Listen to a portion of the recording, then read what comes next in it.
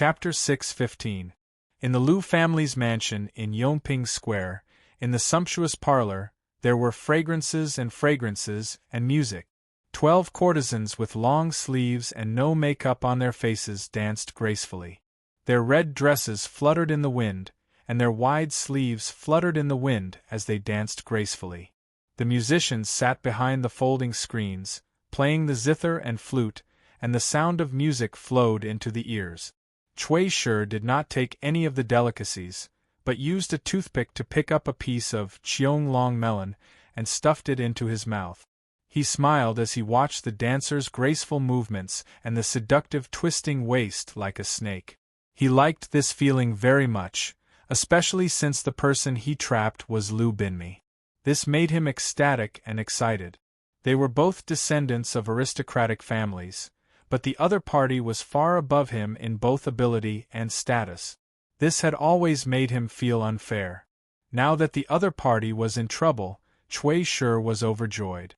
The Cheonglong melon was sweet and fragrant, and Cui Shi's heart was also filled with sweetness. He swallowed a mouthful of the fruit, and just as he was about to tie up another piece, a burly man in a black robe stumbled in from outside.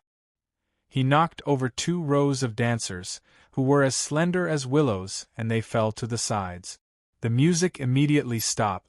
The young masters in the hall were all stunned, and then Wang Xiyuan called out, "Zhan Tian, why are you here?"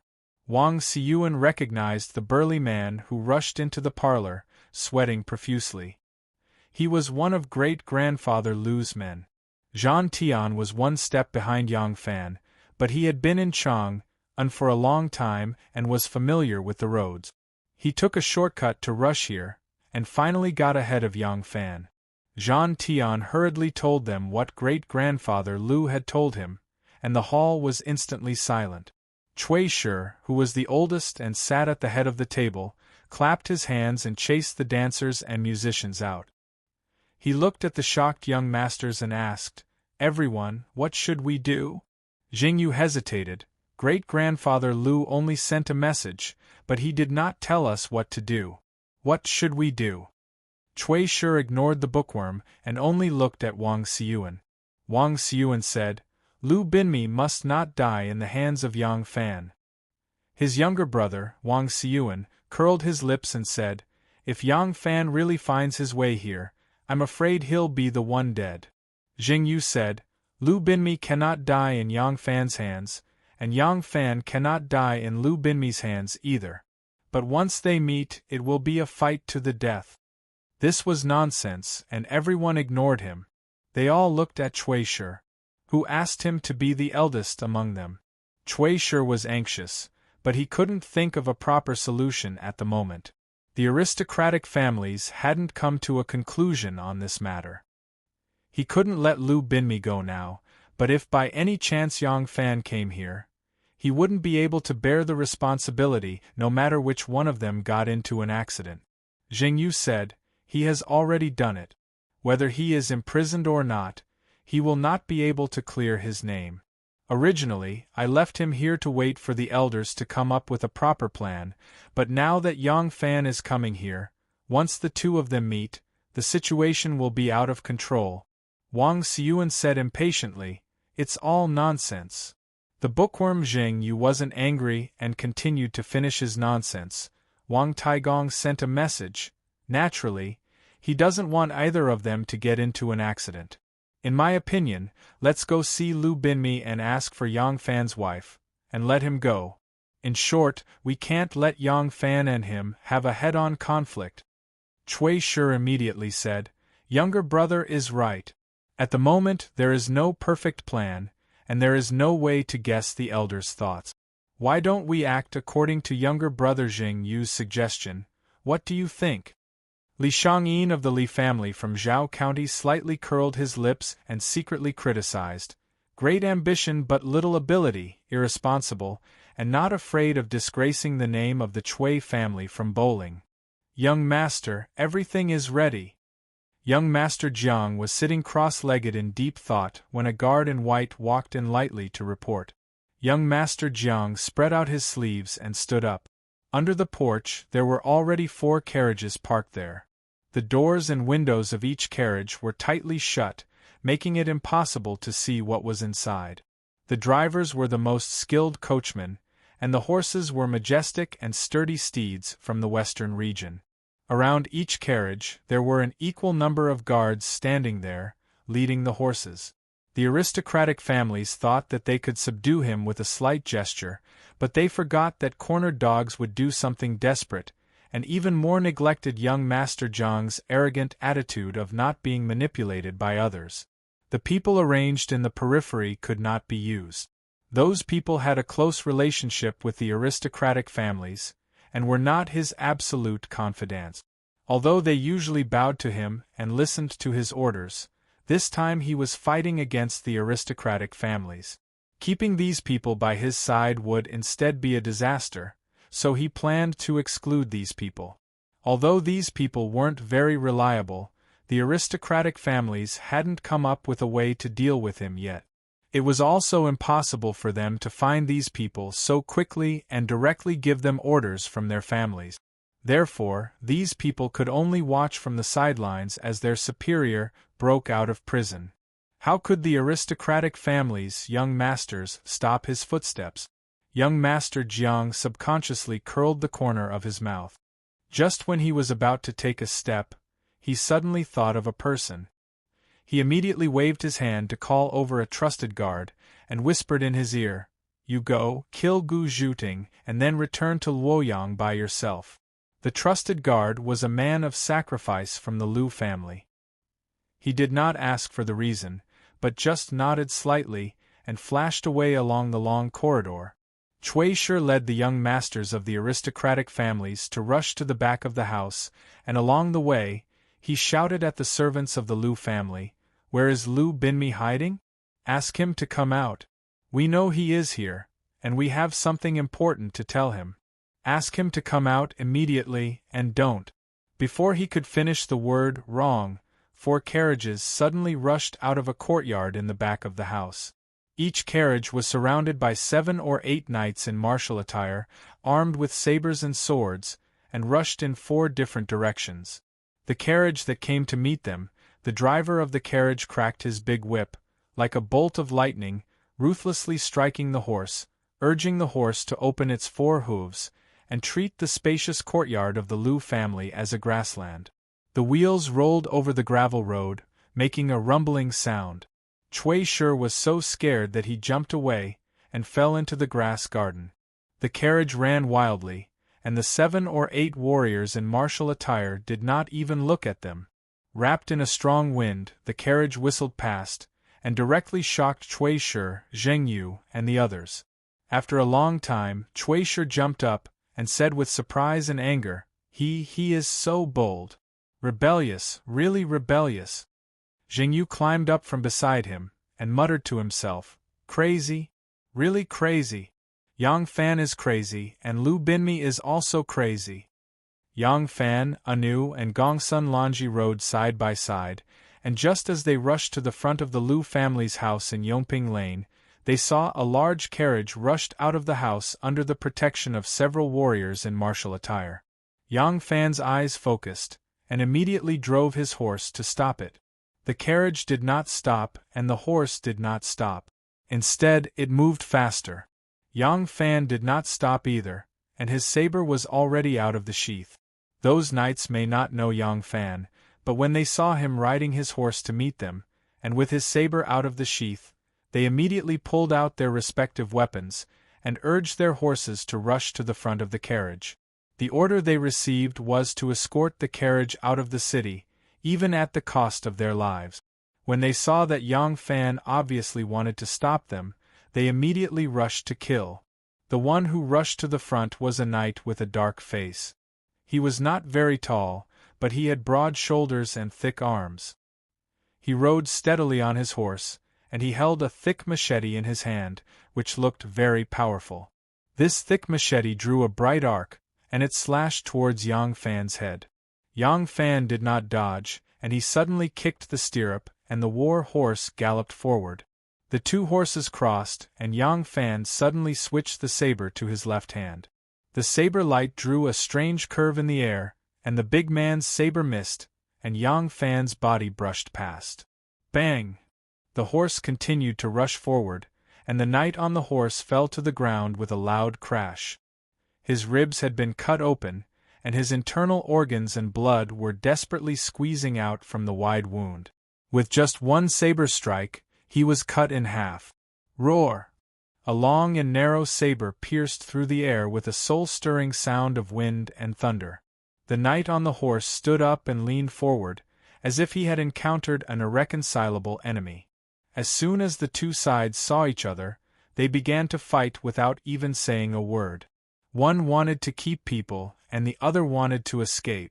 It was a life-and-death battle. Yang Fan did not shout or shout. After smashing 2 Lu residences in a row, he was already angry. His face was expressionless, and only his bright eyes flashed with the fierceness of a wild beast. He completely ignored the opponent's violent attacks, and instead of retreating, he moved forward. His body leaned to the side, and his saber slashed the surface of the opponent's saber, leaving a trail of sparks as it slashed towards the opponent's finger.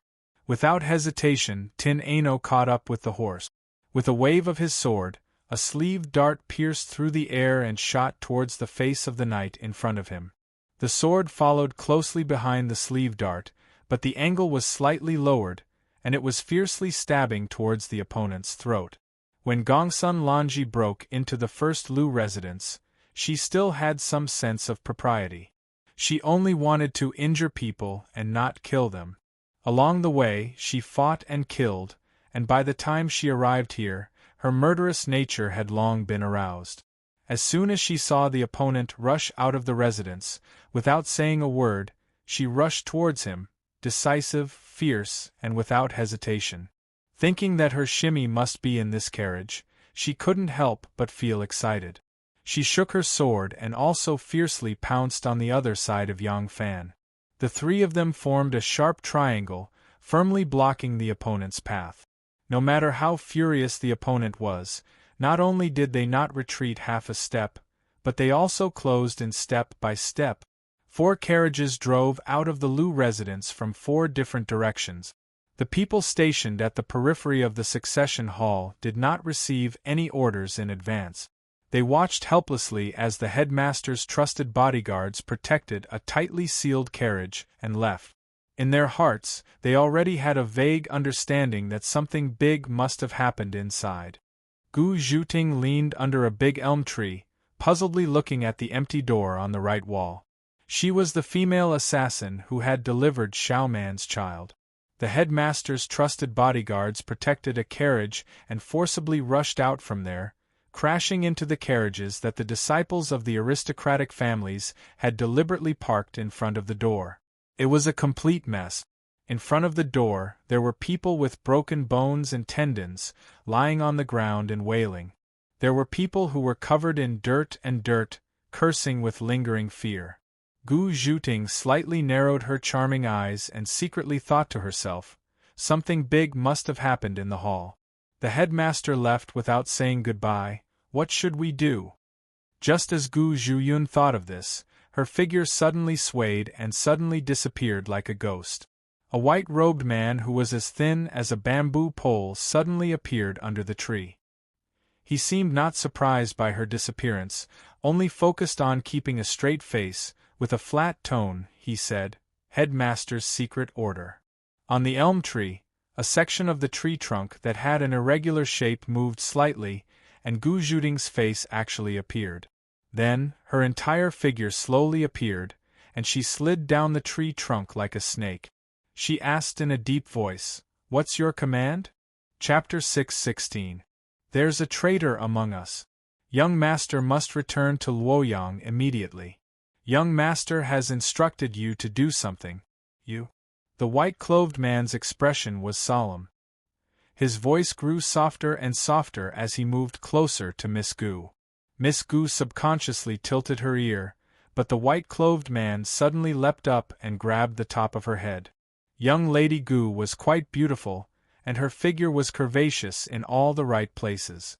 However, this white-robed man didn't have the slightest intention of showing pity to the fairer sex. He firmly held young Lady Gu's head in place with one hand while his other hand suddenly clasped her round and small chin, forcefully twisting it to the side. With a crack, Miss Gu's neck let out a crisp sound. She stared at the white-clothed man in disbelief with her eyes wide open. Just like Yu Haiyang the night before, her body had already gone limp uncontrollably.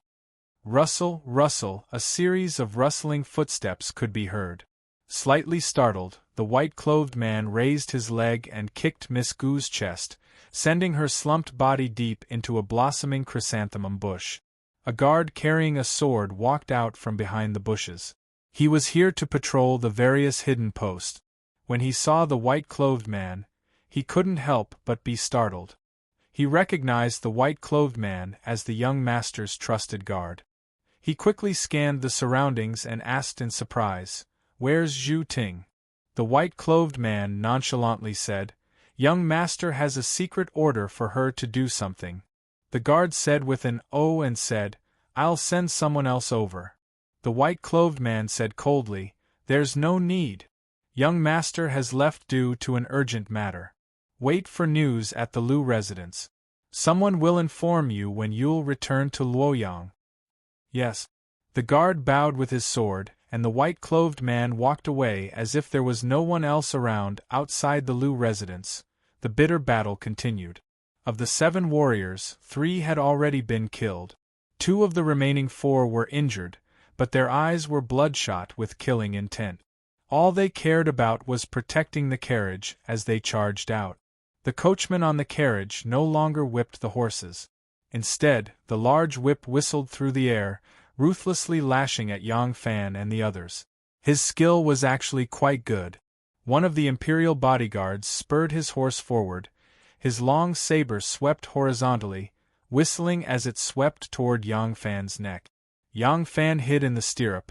The saber moved from bottom to top, stabbing diagonally toward the imperial bodyguard's heart. The imperial bodyguard leaned back to evade. Yang Fan's saber brushed past the tip of his nose and pierced the air. However, the 2 horses moved in the stirrup. Yang Fan pulled his wrist and sank his saber. Using the drag stance, the saber cut down from the imperial bodyguard's nose, mouth, chest, all the way down.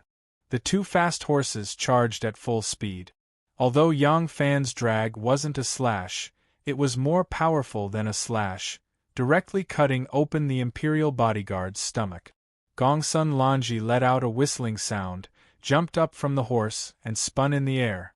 Her 4-foot-long sword was like a raging flame, wild and fierce.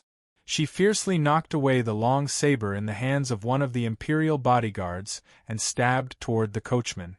The coachman saw an obviously sharp sword stabbing toward his face. He couldn't help but let out a strange cry, leaned sideways, and his whole body jumped out of the carriage. Gongsun Lanji's body sank, and the sword came to a stop. With a cha sound, half of the roof of the carriage was cut off. Clang, clang, clang. Anu's weapons clashed with the imperial bodyguards. The sound was as dense as a shower. From time to time, there were flying knives, short thorns, and strange hidden weapons mixed in between her dancing hands, making it impossible to guard against. A guard barely dodged her sword, and just as he straightened his waist, he saw a cold light with a bright red tassel shooting toward his throat. It was too late for the guard to turn his body to dodge. When he saw it, the hidden weapon had already shot out. A dart was nailed right in his throat. The 3-inch-long dart completely sank into his throat, leaving only a red tassel on the outside. There was no blood groove on the dart, not even a drop of blood splashed out. Anu immediately raised her hand, and a shining long chain was thrown out. A flying claw firmly clasped the gap made by Gongsun Lanji. "Hi!" Anu clamped her legs together to stabilize her body, and pulled with one arm. With a boom, the baffles on all sides of the carriage were torn apart by her. A big man was sitting in the carriage with a saber across his knees. Suddenly, the carriage was shattered. With a strange cry, the man leaped into the air, and combined with the saber, turned into a thunderbolt, and fiercely struck at Yang Fan, who was closest to the carriage. Several other guards pulled the reins at the same time, stopping the momentum of the charge, and encircled Yang Fan, Anu, and Gongsun Lanji. The order they received was to break out of the encirclement if the carriage was destroyed, and kill if the carriage was destroyed. Now that the carriage was destroyed, the first mission had been completed, and they only had one thing to do: kill. Up until now, they hadn't run far from the gate of the mansion. Fortunately, the Liu family's mansion was huge, and behind the entire wall was the Liu family's manor. There were no other houses in the alley, and no pedestrians on the road. Otherwise, if one person screamed and ran out of the alley, the whole square would have been alarmed. Since the beginning of the battle, these people already knew that they were no match for the man and two women. The order given to them by the young master was to kill, and if they couldn't kill, then they could only be killed. Those who were about to be killed were even more ferocious than those who killed them. They desperately and crazily rushed forward, hoping that even if they couldn't kill their opponents, they could at least bite off a piece of their flesh. The three old men, Li Taigong, Wang Taigong, and Zheng Taigong, rode on the carriage, and met another Chui Taigong, Qinghe Chui. The four old men rushed towards Yongping Lane like they were racing horses. By the time they arrived at the alley where the Liu family's compound was located, Yang Fan and the other two had just rushed into the Liu mansion with their horses. A ferocious-looking man, who was wearing a black headband with gold ornaments on his forehead, raised a large saber and glared fiercely at the carriages of the four old men. He seemed to be able to hold off 10,000 enemies by himself. The four white-haired old men's bodyguards were shocked, and hurriedly rushed to the front with their horses. One of them jumped off the horse and held the knife across his chest, shouting in a stern voice, "Stop!" Gulyalu, the fiendish-looking burly man's body swayed, and a head suddenly fell down along with a cloud of blood mist, rolling to the foot of the burly man. This man's neck had been cut by the scabbard used by Anu. The blade passed through, but the head didn't fall off. It was indeed a divine weapon that could cut through hair. Even though the car the four old men were sitting in had good shock absorbers and the car had an unusually soft cushion, it was still going to fall apart after running all the way. After the carriage stopped, they were still swaying in the carriage like roly-poly toys, and they didn't climb out for a while. Otherwise, the scene might have scared the four old men. Although they had great power, they didn't have the chance to kill someone themselves, and they didn't even have the chance to see someone kill someone with their own eyes. The scene just now was definitely a big shock to them. When they were helped out of the carriage, the corpses were already on the ground, their heads separated from their bodies, and the ground was covered in blood. Even the carriage was in pieces. Although it looked scary, it was not as scary as watching a person's head fall to the ground. Li Taigong took a deep breath and steadied his mind. With a serious expression, he ordered, "Leave someone to seal off the news. The rest of you, follow this old man into the mansion." Immediately, someone ran back to the end of the long alley to stop people from entering. Another person got off the horse and hurriedly carried the corpses and the broken carriage back to the Liu mansion. Then, they hurriedly shoveled soil over to cover the blood stains on the ground. There were also people looking around to see if there were other households in this alley, and if there was a pavilion built high up in the garden that could see this place, in order to cover up everything that had happened here. The four old men broke into the Liu mansion, and called for someone to help them stagger straight to the back of the mansion. Halfway there, they saw Cui Shi, Zheng Yu, Wang Xiuan, Li Shangyin, and the others dejectedly walking over. After Yang Fan brought Anu and Gongsun Lanji to break into the Liu family with a murderous look, Cui Shi had originally planned to delay him for a while, so that he wouldn't catch up to Liu Binmi. Although Liu Binmi had escaped, the monk could run, but the temple could not. The more extreme Liu Binmi was now, the more severe the punishment from the aristocratic families would be. But if he were to fight with Yang Fan now, no matter who died, there would be no way to resolve this matter peacefully. Once the matter could not be suppressed and was exposed, It would be a battle between the imperial power and the aristocratic families. If the matter was suppressed and not exposed, it would cause a huge internal division in the aristocratic families. He was not stupid, and was very clear of this point. But he could not stop the bookworm Zheng Yu by his side. After being shouted at by Yang Fan, Zheng Yu the bookworm panicked and told the truth. Yang Fan had just stopped a carriage outside the mansion. At this time, comparing the two, he naturally believed Zheng Yu's words. When he heard that there were 3 carriages escaping in 3 different directions, he immediately turned pale with fright and immediately chased after them. Cui Shi was trembling with anger, but Zheng Yu the bookworm still said things like, "Those who do not believe in their words, do not act according to their actions. People who do not believe in their words are speechless. Sincerity is the way of heaven. Sincerity is the way of man," and so on.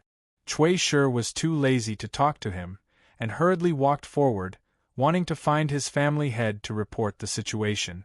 But, in the end, he encountered 4 frantic old men. As soon as the 4 old men saw this group of aristocratic children, they immediately stopped and asked at the same time, "Where's Lu Binmi? Where's Yang Fan? Who killed who?" Perished together. The 4 old men stopped talking at the same time, and then opened their mouths at the same time, asking the same question. After asking, they stared at each other, not knowing if they should repeat for the 3rd time. Fortunately, the 4 old men's voices were high and low, coarse and soft. Even though they asked twice in unison, the younger generation could still clearly hear what they were asking. Their respective younger generation also rushed forward to answer their ancestors' questions. Great-grandfather, Lu Binmi forced his way out of the mansion. Great-grandfather, Yang Fan is fine, he has already chased after her. Great-grandfather, don't worry, no one died, Lu Binmi has already escaped. Great-grandfather, the 2 of them did not meet at all. After the few young people finished answering, they were all stunned at the same time. Great-grandfather shouted unhappily, "Ask one by one, answer one by one. I'll go first." After saying this, Great-grandfather took a step forward and said, "This old man," bang! With a loud explosion, this old man exploded in the backyard of the Lu residence. Hearing this, Great-grandfather raised his head and squinted his presbyopic eyes to look at the sky. A beautiful firework exploded in the sky. As soon as Lin Zixiong saw the firework, his expression changed, and he hurriedly whispered something to Great-grandfather Li. At the same time, those around the 4 old men who knew the function of the firework also hurriedly explained it to the family head. The old men's expressions suddenly changed, and they said in unison, "It must be Yang Fan, let's go." The aristocratic children looked around blankly, thinking to themselves, "What does this have to do with Yang Fan? Yang Fan has already gone to kill Lu Binmi." Their minds were in a mess, and they had no time to ask questions at this time. They hurriedly chased after the 4 old men. Lively. The Lu residence was really lively now. Chapter 6:17. The fireworks were shot from the back of the Lu family's residence. The moment the fireworks exploded, more than 20 figures rushed towards the source of the fireworks from different directions. The first to arrive was the person in charge of patrolling the various hidden posts. He just searched in the flowers and found Gu Zhuting. Gu Zhuting's mouth was full of blood, lying on the ground, dying, but she was still alive, she was still alive. When Anu was by young Master Zhang's side, she had asked many experts from the succession hall for advice. Some of the experts in the succession hall were proficient in mathematics, Confucian classics, the art of war, the officialdom, and some were proficient in fighting skills. Anu learned a lot of things. She wasn't proficient in any of them and couldn't surpass her, but no one learned more and learned more things than her. Gu Zhuting also taught Anu Kung Fu. Strictly speaking, she was one of Anu's many masters. The Kung Fu she taught Anu was the art of disguise. As a master, it was rare for them to teach all their unique skills to their disciples before determining their inheritors, not to mention Anu, a so-called disciple who couldn't refuse to teach for the sake of young Master Jiang. Therefore, Gu Zhuting only taught Anu a superb art of disguise. But her family's unique skills were not limited to these. She also knew the art of cartilage and escape. Using some clever props to integrate herself with the surrounding environment to form a protective color, this was her unique kung fu. Many masters in the succession hall knew about it, but no one knew that this kung fu also needed the art of cartilage. No one knew to what extent she had practiced the art of cartilage. It was precisely this point that saved her life. The person who came under young Master Jiang's order didn't know that he didn't break her neck. Because of the sudden change, Gu Zhuting's neck was injured, but her neck was not broken. To be on the safe side, the killer originally wanted to crush Gu Zhuting's throat, but the sudden appearance of the patrolman made it too late. He only kicked Gu Zhuting into the bushes, avoided the patrolman, and left in a hurry. What really hurt Gu Zhuting was that kick. That kick landed right on her heart. Her heart was severely injured, and 2 of her ribs were broken. She did not know if the broken ribs hurt her internal organs, but it was not enough to kill her. She woke up in the flowers and struggled to take out the warning firework. She lit it with a match and sent out a signal. A group of succession hall experts surrounded her. In her daze, Gu Zhuyun saw many familiar faces. Her mind relaxed and she really fainted. 4 old men rushed over with the help of others and arrived just in time to carry Gu Zhuting to a broken carriage board. Li Taigong roared, "What happened? Who hurt her?" The leader of the killers who was in charge of the patrol was suspicious about Gu Zhuyun's death, but it was a serious matter, so he didn't dare to say anything before confirming it. He recognized the old man and hurriedly bowed to him. He furrowed his brows and shook his head, saying, "I'm not sure yet. I'll have to wait for her to wake up to confirm it." "Where is Yang Fan?" Li Taigong asked bitterly.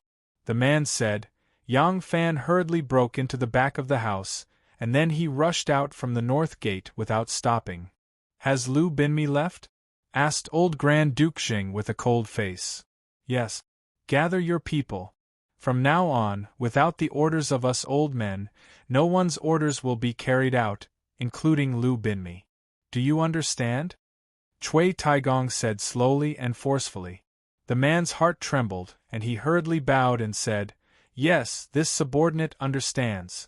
Old Grand Duke Xing turned his head and shouted at the juniors who had caught up with him, "A bunch of good-for-nothings. Take your things and get lost." No one noticed that a girl was standing quietly on a tall red maple tree in the distance. The red leaves on the tree covered her red dress. Yang Fan broke into the back of the Lu residence and learned that 4 carriages had left the Lu residence separately. Lu Binmi and her confidants were all missing. He immediately understood that the enemy had used a diversion to escape, but he had destroyed one of the 4 carriages. Young Master Jiang could only be hiding in one of the 3 carriages. Which carriage was young Master Jiang? Was Shao Man with him or in another carriage? Yang Fan had no way to determine, nor did he have the time to determine. He could only randomly choose one carriage to chase. Although there were 3 of them, and they could each chase one carriage, judging from the strength of the warriors they had just met, if they split up, it would be useless even if they caught up. It was likely that they would lose the lives of Anu or Miss Gongsun. Yang Fan had no choice. The horse rushed out of the Lu residence.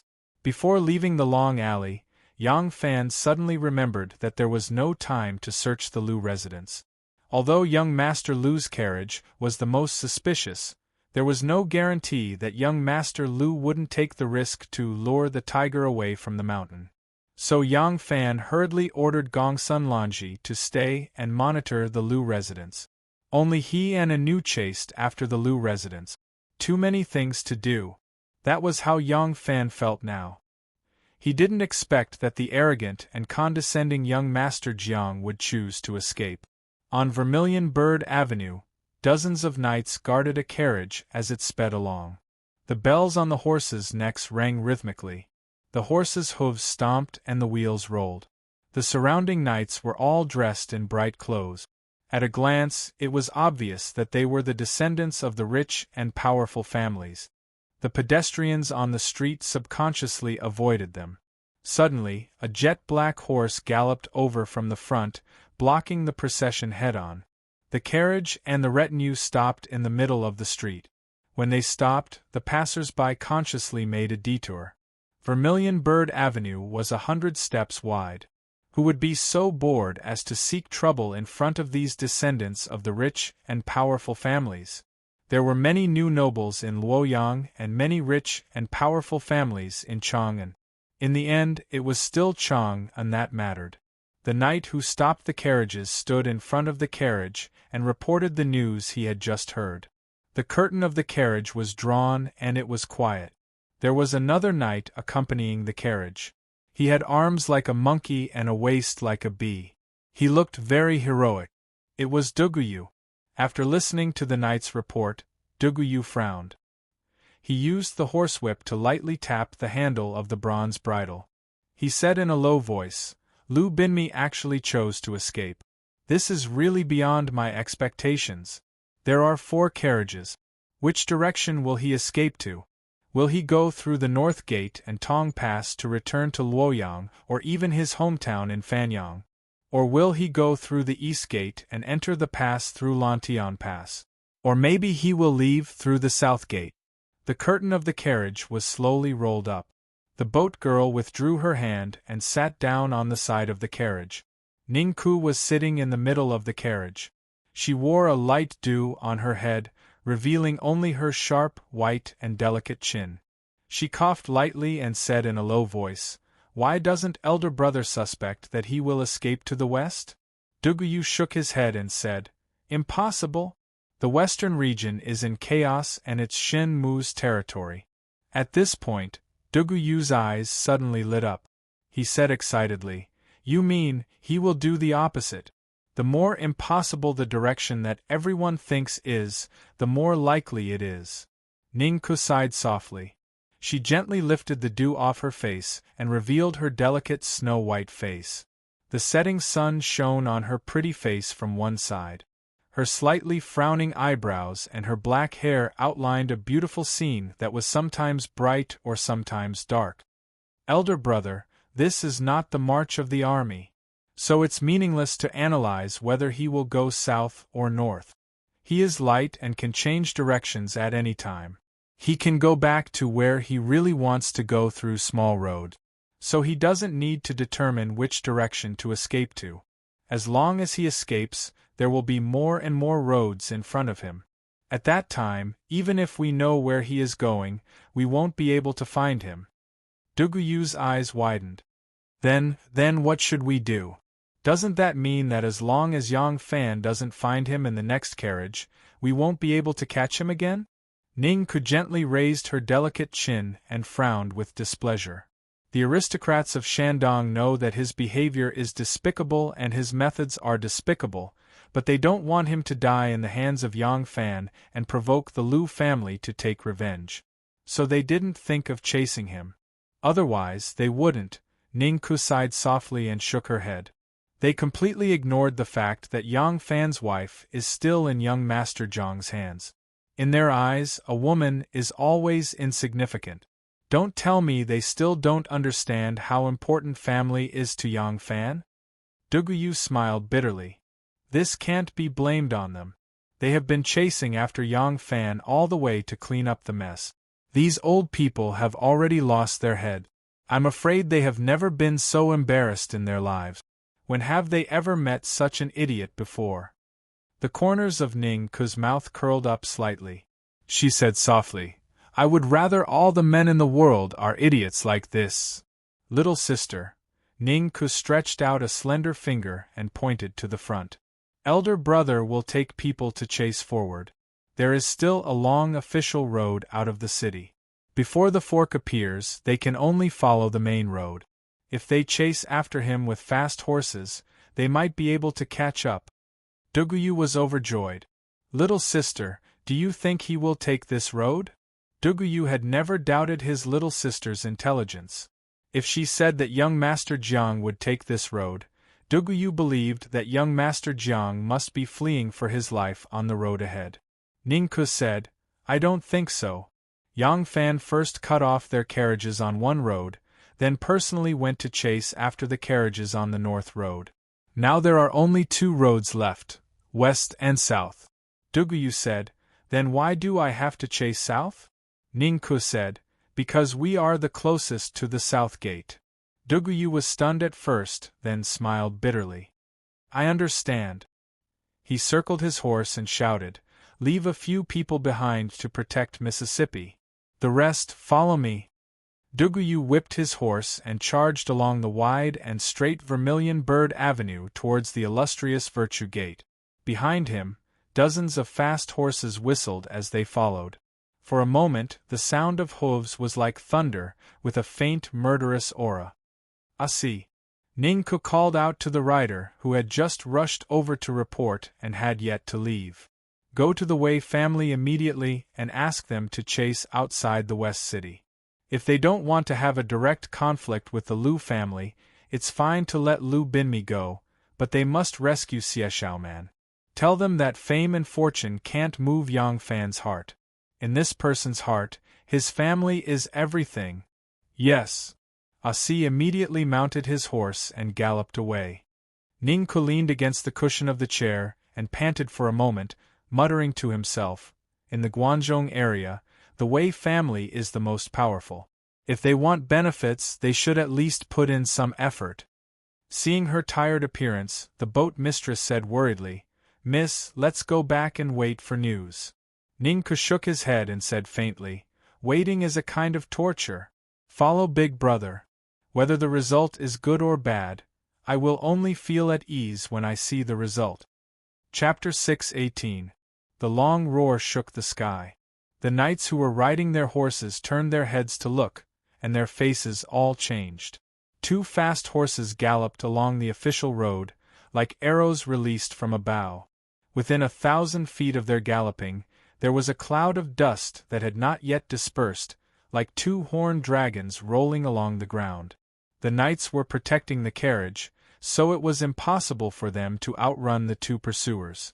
The knights immediately turned their horses around, pulled out their weapons, and faced them with a murderous aura. On the official road, there were some farmers who were entering the city. When they suddenly saw two groups of people fighting openly, they were so scared that they immediately hid in the countryside and fled. Kill! Yang Fan arrived first on his fast horse. With a loud shout, he charged into the enemy group alone with his saber. Tin Ano tightly held onto his ponytail and followed closely behind. 4 long sabers stabbed towards Yang Fan's neck, chest, and waist like lightning. The attack was incomparably vicious, and the angle was crafty and sinister. They were not knights who were used to charging on the battlefield. To them, horses were only a means of transportation. They were good at fighting on foot. Although they were riding on horses, all of their attacks were still suitable for fighting on foot. Therefore, when they hastily used this encirclement tactic, they had miscalculated 3 points. First, Yang Fan's strength when he borrowed the horse's momentum. Second, he could ride on the horse, but he could also jump off the horse's back. This sudden acceleration was immeasurable. Third, their foot encirclement attack could only form a single attack on the horse. It was not that they could not attack again if they missed their first move, but they could not use encirclement tactics again. This was because the horses under them could not be as nimble as their legs. In this way, as long as they missed their attack, the encirclement would become a plate of loose sand, and they would fight separately. Although this was only a matter of a moment, it was enough to be fatal. When Yang Fan was about to crash into their encirclement, there was still a distance of 10 feet between them. He gave a light shout and pulled the reins. The fine horse neighed, kicked its hooves, and suddenly leaped up. 1 man and 1 horse were no longer charging, but colliding with the 4 people. Because of the warhorse's leap, it suddenly rose by more than 2 feet, causing 2 of the 4 long sabers aimed at Yang Fan to miss. Yang Fan galloped forward on the horse. He swung his saber and turned it into a waterfall, knocking away the 2 long sabers. Then he swung his saber, and rushed out of the encirclement of the four people. At the same time, his saber cut through the waist of a knight, and the man was cut in half. The upper half of his body fell to the dust, and the lower half of his body was firmly fixed on the belly of the horse. The Tian Ai knew was not going to let go of this opportunity. She and Yang Fan followed closely behind. When she saw the situation, she raised both of her hands and a flying dagger flew out from each of her hands. The flying daggers hit the temples of the two knights who had missed their target. She then held her sword in her hand and lifted her butt off the saddle. She then stretched out her arm and stabbed the throat of the fourth knight. If the four knights fought face to face, they would not be defeated so quickly, but they misjudged Yang Fan and Anu. Anu's momentum was so fast that if Yang Fan suddenly reined in his horse, the two of them would collide head-on. But she just happened to stay close to him, allowing her to seize this fleeting opportunity. At this moment, Anu wanted to fight even harder than Yang Fan. For so many years, she only opened her closed heart for one person. The good impression she slowly accumulated with Yang Fan was just the foundation. What really broke the ice in her heart was the experience of life and death with Yang Fan. As soon as this embankment was broken, the feeling she had suppressed for many years rushed out and could no longer be stopped. She knew that Yang Fan also loved her deeply, but although this feeling was burning, it was not as deep as Xiao Man and Yang Fan, who had been through thick and thin together since childhood, and more than 10 years of missing each other. In her heart, she always felt that Yang Fan had some differences in his love, and he must love Xiao Man the most. Xiao Man was not only kidnapped, but she was also pregnant, which made Anu have a heavy psychological pressure. She was worried that something bad would happen to Xiao Man or the child. Although Yang Fan said that this matter had nothing to do with her, she could not get rid of herself. She always felt that she had a part in it. If she could not save Xiao Man safely, she would not have the courage to continue to be with Yang Fan. Because of this, Anu was now more desperate than Yang Fan. The two of them killed 4 knights in a face-to-face encounter, and there were still 3 more, plus a coachman driving the carriage. Maybe there was also a big man hiding in the carriage waiting for orders. Yang Fan rushed and cut the carriage first. He dodged a knight and cut the shaft on one side of the carriage with a knife. The carriage could not move. At this time, Anu had rushed to him, and the two of them raised their knives and fought again. It was a fierce battle. The wound on Yang Fan's abdomen that was cut last night had already begun to rupture and bleed. In the chaotic battle, his shoulder was cut again. Fortunately, he diverted the force in time, otherwise his arm would have been cut off. When the remaining enemies were beheaded one after another, Yang Fan's body was covered with the enemy's blood and his own blood. He was simply a bloody man, but he did not feel it. He just looked at the carriage that was cut open and shouted desperately, "Not here! Not here either!" There was only a big man hiding in the carriage. At this time, his body was hanging on the broken shaft, and blood was flowing. Anu hurriedly jumped to the ground, tore off a piece of cloth and hurriedly wrapped his wound. Anu's eyes were filled with tears. She was also desperate. Young Master Jiang divided his forces into 4 groups, and it was a gamble to chase which group he chased. Now that she did not win the gamble, could she catch the remaining 2 carriages in time? Let's continue to chase. Yang Fan grabbed Anu's hand with an erratic fear in his eyes. Now he could only continue to chase. No matter whether he was desperate or not, as long as there was something to do, he would not collapse. Anu did not speak, just bit her lips and nodded hard. She was raised by young Master Jiang. Even though she was forced by him to commit suicide by jumping off a cliff, she still felt some fear and guilt towards him. It was only now that she had resolutely bid farewell to her past self. The last bit of shadow that young Master Jiang had left in her heart had disappeared. From now on, she would only live for herself and her loved ones. If anything happened to Xiao Man, she would not hesitate to accompany Yang Fan to chase young Master all over the world, and wave the knife in her hand to young Master without hesitation. Gongsun Lanji stood on the big maple tree, staring at the Lu family without blinking. The red maple leaves were her best cover, and Gongsun Lanji, who was dressed in red, stood among them, perfectly hiding herself. In fact, she did not need to be so focused at the moment. Several aristocratic family heads, and those who tried to put young Master Jiang under house arrest in the name of the banquet, were still in the Lu family. Even if young Master Lu really came to repair the plank road, it was impossible for him to appear now. If the Lu family had some kind of secret room, he could only wait for these people to leave before coming out. But Gongsun Lanji's eyes were still wide open. What if the Lu family's secret passage led to the outside?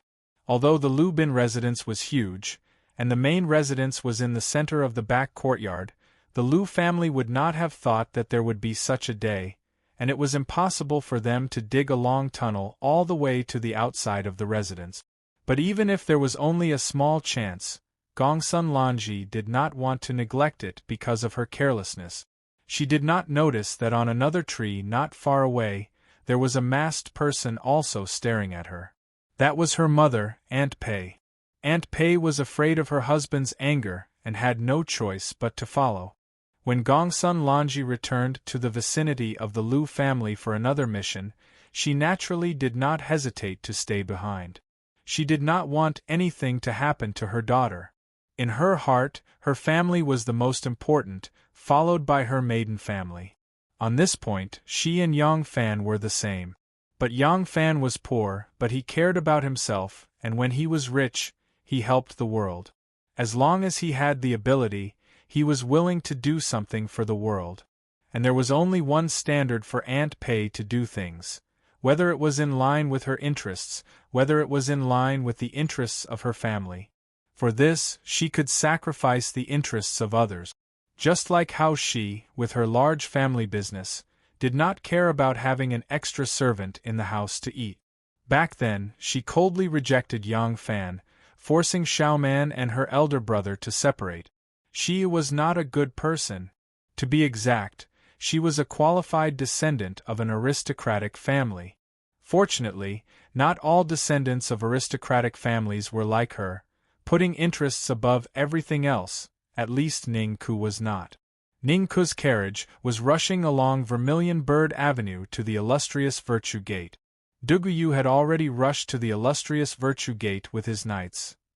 A carriage, escorted by 7 or 8 knights, had already left the city gate in the time it took to drink a cup of tea. There were 3 people in the carriage: Xiaoman, the child, and Lu Boyan. Lu Boyan was seriously injured. He leaned against the carriage with a thick cushion on his back, trying to reduce the impact of the carriage on his wound as much as possible. After coming out of the Lu family mansion, he did not say anything other than ordering the carriage to drive. Until they were out of Chang'an City, he rolled up the bamboo curtain to let the sunlight and autumn wind through the window. Lu Boyan's face was pale, and even the accumulated wrinkles on his face could not hide it. He quietly looked at Xiaoman, and then turned his eyes to the child in her arms. The bumpy journey was the best lullaby. The child fell asleep, lying in his mother's arms, dreaming sweetly. Xiaoman let the child's head rest in her arms, so that he could sleep more comfortably. When the curtain was opened, she wrapped the swaddling cloth tighter, covering the child's forehead to prevent him from being exposed to the wind. When the bright sunlight shone on the child's delicate face, she would stare at the child's face obsessively. When the sleeping child occasionally frowned, she would also subconsciously frown. When the child occasionally opened his delicate mouth, she would also involuntarily move her lips.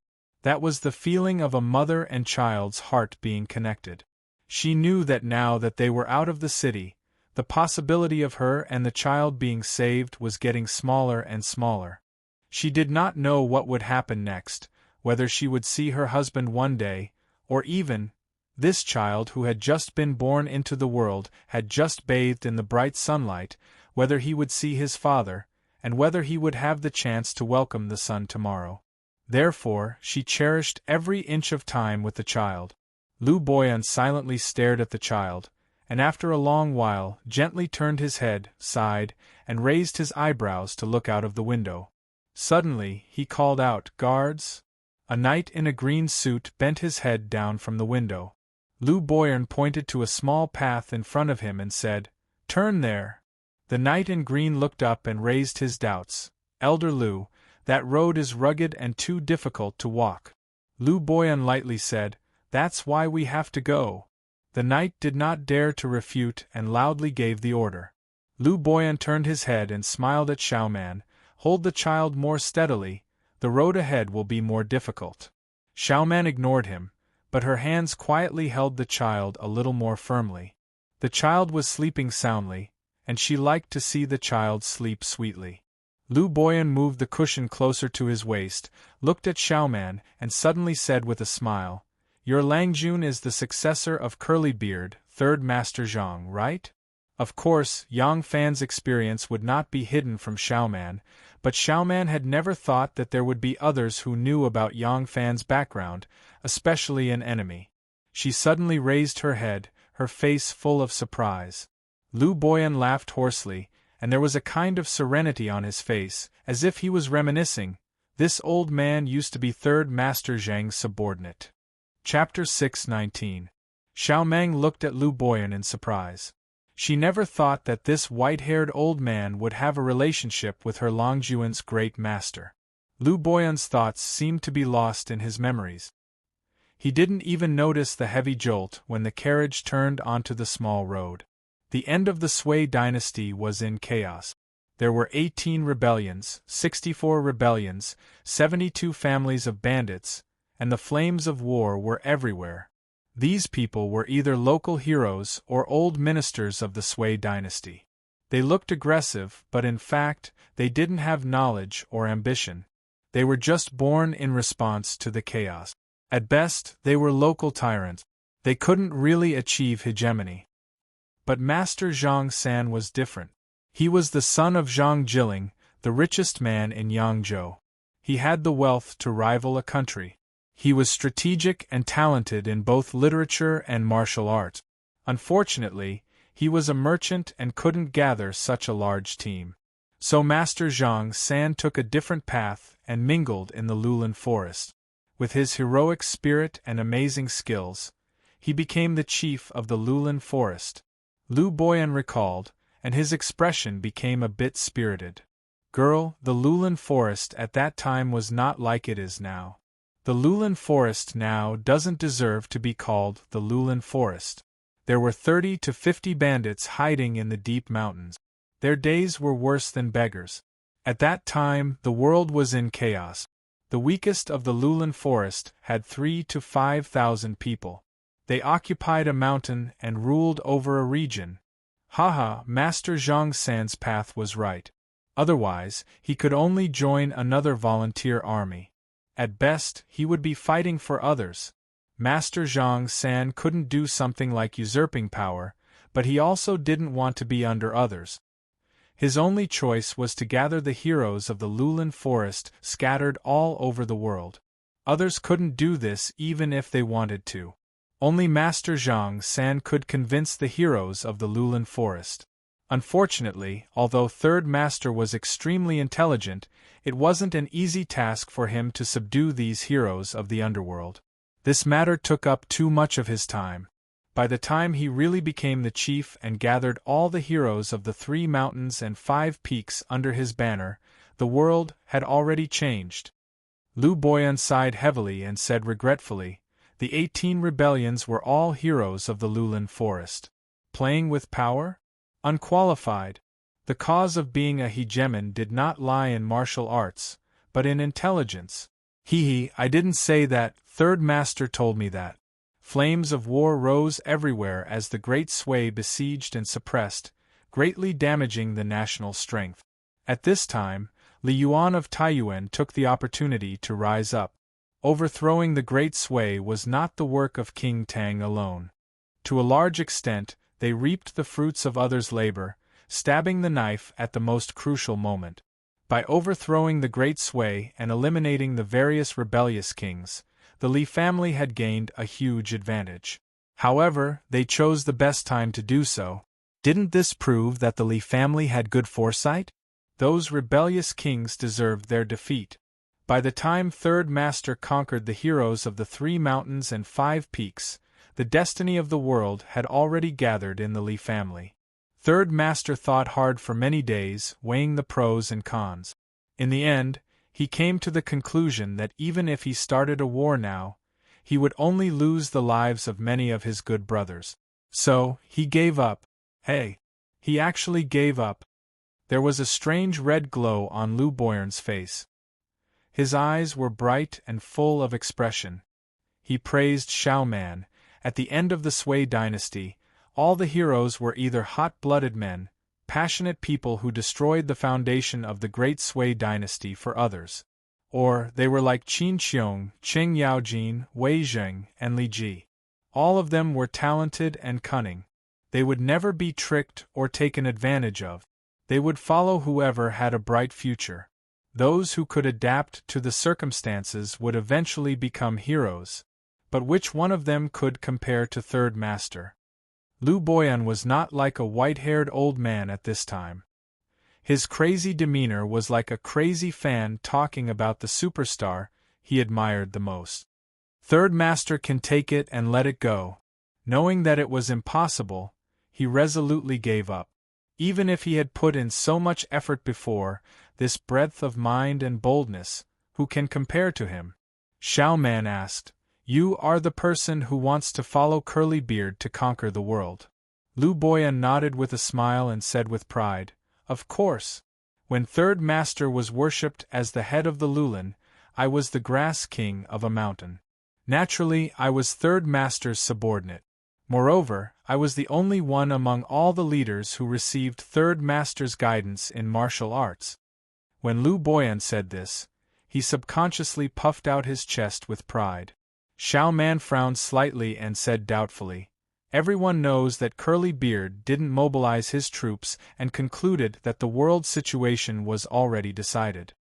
He didn't want to fight with Li Shimin for the throne, nor did he want to be a subject under Li Shimin. So, he mobilized his troops overseas and declared himself king." Why didn't you go with him?" Lu Boyan waved his hand and said, "Those who went with Third Master were all his direct subordinates. I was also the leader of a mountain. If I left, what about the brothers who had gone through thick and thin with me? What about their parents, wives, and children?" Not long after, just as Third Master said, the Li family took over the world. After that, the Lulin could no longer tolerate it. Everyone disbanded and returned to the field. The mighty heroes of the Lulin then turned into floating clouds in the sky. When Lu Boyan said this, his voice seemed to be a bit too loud and woke up the sleeping little guy. The little guy closed his eyes and cried loudly. Xiao Man panicked and quickly shook him gently, coaxing him with a soft voice. Unfortunately, the little guy didn't buy it and still cried loudly. Xiao Man hesitated for a moment, turned around and quietly unbuttoned her clothes. Although there was a man in the car, this man was too young even for her grandfather. In addition, the child's crying made her heart ache, so she couldn't care so much about the taboo. Who knew that the little guy had some kind of bad temper? He stuffed the pacifier into his mouth and spat it out, still crying loudly. Seeing his eyes closed and tears crawling all over his face, Xiao Man's heart ached, but she didn't know the reason why the child was crying so loudly. Lu Boyan was just getting excited when he was interrupted by the little guy. He heard the little guy crying heart-wrenchingly. Lu Boyan's white brows slightly furrowed and said, "Look, the little guy probably pooped or peed. If he's not feeling well, he will also cry and scream." Xiao Man was reminded by him and hurriedly put down the child and opened the package. Sure enough, the little guy had peed. How could he be comfortable with hot urine on his butt? Xiao Man panicked and said helplessly, What should I do?" This little mother had only been a mother for a day, and there was no elder woman around to teach her. She didn't know how to serve the child at all. Lu Boyan didn't know whether to laugh or cry. He reluctantly moved closer and said, "Let me do it." Xiao Man hurriedly tied up her clothes and made room for Lu Boyan. Lu Boyan looked at the fat boy who was dancing and crying with his eyes closed and said to Xiao Man, "It's a pity that I didn't prepare some soft cloth." Xiao Man didn't say anything and tore off a few pieces of lining from the hem of her skirt. Lu Boyan took them and spread them on the couch. He folded them into a triangle on the couch, and took the little guy out of the original swaddling clothes and gave them to Xiao Man. He took out a few pieces of cloth that weren't completely wet and spread them with the triangular cloth he folded. Then he took the little guy and put him on it, wrapping him up quickly.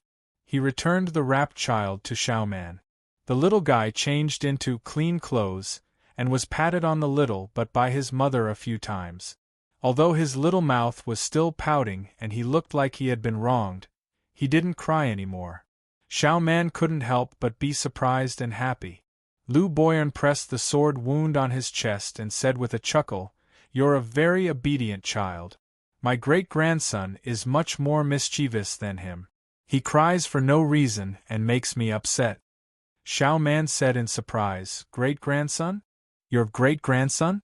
Lu Boyan raised his white eyebrows and said with a chuckle, "Do you think I'm a widower with no children?" Xiao Man lowered her head and gently shook the child in her arms. She said in a low voice, "Your children and grandchildren are also people like you?" Lu Boyan shook his head and sighed. Who would want their children and grandchildren to do such a dangerous business? I even only taught my eldest son martial arts. Later, when the Lu family completely settled down, my children and grandchildren were no longer allowed to learn martial arts. Unless the world is in chaos, otherwise, learning martial arts will do more harm than good. Lu Boyan was silent for a moment before a smile slowly blossomed on his face. With young master's help, this old man's children and grandchildren now all have legitimate jobs. Now, my great-grandchildren are all in school, learning to read and write and becoming young teachers. I'm very satisfied. Xiao Man's heart moved. Although the hope wasn't great, she still wanted to continue talking about this topic. If she could move this old man, even if he wasn't willing to let her go, if she could return her child to Langjun. Unexpectedly, before Xiao Man could open her mouth, a horseman rushed to the side of the carriage and reported, "Elder Lu, there are pursuers." Lu Boyan raised his white eyebrows and asked in a deep voice, "Yang Fan?" Xiao Man's heart suddenly jumped. The horseman said, "There are dozens of pursuers, and they seem to be from the Dugu family." Xiao Man's heart suddenly relaxed. She had always hoped that her Langjun would come to rescue her, but she knew how powerful Lu Boyan was. Although he was injured and looked weak, who knew whether he could fight or not?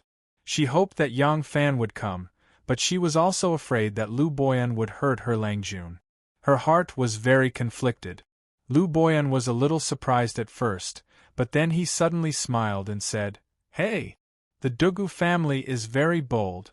There are countless noble families in Shandong's Guanlong, but this is the only family that this old man admires." Lu Boyan suddenly moved his hand like lightning, and pointed at Xiao Man's neck. Xiao Man's vision went black, and she immediately fainted. Lu Boyan didn't wait for her to fall to the ground, and then he looked out of the window and said in a deep voice, "We can't get rid of them. Meet the enemy." The horseman listened to Lu Boyan's order, and immediately stopped the carriage. 7 or 8 guards formed a semicircle to protect the carriage. They pulled out their weapons and were ready to fight. Lu Boyan gently put Xiao Man down on the couch, and took the child into his arms. He gently stroked his little face and said with a smile, "Your father is the third master's successor. So, you are the third master's disciple. This old man is so old, and I had no choice but to fight with your father. But, I still have to make things difficult for a baby like you. I really don't have the face to see the third master in the underworld." Lu Boyan laughed twice. He lifted the swaddling clothes, and carefully placed the child on Xiao Man's lap. Then, he turned around, lifted the curtain, and walked out. Chapter 620. The Lu family is here. Stop, do not make a mistake. Seeing the dozens of fast horses about to arrive, one of the guards immediately pulled out his sword and shouted. The speed of the approaching people gradually slowed, and the cone formation gradually turned into a half-moon, holding Duguyu in the middle. Duguyu stepped out of the crowd with an imposing appearance. I don't care if you are from the Lu family or any other family. The wife of one of my close friends has been kidnapped. Your Lu family is a major suspect. I want to inspect the carriage. If the person I am looking for is not in the carriage, I will immediately let you go. The Guanlong family valued martial arts and was uncultured. Their way of doing things was different from the aristocratic families of Shandong. Since Duguyu had decided to befriend Yang Fan, he would not be afraid of the slightest thing. Moreover, the Lu family's foundation was in Fanyang, and the Dugu family's foundation was in Chang'an. The Dugu family's closest power to the aristocratic families of Shandong was the Longxili family, not the Fanyang Lu family. Duguyu did not care if he really offended the Lu family. Unless the other was one of the four families of Guanzhong, Wei, Pei, Lu, or Shui, he might hesitate. The Lu family guard with the tip of his sword snorted coldly. Such big words. You think you can inspect the Lu family's carriage just because you want to? Duguyu's hand tightened slightly. He stopped his horse and said with a smile, I want to inspect, but you won't let me. What else is there to say? Do it. At the same time, Lu Boyan also came out of the carriage and shouted in a deep voice, Don't waste words, beat them back. Lu Boyan had great prestige among these guards. At his order, the guards did not say another word. Even though there were many enemies in front of them, they still urged their horses forward without any hesitation. In terms of martial arts, young Master Zhang's guards were clearly a level higher. However, Duguyu's group not only outnumbered them, but they were also skilled in horsemanship. On horseback, they could use 120% of their martial arts, but these succession hall experts could not even use 80% of their martial arts. Fortunately, Duguyu didn't want to go too far. He only wanted to stop them from searching the carriage, so he didn't order his subordinates to be heavy-handed. Even so, 7 or 8 experts of the succession hall were more or less injured. When they realized that the horses were restricting their movements, they dismounted from their horses and started to fight. If the war horses couldn't display the advantage of charging, then they would suffer a great loss when fighting against these nimble fighters. Especially when these experts from the succession hall cut off the horses' legs before killing them. 4 or 5 Dugu residences' imperial bodyguards lost their lives in an instant. After seeing blood and killing people, both sides were truly enraged and no longer showed any mercy. The Dugu residence's imperial bodyguards relied on their numbers to attack the enemy in groups of 3 to 5. Although their martial arts were far inferior to their opponents, they were adept at military warfare. They cooperated with each other, you attack while I defend, their coordination was flawless.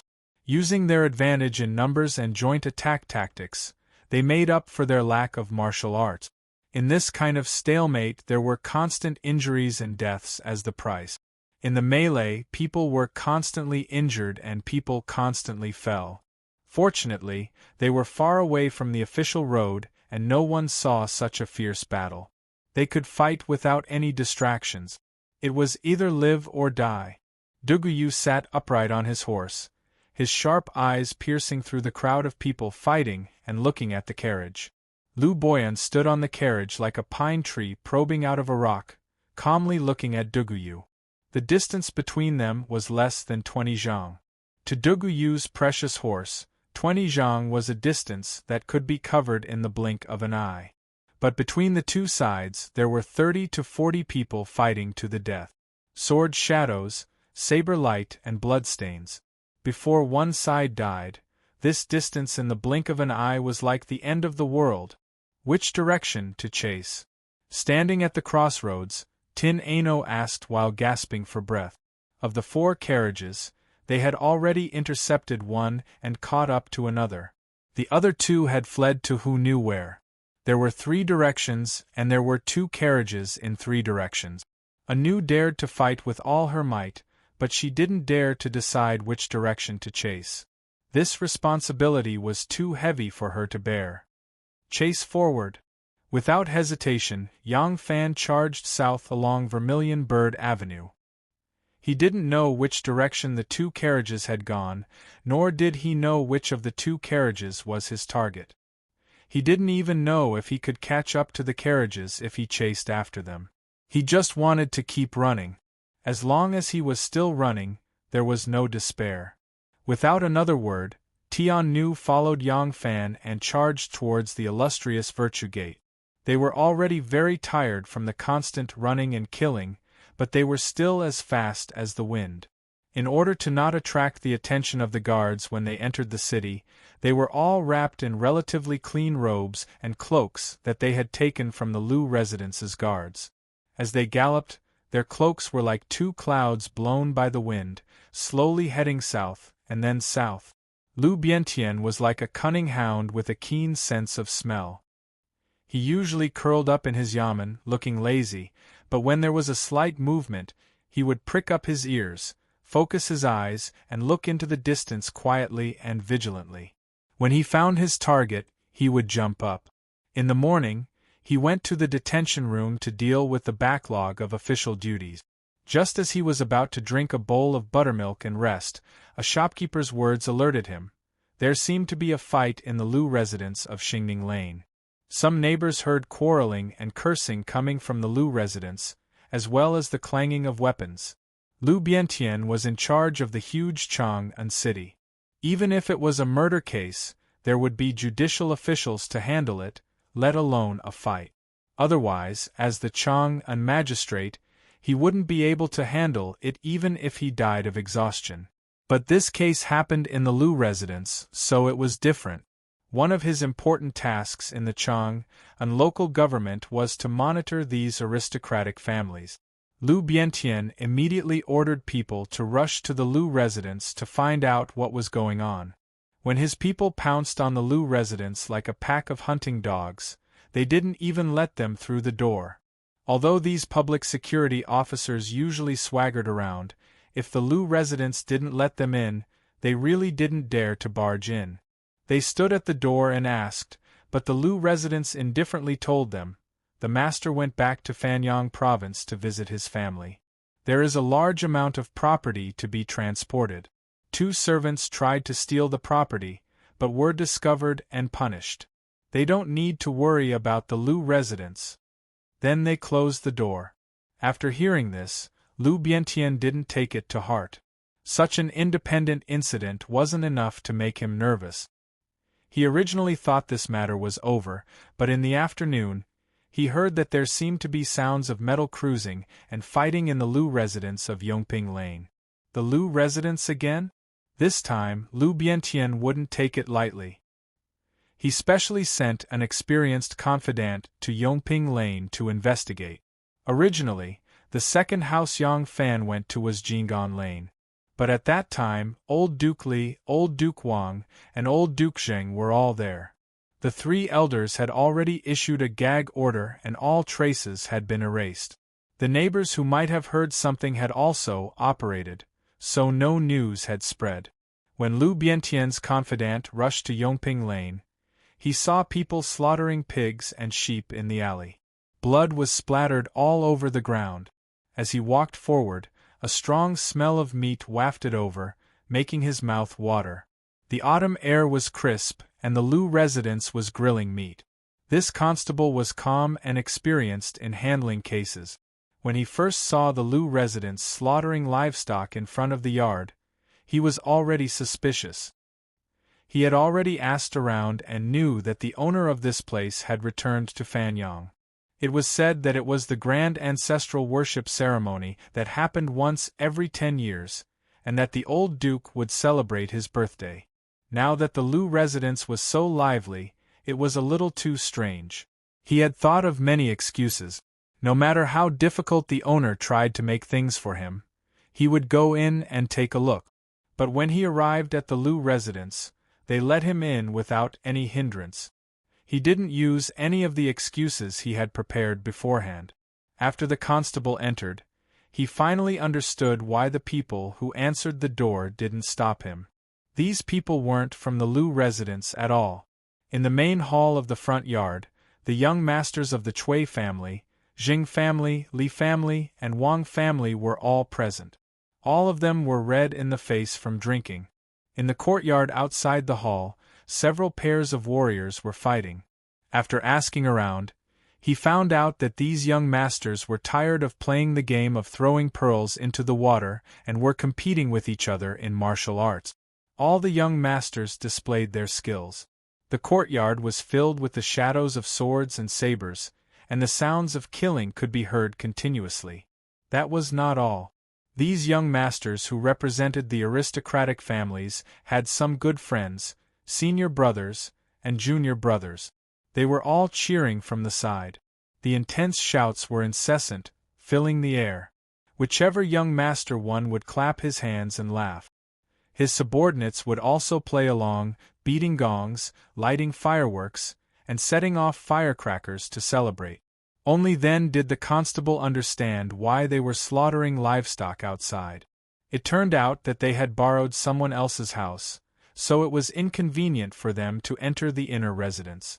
The constable didn't find anything suspicious, so he went back to the magistrate's office to report. When he returned to the magistrate's office, he happened to see that Lord Lu had sent a large group of people to the North City. It was said that there was a bloody battle outside the North City. When they arrived at the scene of the battle, they saw nothing but a few pools of blood. There were no victims, no murderers, no corpses. The main road was empty. If it weren't for the few pools of blood on the ground, they would have suspected that someone was playing tricks on the officials. However, there were only a few pools of blood. What could they do? When Lu Qiantian heard the constable's report, his suspicions were dispelled.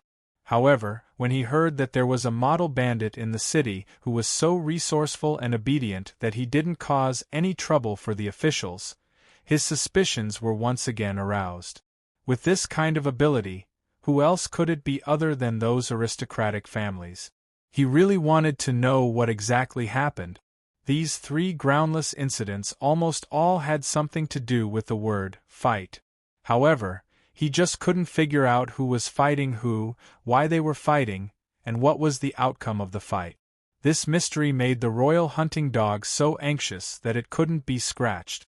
It ran around in circles. 5 miles out of the city, Yang Fan was urging the horse to gallop faster and faster. Tin Ano suddenly shouted, "There's a carriage over there!" Yang Fan turned his head when he heard this. He saw a small road by the side of the road. The roof of a carriage had just disappeared under a mound at the end of the road. Yang Fan immediately urged the horse. The horse couldn't stop and was exhausted. With a bang, it fell to the ground and broke one of its legs. Luckily, Yang Fan was agile and jumped away the moment the horse fell. "Come up!" Tin Ano reached out and grabbed Yang Fan's hand. He interlocked his fingers with Yang Fan's and pulled him in front of him. The 2 of them and 1 horse rushed towards the mound on the small road. Chapter 6:21. Yang Fan and Anu left the main road and rushed along the small path. After a while, they passed the mound. Looking ahead, the carriage was still not far ahead, and it didn't seem to be moving fast. As soon as Yang Fan saw that there were only 2 guards beside the carriage, his heart sank. "We're chasing the wrong person." In order to confuse the enemy, young Master Jiang had several carriages in different directions, and the guards were all the same.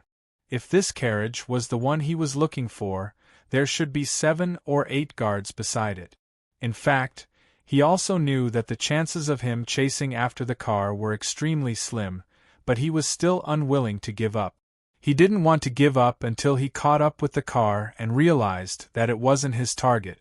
Despair and frustration came crashing down on him like a mountain.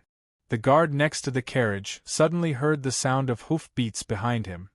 He hastily pulled out his saber and turned around to be on guard. Suddenly he saw Yang Fan clearly and hastily sheathed his saber and cried out in alarm, "Dr. Yang!" Yang Fan's heart skipped a beat, and he fixed his eyes on them. He didn't know them. He didn't know those 2 people, but they knew him.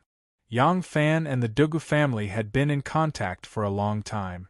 Yang Fan wouldn't deliberately remember the appearance of the two guards of the Dugu family, but the two guards would definitely recognize this good friend of the head of the family. "Who are you?" A glimmer of hope sprouted in Yang Fan's heart, and he urged the horse forward. In the carriage, Miss Ning heard the guard's call, and came out with the help of the boat girl. It was as if a tender blade of grass had crawled out from the crevice of an ink-colored rock. The blade of grass swayed in the wind, fragile and fragile, but because of its appearance, the lifeless rock seemed to glow with a sense of life. The shallow dew rose slightly, revealing a delicate snow-white face. It was as if the tender grass had just struggled out of the rock, and could not wait to spit out its flower bud. "Erlang!" Ningku showed a happy smile on her face. She knew that Yang Fan was in a hurry, so she didn't say a word of courtesy, and immediately said, "Eldest brother chased young Master Zhang's carriage out of the city first. Cough cough.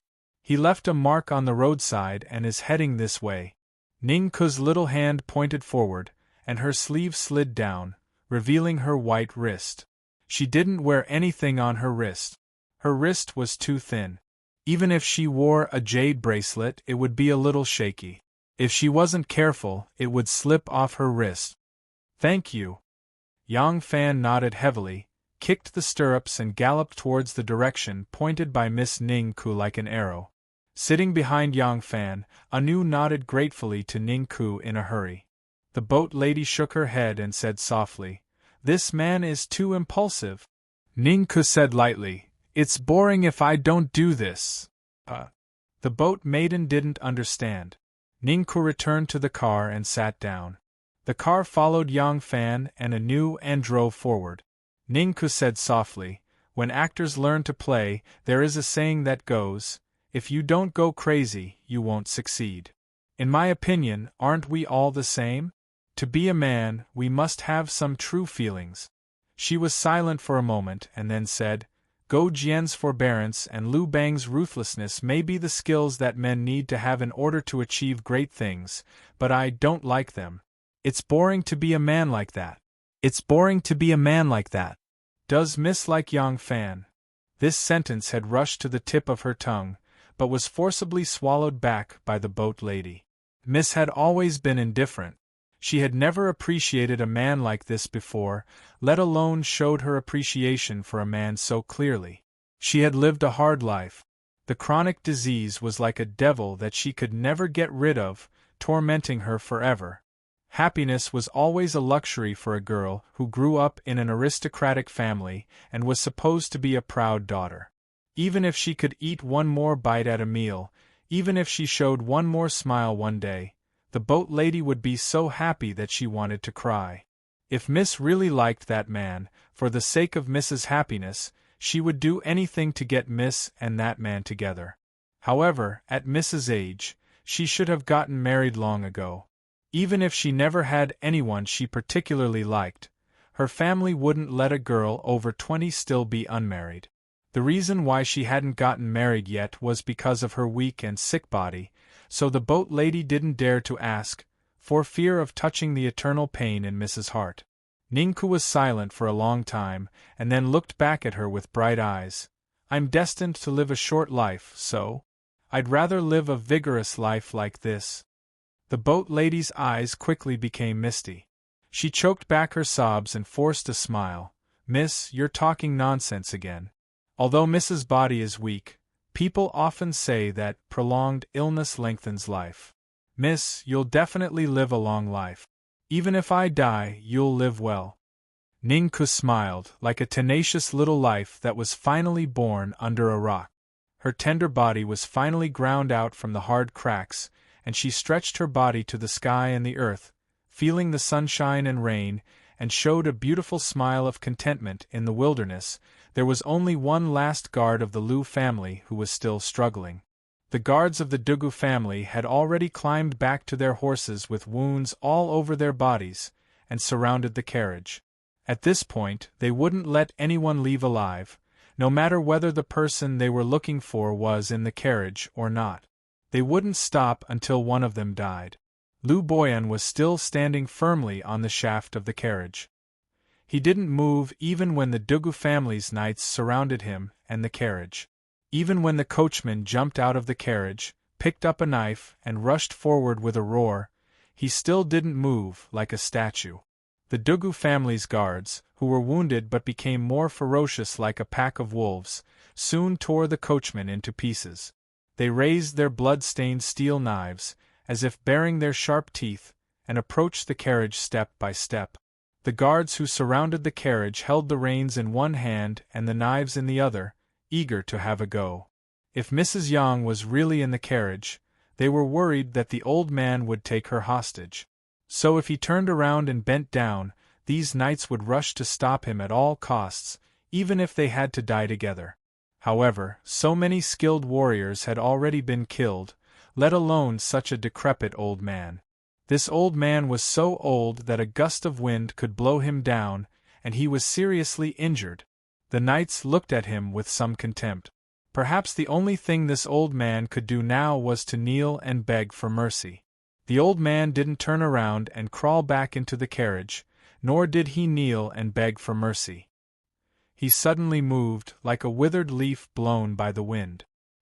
He silently soared up, and silently landed 2 feet in front of the carriage. The tip of his foot flicked, and a knife flew up, flipped a few times in the air, and landed firmly in his palm. The knights were in an uproar. So this old man was a real expert. Although they had the advantage in numbers, and although they were young and strong, they all became nervous. Even Duguyu's 4 bodyguards, who had not drawn their swords, nervously moved closer to him and unsheathed their sharp blades. Lu Boyan held the knife in his hand, and his old appearance immediately disappeared.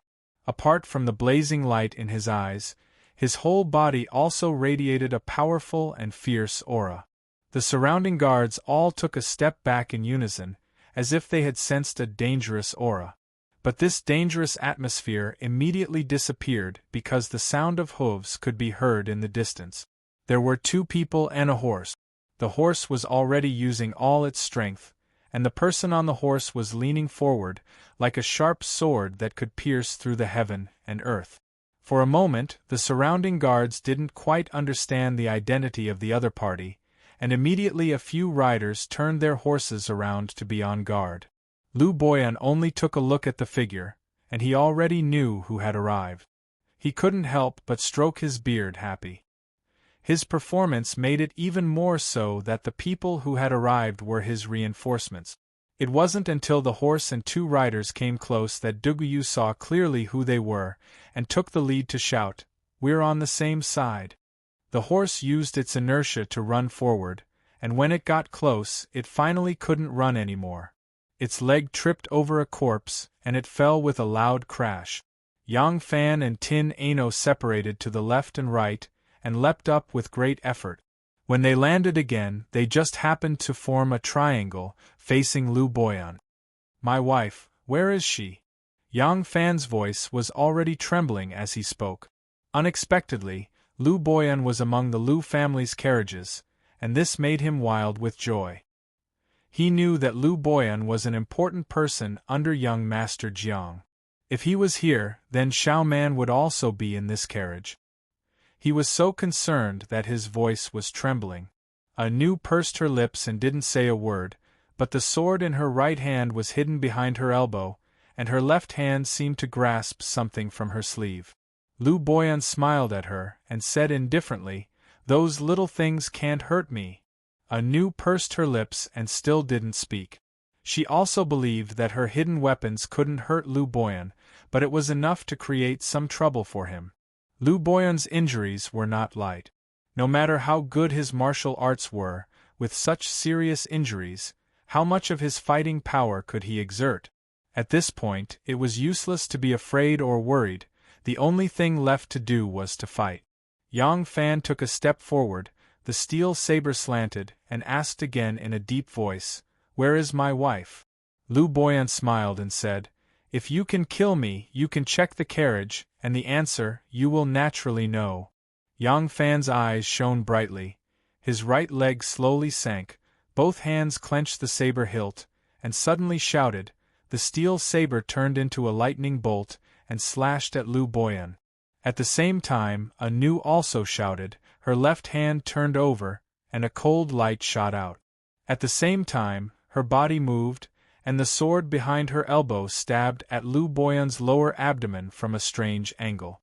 Lu Boyan's wrist shook, the cold electric saber in his palm was like a wheel, making a buzzing sound, and his figure didn't retreat a step. No matter how fierce Yang Fan's saber momentum was, and how agile and strange Anu's sword movement was, he was steady and tough like a 10,000-year-old rock, standing still. Yang Fan's saber was vigorous and fierce, incomparably fierce, and Anu's sword was as fast as lightning, agile and strange. Both of them were like forging iron, one fast and one slow, one heavy and one light, circling around Lu Boyan like a whirlwind. The guards who were watching the battle from all sides saw the martial arts of both sides, and they were so nervous that their palms were sweating. Ding ding dang dang. The saber light flashed and the wind whistled. Yang Fan and Anu's attacks were as dense as a shower, but when they fell on Lu Boyan's hands, there was only a series of ding dang dang dang, as if they were really forging iron. This battle would not end until one side died. Chapter 6:22. Lu Boyan was stabbed in the heart by Aunt Pei.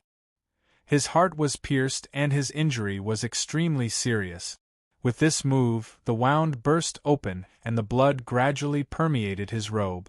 Subsequently, a strange flush appeared on his face, and the strength of his hands gradually became unstable. Although this change was slight, Yang Fan and Anu who were fighting with him could clearly feel that their offensive became fiercer. Cough! During the battle, Lu Boyan suddenly coughed because of the wound tearing. This cough caused the momentum of the saber to pause and the strength was also loosened. Yang Fan seized this rare opportunity, and with a fierce roar, the saber in his hand slashed several times in a row like a mad tiger, forcing Lu Boyan to retreat 4 steps in a row. Then he suddenly leaped up like an eagle soaring in the sky, majestic and vigorous. Yang Fan's upward momentum was slightly exhausted. He suddenly curled up his body and took advantage of the momentum to stretch out like a goshawk pouncing on a rabbit. He and the saber became one and chopped down on Lu Boyan's head. The horse light was like lightning and the chi was surging like a mountain. Upon seeing this, the Tian AI slave suddenly pounced forward and stuck close to the ground. Like a snake, it attacked Lu Boyan with its sword raised like a snake spitting out its tongue, aiming for Lu Boyan's heart. One heaven and one earth, one up and one down, both were full-force attacks. Lu Boyan's long saber swept horizontally, and the cold saber light was like the raging waves of the Yellow River, rolling up. Clang! 2 wild saber lights collided fiercely, and the 2 sabers broke at the same time.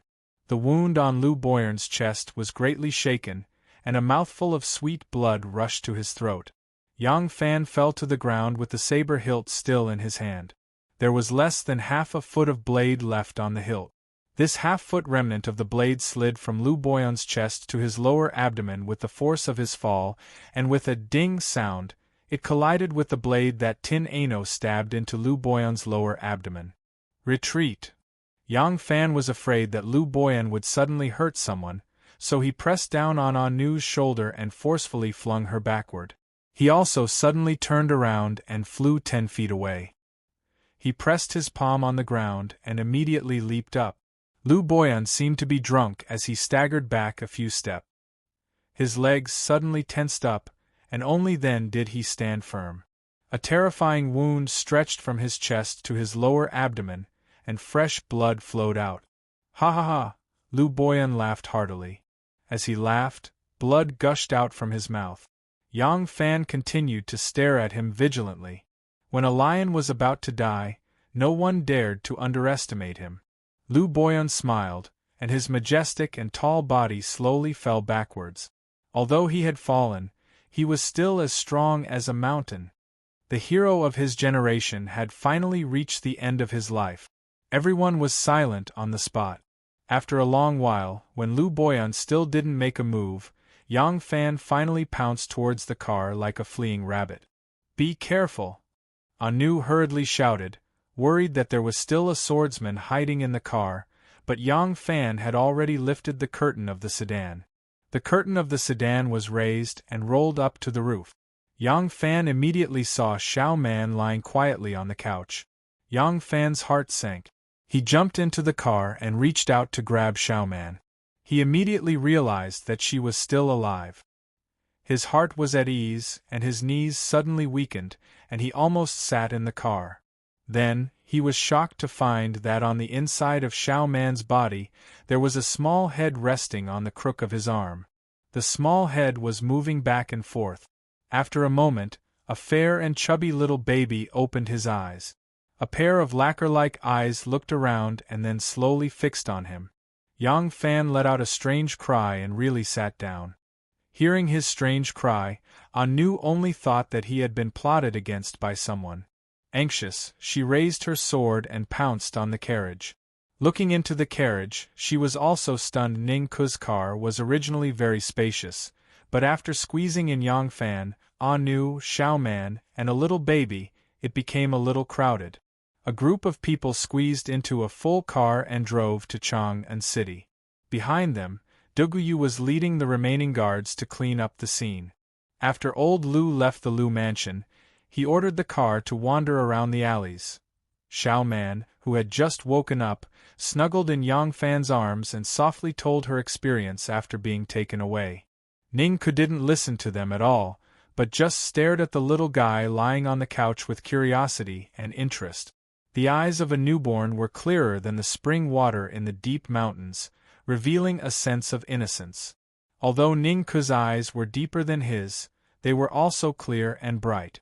The little guy probably liked the clean and beautiful aura emitted from her body, and had a kind of joy in dancing. Ning Ku stretched out a slender finger to touch him, and he grabbed Ning Ku's finger, seeming to be stronger than her. Then he pursed his lips, kicked his two chubby lotus root legs, and tried hard to blow a bubble, which made Ning Ku laugh. The two of them, one big and one small, were enjoying it. Mr. Lu did this to create a chance for young master to escape. Hearing Xiao Man's words, Anu softly analyzed. Although Mr. Lu is also one of young master's subordinates, he has been taking care of young master since he was a child. I can see that Mr. Lu loves young master very much, and treats young master as his own grandson. Yang Fan nodded, gently held her hand, and listened to Xiao Man continue. No one knew the real purpose of Lu Boyun's wandering in the alleys after leaving the Lu mansion. Lu Boyun also didn't know which car young Master Jiang was in. Young Master Jiang never discussed his plans with others. He only needed others to obey him. Lu Boyun lay quietly in the room to recuperate. When he was helped out, he had already been informed of the plan to break out of the encirclement, and he was asked to be in charge of a very important car. Take Xiao Man and her son back to Luoyang. Lu Boyun loved young Master Jiang as his own grandson. He hoped that young master would pull himself together and never give up, but he didn't want young master to use such despicable means, kidnapping a woman's young son to threaten the opponent. When he knew that Yang Fan's wife was kidnapped and gave birth to a child, he felt very wrong, but at that time the situation was urgent, and he didn't see young master at all, nor had time to persuade him, and was helped into the car. Yang Fan was the descendant of curly-beard third Master Zhang, whom he admired the most in his life. Although this underworld lord had long become the Lu family's lackey and now served his own master, even if Yang Fan was the successor of his former master, he could only serve young Master Jiang. But in the Gongsun mansion, when he was about to slap Yang Fan, he still couldn't bear it and tried to spare Yang Fan's life. Now, facing a baby in swaddling clothes, a underworld lord's morality and pride wouldn't allow him to do such a thing, not to mention that this baby was the disciple of his former master. In his view, a man could die, but he couldn't lose. A man could lose, but he couldn't lose his indomitable manly spirit. Young master had done wrong in this matter, and it would damage young master's reputation, so he had to do his best to redeem it. He wanted to return the woman and the child to Yang Fan. But if he did so, he would let down young master's trust. Young master clearly valued Xiao Man and her son, so he gave them to him to look after. If he wanted loyalty, he didn't have morality, and if he wanted morality, he didn't have loyalty. He couldn't balance both, so he could only die. Therefore, under his command, after the horse carriage left the Lu mansion, it wandered around Chang'an for a long time.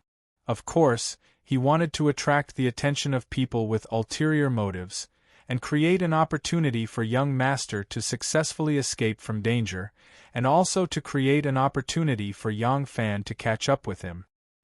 He wanted to use himself as bait, and use his life to repay young master's loyalty, and to return Yang Fan's morality. He succeeded, so he died with a smile, a happy smile, and a happy death. No one would understand his painstaking efforts, and he didn't need others to understand. He only wanted peace of mind. The search for young Master Zhang's whereabouts included all the forces of the aristocratic families of Shandong and the Guanlong family. The Lu family's mansion was almost dug up 3 feet into the ground.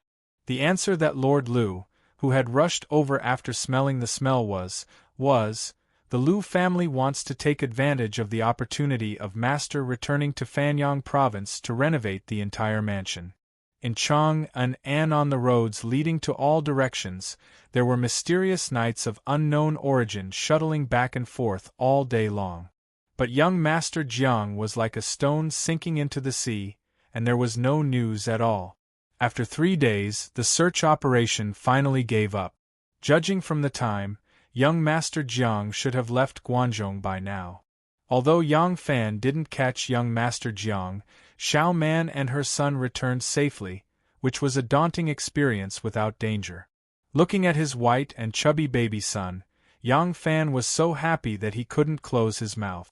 For a moment, he didn't care about the futile pursuit of young Master Jiang. Anyway, the monk could run, but the temple could not. In these 3 days, the Gongsun mansion was unusually quiet. All the aristocratic families sent people to patrol outside the Gongsun mansion day and night. Even a male mosquito couldn't fly in. However, during these 3 days, not a single force took the initiative to make contact with Yang Fan. The Gongsun mansion was truly quiet, extremely quiet. Lu Qietian jumped up and down. His sensitive nose smelled the scent of a conspiracy. But under the efforts of the Shandong aristocratic families and the cooperation of the Guanlong aristocratic families, even if many of the low-ranking officials in the mansion started to pretend to agree but secretly oppose, he really couldn't find any evidence of a conspiracy. There were only some suspicious points that didn't form a complete line of reasoning. He couldn't report a single word to the emperor, and had to hide these matters. If there was merit to be reported, if there was a mistake that could not be hidden or covered up, then he had to report it. But opening both eyes could only prove that he was useless. Closing one eye meant that it didn't matter. What would he choose? He wasn't stupid. After the aristocratic families of King Cui, Li, and Zheng gave up on pursuing young Master Jiang, they jointly wrote a letter to Fan Yang. They severely criticized young Master Jiang for not seeing the big picture, for not caring for the big picture, and for his actions blinded by greed. They also proposed a formal decision: remove young Master Jiang from his position as the head of the obvious sect. The imperial envoy of the court had already passed through Tong Pass, and was slowly heading towards Chang'an. The aristocratic families had to once again face that serious topic: Yang Fan's conditions. This matter needed to be decided by all the aristocratic families. The proposal to remove young Master Jiang from his position had been unanimously passed by all the aristocratic families, because of young Master Jiang's perverse actions. But the aristocratic families still hadn't reached an agreement on whether Yang Fan should succeed him. So, 3 days later, on the day the order to capture young Master Jiang was withdrawn, Longxi Great Duke Li and Yingyang Great Duke Zheng went together to Mount Zhongnan. The Taiyuan royal family and the Qinghe Chui family went together to the Li Mountain Hot Spring Palace. The Zhao Commandery Li family and the Bowling Chui family had already attended Li Mubai's 88th birthday. After resting for a few days, they set off to return home. The news that Lu Xiantian received was that these old fellows were either touring the mountains, playing in the water, or returning home. He had personally rushed to the 10-li-long pavilion to send off the two elders who had left Chang'an. But he had never thought that when he returned to the government office, before he had even sat down, these people had all appeared at the Gongsun family. An important meeting that would decide the future of the world, the aristocratic families, the succession hall, and Yang Fan was secretly held at the Gongsun family. Chapter 623. Gongsun Bufan had always been reluctant to deal with the aristocratic families. Therefore, they rarely interacted with each other. Everyone knew this, especially Lu Biantian, who had been in Chang'an for many years. Therefore, he paid the least attention to the Gongsun clan. This time, the aristocratic families had chosen this place as their meeting place. Although Gongsun Bufan hated dealing with the aristocratic families, he wouldn't reject them if they wanted to borrow the Junhua Hall's private room. Although he didn't like it, if he offended all the aristocratic families just because he didn't like them, he would be even more foolish than Yang Fan. Although this meeting was very important to the succession hall, and even they themselves did not foresee that everything decided today would have a far-reaching impact not only on them, but also on the court, on the world, and on the future. But this meeting could not be said to be solemn, or extraordinary. The entire scene consisted of 6 white-haired old men. Some had their legs crossed, some were sitting cross-legged, and some were lazily leaning against the pillows on the couch. In front of each of them was a small table with some fruits and drinks on it. 2 windows were opened in the hall, and outside the window was a pond. The lotus flowers were no longer in the pond, and the lotus leaves had withered. Only a few lotus pods were left standing there. The 6 elders were sitting leisurely and chatting. There was no one presiding over the meeting, nor was there any order of speaking. The clan head of the Chui clan of Bowling said in a deep voice, "The biggest problem is that he isn't one of us." The clan head of the Wang clan of Taiyuan said, "I have discussed this with old Zheng and Mubai, but we don't have a better solution. To make him one of us, we have to make him the son-in-law of an aristocratic family. But no matter which family's daughter is, there's no reason to marry him secretly. Marry him openly? Then the Empress won't use him. Therefore, there's no solution to this problem." Li Mubai stroked his beard and didn't say anything. Because Shen Mu, whom he supported, had already become the master of the hidden sect of the succession hall, his identity was rather sensitive, and it wasn't convenient for him to say anything.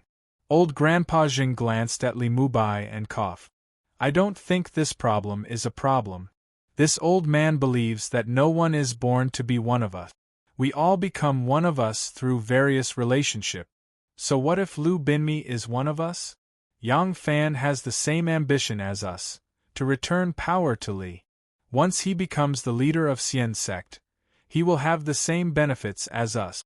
Sooner or later, he will become one of us. There is no need to use a marriage contract to restrict him. If he wanted to enter Xian sect, without 10 to 20 years of work, he wouldn't be able to build up a power that completely belonged to him. 10 or 20 years later, he will be connected to us by blood. I don't know why he would do something like betraying his family. Moreover, will the Empress still be alive until then? If there's anyone who's worried, you can just marry Yang Fan's son." Obviously, great-grandfather Zheng and Li Mubai had reached an agreement. These words were probably the reason why Li Mubai had convinced him. Now, it was just that it was inconvenient for Li Mubai to express his opinion, so he sold Li Mubai's words to others. The Chui clan's patriarch pondered deeply for a moment before he said, "I feel that this isn't a big problem. What's important is that Yang Fan is so impulsive. Can he take on such a heavy responsibility?" The patriarch of the Li clan from Zhao Commandery snorted and said, "Just because he manipulated us old fellows, isn't this ability enough? In the past 2 days, this old man has carefully investigated everything related to his past. This person is worthy of the evaluation of being bold, meticulous, and experienced in handling matters. He is intelligent and resourceful, and also has great courage. Qinghe Chui smiled faintly and said, "Then how do you explain everything that happened in Chang'an these days?" Zhao Juanli glared at him and said, "What's the hurry? I haven't finished speaking. However, this person also has a shortcoming, or rather, his reverse scale. This person lost his parents when he was young. He has no parents, no relatives, so he especially values his family. Anything can be discussed, and it is not easy to make him lose his composure. The only thing that cannot be harmed is his family. Regarding this, it isn't a big problem." Zhao Juanli stretched his back and played with a fruit with a smile. He said leisurely, "Once he becomes the lord of the Xian clan, unless the emperor sends troops to confiscate his home, who else can touch his family? What's more, how can you trust a person who has no shortcoming at all?" The Taiyuan king said, "What I am worried about now is whether Yang Fan will let it go like this. And that little beast Lu Binmi, since he dared to ignore us and brazenly leave, will he fight with Yang Fan again out of anger? If that's the case and we give Xian Zong to Yang Fan, that will be harming us. The two of them both control a portion of Xian Zong's power. With such great power, if they fight, they can't hide it from the emperor." Li Mubai coughed and said, "You don't need to worry about this. I will persuade Yang Fan. As for Lu Binmi, unless that old guy from the Lu family wants to die together, he will use all methods to stop that grandson of his from continuing to cause trouble."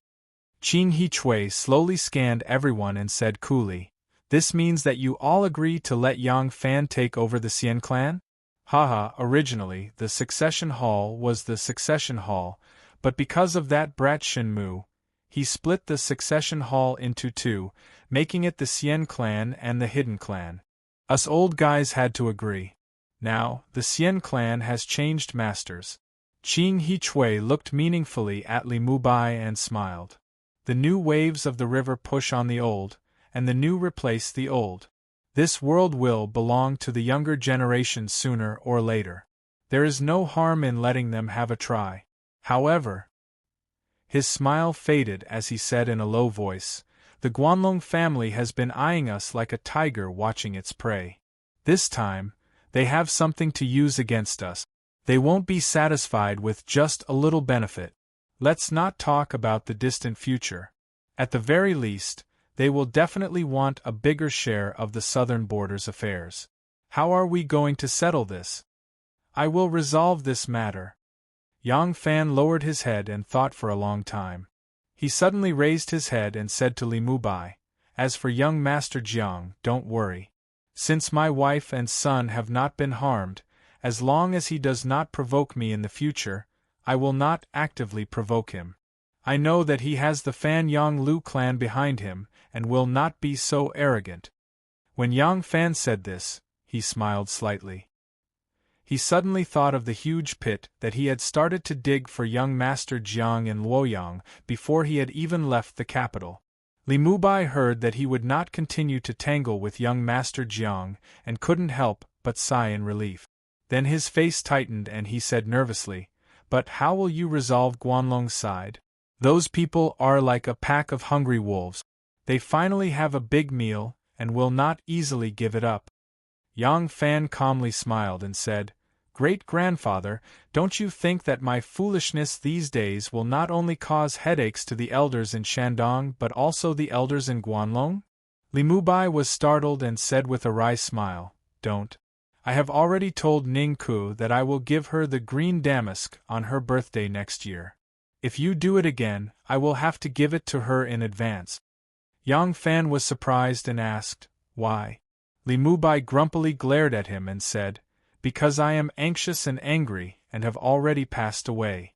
I have already slept in the coffin made of gloomy wood that I have prepared 30 years ago. Why do I still keep the green damask?" Yang Fan was shocked and said, "The ancients said that half a square of ebony is better than a box of treasures. Great-grandfather's coffin is made of ebony? That is priceless. Li Mubai grumpily glared at him and said angrily, "What are you doing? Do you want to rob my grave?" Yang Fan smiled and said, "I don't dare. It is not worth it to be endlessly hunted by people." Finishing, his smile faded and he said gravely, "Junior has his own plans, but the details will depend on the situation. Great-grandfather does not need to ask so clearly. In short, leave this matter to Junior. Whether or not Junior can complete this matter will be a test to see if Junior is worthy of the position of the sect leader of Xian sect. How about it?" Li Mubai stared at him for a moment. His white eyebrows rose and he said, "Good. This is what it looks like to do great things. This old man believes you. I will leave this matter to you." Yang Fan said with a slight smile, "Great-grandfather, do not worry. Junior will definitely resolve this matter." The cries of a baby suddenly sounded in the room, followed by the sounds of Xiao Man and Anu coaxing the child. One was an unmarried girl, the other was a mother who had just given birth. The two had no experience and panicked. After Li Mubai finished talking, he was in a good mood. Hearing the loud cries of the child, he was very happy. He said joyfully, "This child of yours has suffered so much when he was born. What's left is only the sweetness to eat. He is a fortunate child. Quick, bring him out for this old man to see." Since the old man had said so, how could Yang Fan keep his precious son a secret? He shouted into the room and Xiao Man carried the child out, followed by Anu. Come, come, come, let this old man see." Once the old man took the child, the swaddling cloth wrapped around the child fell apart. Xiao Man's face blushed and she glanced at Yang Fan in embarrassment. She explained, embarrassed, "I haven't learned yet." As soon as the swaddling cloth fell apart, the little fellow was naked. Li Mubai was 88 years old. When he saw the white and tender fat boy, he was so happy that his eyes narrowed into slits. He praised, good boy, look at this little fellow. He is chubby and his hands are strong." The old man put his hands under the little fellow's ribs and lifted him up. He looked at him carefully and said, Look, look, this child's forehead is full, the ground is square, and his eyes are bright. He has a bright future and a long life." The old man was looking at the little fellow's face. The little fellow pursed his lips and exerted force with his hands and feet. The white and clean little field snail under his crotch gradually turned into a jade silkworm. Tin Ano saw it from the side. He suddenly covered his mouth with a cry, and his eyes also curved into a crescent moon. At the same time, the Tian Ai Nu's almond-shaped eyes turned into crescent moons, a crystal-clear stream of water shot out forcefully. The old man was in the middle of chanting excitedly, but as soon as he said the word, he opened his mouth wide and followed the stream of water. Chapter 6:24. The power of the pagoda gushed out, standing alone in the heavenly palace. Ascending out of the world, Deng Dao coiled in the void, abruptly suppressing the divine land, towering like ghost craftsmanship. 4 corners blocked the sun, 7 floors touched the sky. From the top of the big wild goose pagoda, one could see the mountains and rivers in the distance, and even the chessboard-like streets of Chang'an. The wind at the top was cooler. Fortunately, the wind was not strong today, and the gentle breeze made people feel refreshed. On the top of the tall pagoda, Yang Fan and Ning Ku sat facing each other under the arched door. There was a small square table in front of them, on which there were wine pots, wine cups, and some fruit. Yang Fan withdrew his gaze from outside the pagoda and looked around at the situation in the pagoda. He said, "It is said that there are many Buddhist Dharma shells that Master Xuanzang brought back from India hidden in this pagoda, and there is a sarira hidden in each pagoda?" Ning Ku said sweetly, "The real treasures are in the underground palace. Does Erlang want to see them? If Erlang is interested, there is a way. Ning Ku can talk to his abbotship about it." Yang Fan shook his head and said, "Thank you, Mississippi. I am not interested in Buddhist treasures." He picked up the green jade wine pot, poured 2 cups of wine, and slowly pushed 1 cup to Ningku, and said with a smile, "Do you want a cup?" Ningku looked slightly gloomy and gently shook her head. "I have been weak since childhood, and have never drunk." Yang Fan said, "Although it is called wine, it is not wine.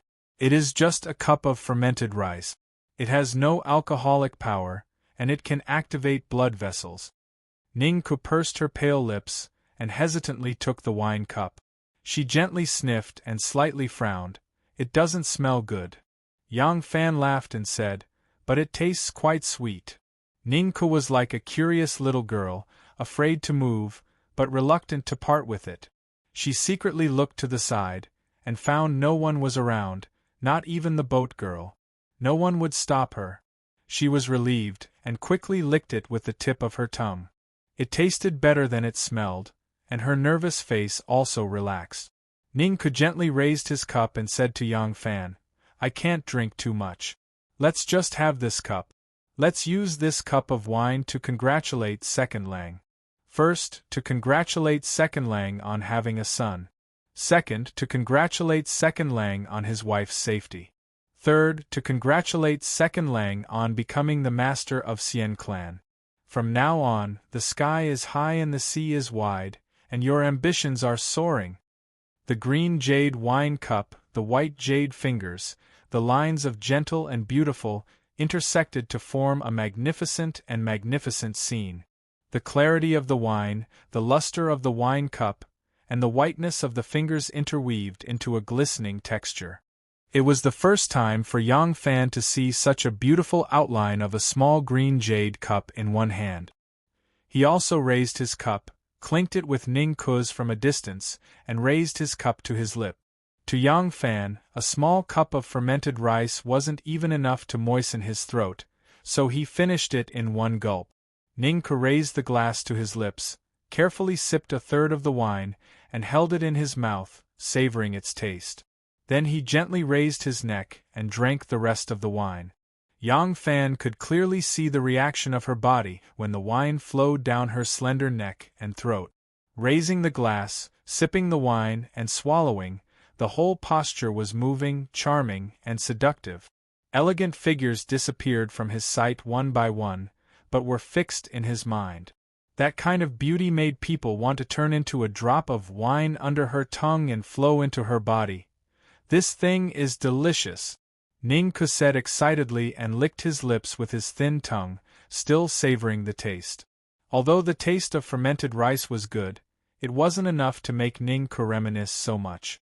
She felt sweet because it was the first time in her life that she drank wine, and the person drinking with her was the man she liked. Although it was just a touch from a distance, seeing that she was happy, Yang Fan also felt inexplicably relaxed. From Gongsun Lanji's mouth, he also learned a little about Miss Ningku's experience. Such a girl was really pitiful, especially when her delicate appearance and her perfect appearance were combined. It was like a delicate porcelain that would shatter at the slightest touch. Now seeing her happy, Yang Fan was also sincerely happy. He looked out of the tower again. Ningku smiled knowingly. "Don't worry, it will take some time. They won't come so fast." Ningku tilted her head and thought, and playfully stuck out the tip of her tongue, saying, "Now that I think about it, it is still frightening. At that time, when I heard that you directly broke into the Liu family, my eldest brother and I were really worried about you. We thought that with your usual calmness and composure, you would never take such drastic measures." Yang Fan shook his head and said, "This has nothing to do with reason, it's just my character. I can't tolerate hurting my family." Ningku slightly raised her crescent-shaped eyebrows and said softly, "But don't you think it would be a good idea to ask Grand Duke Li for help?" Yang Fan said, "I don't think so at all. The old people always think that no matter how strong the younger generation's wings are, they will obediently be controlled by them, but in fact, it is not so. Do you think that since young Master Jiang has come to this step, he will still listen to those old people?" Ningku gently sighed and said, "I thought he would, until he brazenly broke through the blockade of the aristocratic families and left Chang'an City. Now it seems that even if Grand Duke Li and others mediated at that time, it would not have any effect. Yang Fan poured himself another cup of fermented rice, took a sip and said, "That's it. Young Master Jiang has put all his eggs in one basket, I have no choice. I have already shown my position by not asking for help from the government. The rest is the aristocratic family's business, they should also show their attitude." Ning Ku sincerely said, "It is not feasible to ask for help from the government. You don't have any soldiers in your hands, so you can only ask for help from the Chang'an local government. Will Lu Qiantian lock down Chang'an City and arrest the Lu family because of your words? Unless someone rebelled, it is impossible. Without a good reason and some conclusive evidence, he will not touch a hair of the Lu family. The real source of dispute between you and young Master Jiang is the power of the succession hall. And you can't tell him about this. Then, it can only be because of personal grudges, such as because of the conflict between you and his brother. If so, the nature of the matter couldn't be more simple. Whether it is Lu Qiantian or the imperial court, it is hard to say whether they will have a conflict with the giant Lu family because of you. At this point, it is just a lawsuit, a case. Even if Lu Qiantian goes to the Lu family can deny it. They just need to say that the so-called assassin has been fired by the Lu family, and this has nothing to do with the Lu family. What can you do? You are not simple either. The runners of the 3rd class and the 6th branch of the Chang'an local government will certainly investigate for you. But is it 1 month, 3 months? Or 1 or 2 years? Although young Master Jiang made a foolish move and lost his sense of justice, causing all the aristocratic families to fall into a passive position, if you rely on the authorities for this matter, you will be pushing them to the opposite side of you. They will have no choice but to help young Master Jiang. Just like this time, when they helped you clean up all the mess you created, they will also help young Master Jiang erase all traces, and even you will be erased by them. Yang Fan said, "Of course I am not stupid enough to beg Lu Qiantian. What I'm saying is, through my actions, I've clearly told them where I stand. Next, they also need a stance, and through these things they have a sufficient reason to resist the pressure from the Lu family, don't they? But it is very risky. There is no perfect solution in the world. My wife is in the hands of others, so I must take the absolute initiative and mobilize all the forces for me to save her. I can't let them decide the life and death of my family." Ning Ku gently lowered her eyes. In fact, she already knew the answer in her heart. But when she heard Yang Fan say it in person and his powerful words, she still felt an inexplicable throbbing in her heart. This competition is like the competition between princes. All the competitors try their best. You walk on the edge of the rules, but you don't go beyond the rules. But Lu Binmi went beyond the rules, so, he is out. Yang Fan sighed, "I don't want to compete." Ning Ku shook her head, "It doesn't matter. Not all the princes who are qualified to be the crown prince want to compete. But once it comes to that, it is not only a matter of whether to compete or not, but also a matter of self-protection. If you don't plot against others, others will plot against you. So, you can only compete." After a long time, she raised her eyes and smiled. "Fortunately, you win." Then, before Yang Fan could answer, Ning Ku said, "They are coming." Yang Fan turned his head and looked out of the tower. He saw some cars slowly coming from the direction of Tsuchi. Yang Fan slightly frowned. "That's it? Aren't you afraid that Lu Qiantian will find out?" Ning Ku smiled. The big wild goose pagoda was originally made of bricks and earth. Under the erosion of wind and rain, the pagoda has gradually collapsed. The Empress worshipped Buddhism and donated money to rebuild it. Of course, the Empress only took some money symbolically. The ones who really funded the renovation of the big wild goose pagoda. Ning Ku pointed to the outside and said, "That's them. Today is the big day for Guanyin Bodhisattva to become a monk. Isn't it natural for these good Dharma protectors to come here and have a look?" If you watch her voice, you will be liberated. Guanyin Bodhisattva's honorific title was removed to avoid the name of Li Shimin. But these aristocratic families never paid much attention to the rules of the royal family. In front of Yang Fan, Ning Ku still called him by the correct honorific title of Guanyin. Many good Dharma protectors who funded the renovation of the big wild goose pagoda arrived, accompanied by the abbot of the Mercy Temple. For a time, the craftsmen who had not finished the work under the pagoda all retreated. The good Dharma protectors and monks worshipped. Incense curled up and all kinds of magic tools jingled. After a long time of busy work, the elders of the aristocratic families bowed step by step and climbed the pagoda to worship the Buddha. They also set up a vegetarian table to worship the Buddha. Accompanied by the abbot, they sat in meditation and chatted. Not long after, the reception monk hurried in and whispered a few words to the abbot. It turned out that another group of good Dharma protectors had come to the temple. The leader was Li Mubai and old Grandpa Li. This person was of high status. Of course he also needed the abbot to accompany him. The clan head of Wei clan was sitting right next to the abbot, so he heard everything clearly. With a smile on his face, he said, "With abbot not here, we are still able to enjoy some leisure time.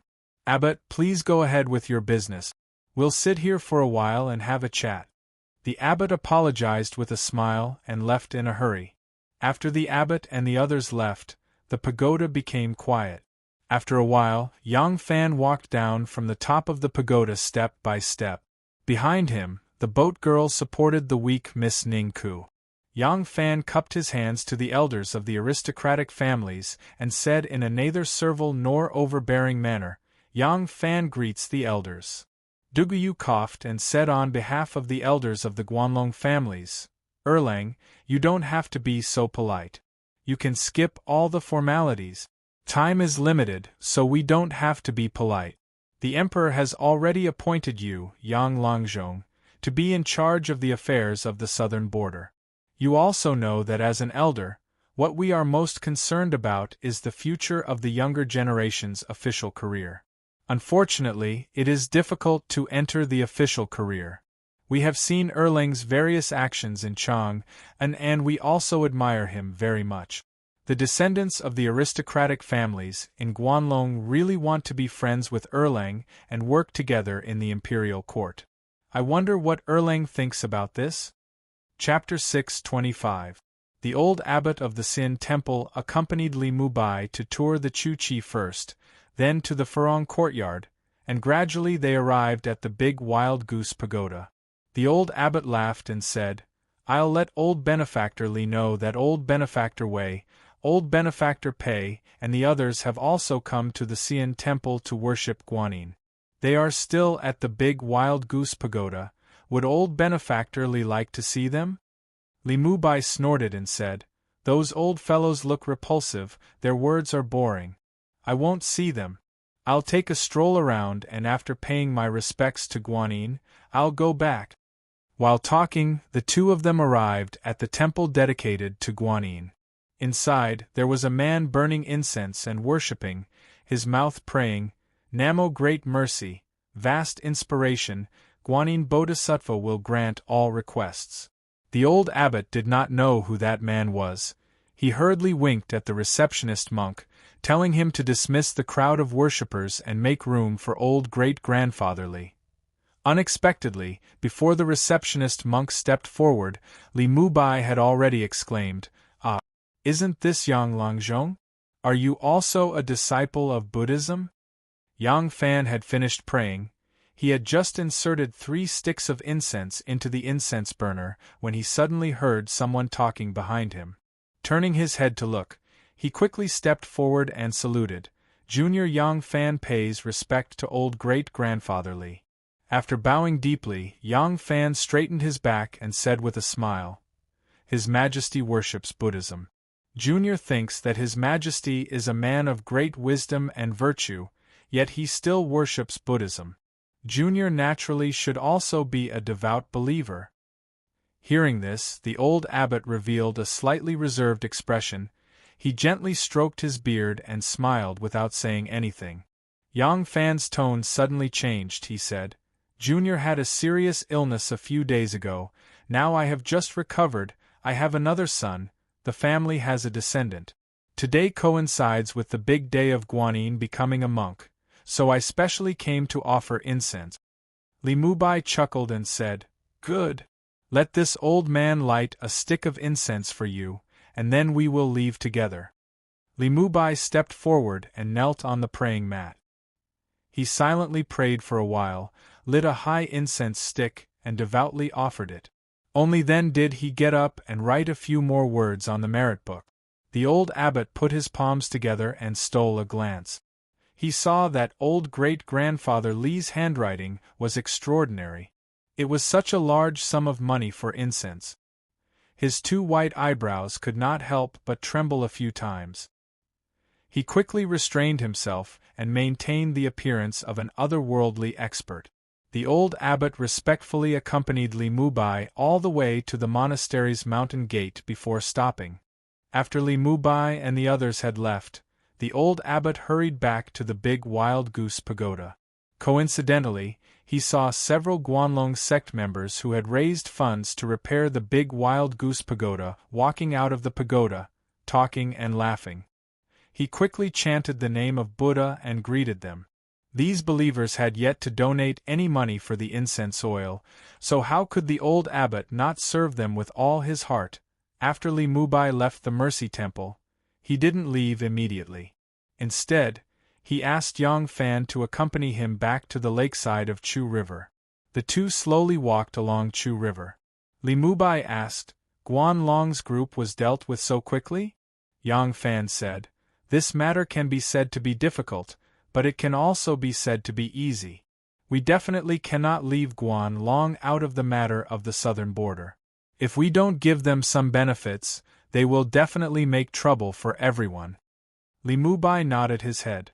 Yang Fan said, "But we can't let them take all the benefits. There are too many monks and not enough gruel. What can we do? We can only have them tighten their belt. In the future, if there are any benefits, we can just give them some more. Even though Guan Long is gradually declining, they are still a great force.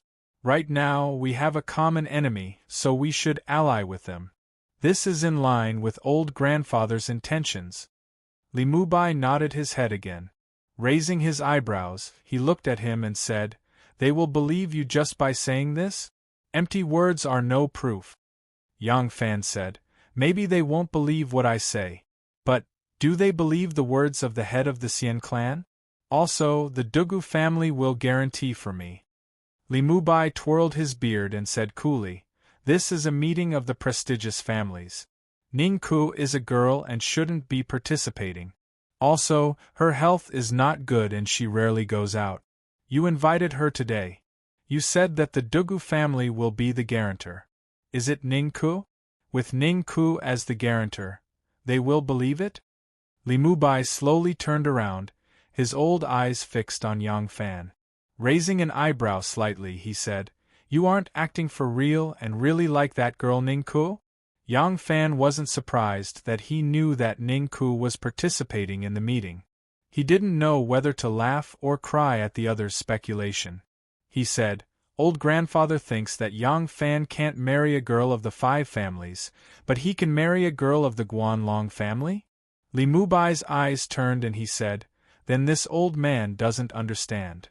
Yang Fan continued to walk with him and said, "Junior has said, 1. I am guaranteeing to them as the leader of the Xian clan.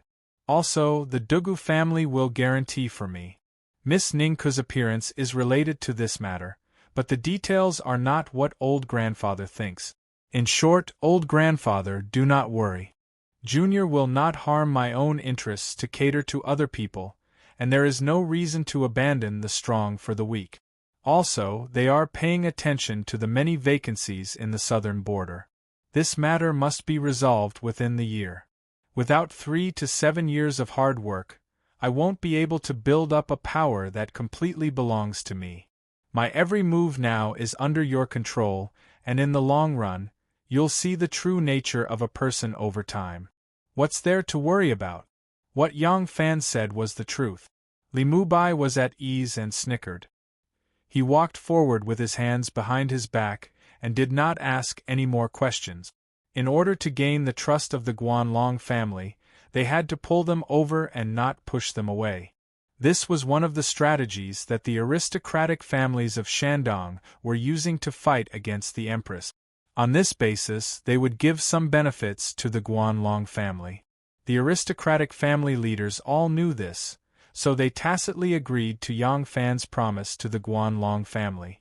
However, because the Guanlong family was weak, they valued this opportunity even more. It would be difficult for them not to demand an exorbitant price. This was especially so when they saw the excitement of the aristocratic families of Shandong. It was even more difficult.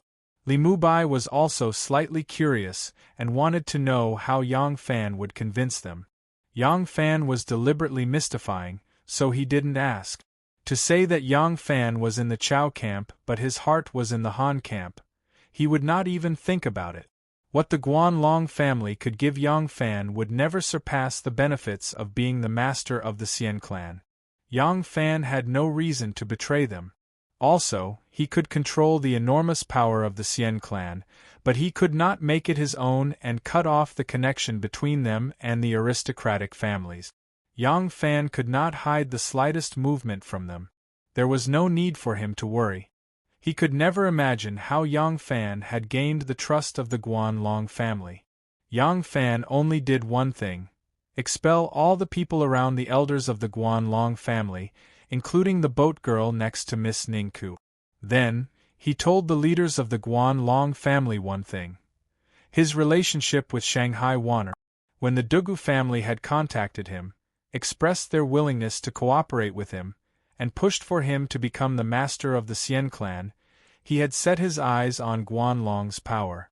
If he could become the master of the Xian clan, he needed this external power. He was not willing to be a puppet under the control of the old people, even if it was temporary. On this point, he, Shin Mu, and young Master Jiang had the same thoughts. If he could not become the master of the Xian clan, he needed this power even more. Therefore, he had long ago told the Dugu siblings of this matter and asked them to investigate this matter.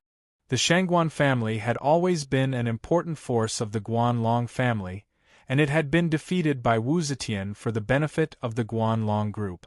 Now, the Shangguan family had not been cleared of their crimes, but because Shanghai Wanner was one of Wu Zetian's most trusted officials, she had obtained a certain amount of freedom, and had also established certain connections with the families of the Guanlong family. Right now, the core of the Shangguan family was Shanghai Wanner.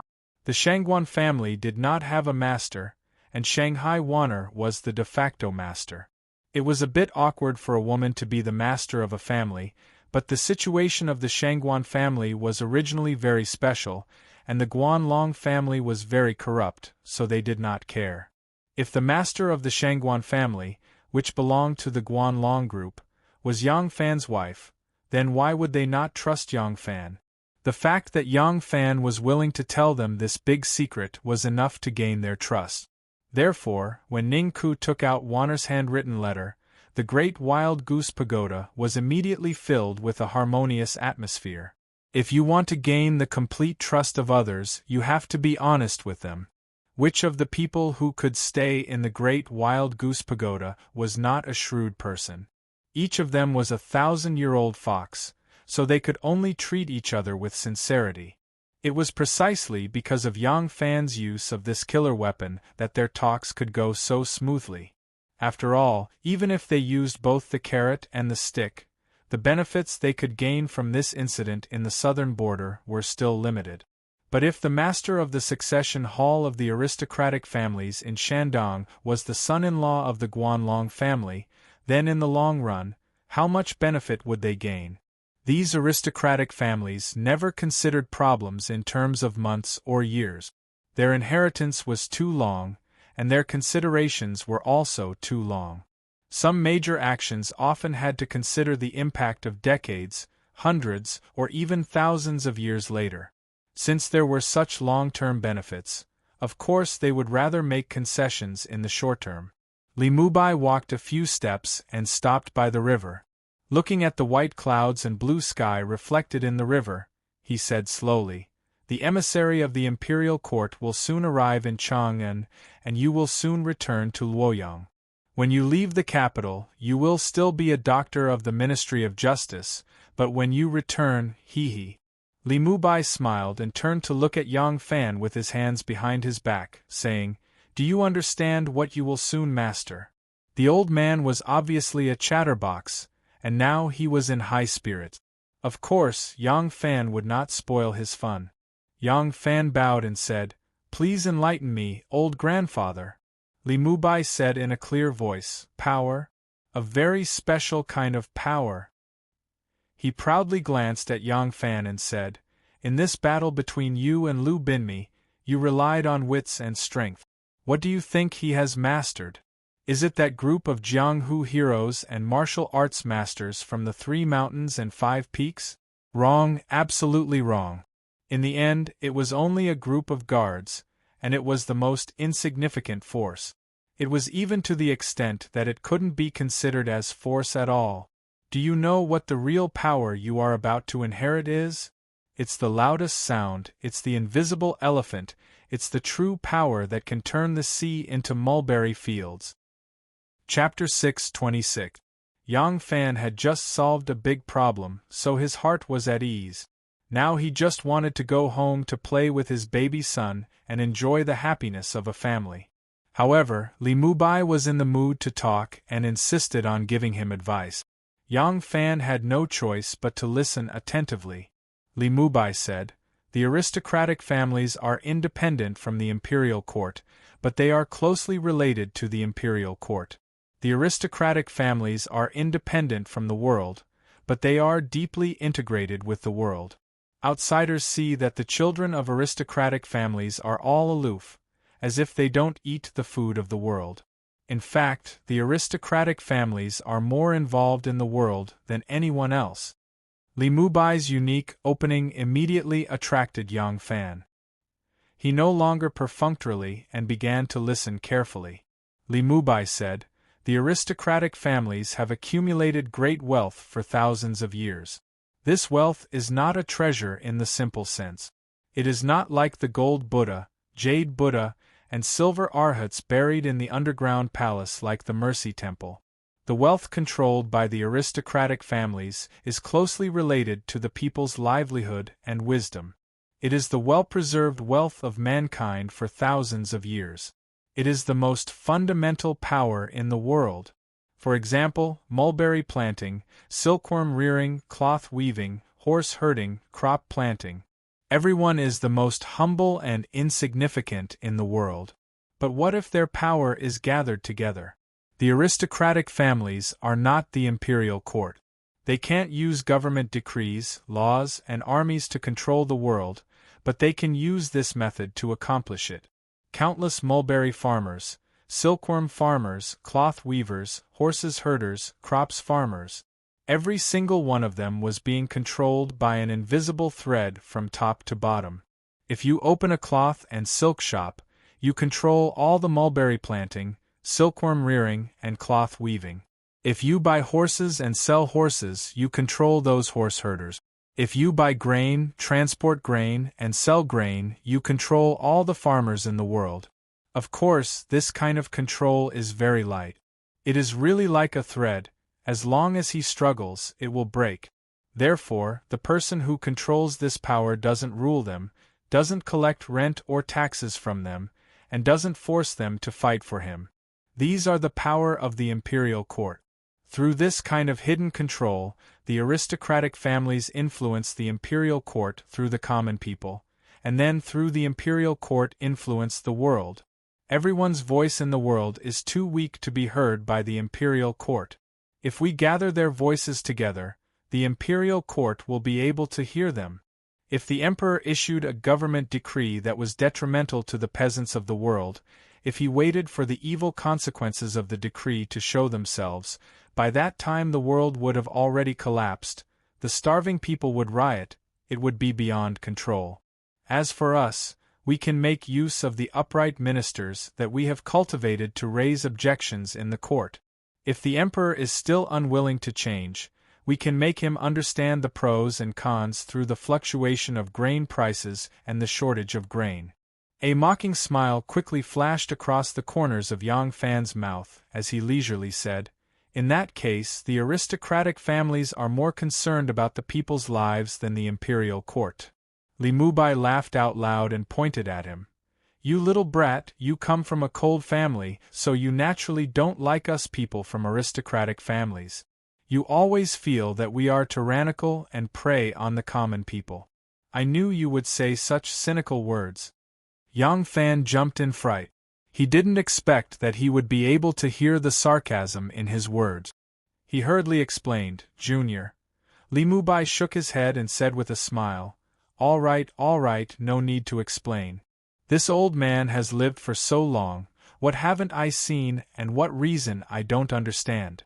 That's right, aristocratic families also have their own selfish motives and have to plan for themselves. But if aristocratic families are integrated into the world, perhaps they will gain more benefits. But do you think they will go against the interests of the world? Li Mubai turned to Yang Fan and said with bright eyes, "We have been passed down for thousands of years. We have experienced decline and prosperity, and we have learned many lessons from our painful experiences. We are not like the imperial court, which can use political power to override the common people of the world, so we know better than the imperial court what is beneficial to the world. Of course, aristocratic families also have their own selfish motives, but who is selfless? Is the emperor selfless, or is there anyone in the world selfless? You don't? Do you not want to use all your resources to hire the best teachers to teach your children and grandchildren?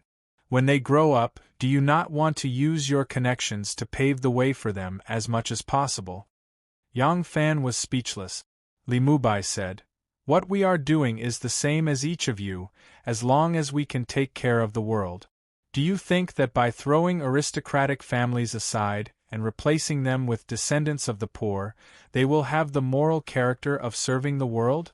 The world will be serving the world, and there will be no mistake. It is impossible. If one day aristocratic families no longer exist, will the world become heaven?" Li Mubai shook his head. "Perhaps it will not be worse than now, but it will not be better than now. If a group of peasants were to come up, it would only create a new group of nobles. No matter what he was originally, it is impossible for him to go back. If Chen Xing and Wu Guang sat on the throne, they would not represent the peasants of the world. If a poor person came up, he would also have to protect his own family, to build his own power, so he would need to accumulate wealth, and he would need to make connections. These hungry ghosts, compared to those who had already eaten their fill and only wanted to save a portion of rations for their children and grandchildren, were even more poor and evil." Li Mubai stroked his beard and slyly glanced at Yang Fan, saying, "This old man will not force you to change your mind. You are now an official, and you are about to become the master of Xianzong. 100 years later, your descendants will also become a large clan. If you are still alive at that time, you will also be racking your brains for their existence and development." Li Mubai stretched out his hand and began to draw circles on the surface of the lake, saying, "In this small circle, I will side with my relatives. In a larger circle, I will side with my friends. In a larger circle, I will take care of my fellow countrymen. You are from Hudong Dao, I am from Guanyi Dao. When you two quarrel, I will help the people from Guanyi Dao. You are from Tubo, I am from Tang. When you two fight, I will help the Tang people. It was like this in the past, it is like this now, and it will still be like this in the future." Yang Fan was speechless. Li Mubai smiled and said, "Aristocratic families are also one of the many circles in this big and small circle. What is there to criticize? Alright, back to our topic. What kind of power are you going to control? Just now, this old man has already used rice, oil, salt, grain, and cloth as an example. Other resources such as culture, education, and officialdom are the same. The greatest power in the world had always been hidden behind the imperial court. It could not be seen or touched, but it was actually exerting its effects. Of course, we cannot influence the emperor and the world for everything. We are also restricted by the various powers in the world. There are many things that we can't do. We can only influence things to a certain extent. And the Hall of Succession is to consolidate the power of the aristocratic families in hopes that our influence can be greater. Now, do you know how much power you will control? Li Mubai explained in simple terms to Yang Fan very straightforwardly. Not a king, but a king. All along, this had been the philosophy of survival pursued by the aristocratic families. This was why a dynasty only had a short 200 to 300 years of national fate, but the aristocratic families could pass on for thousands of years. They had never thought of seizing power. They only attached themselves to the regime and were relatively independent. In order to survive, they had to constantly provide nutrients to a regime, and at the same time, absorb the nutrients they needed from the regime, living in symbiosis with it. When the regime's life came to an end, they would abandon it and find another tree, to continue living in symbiosis.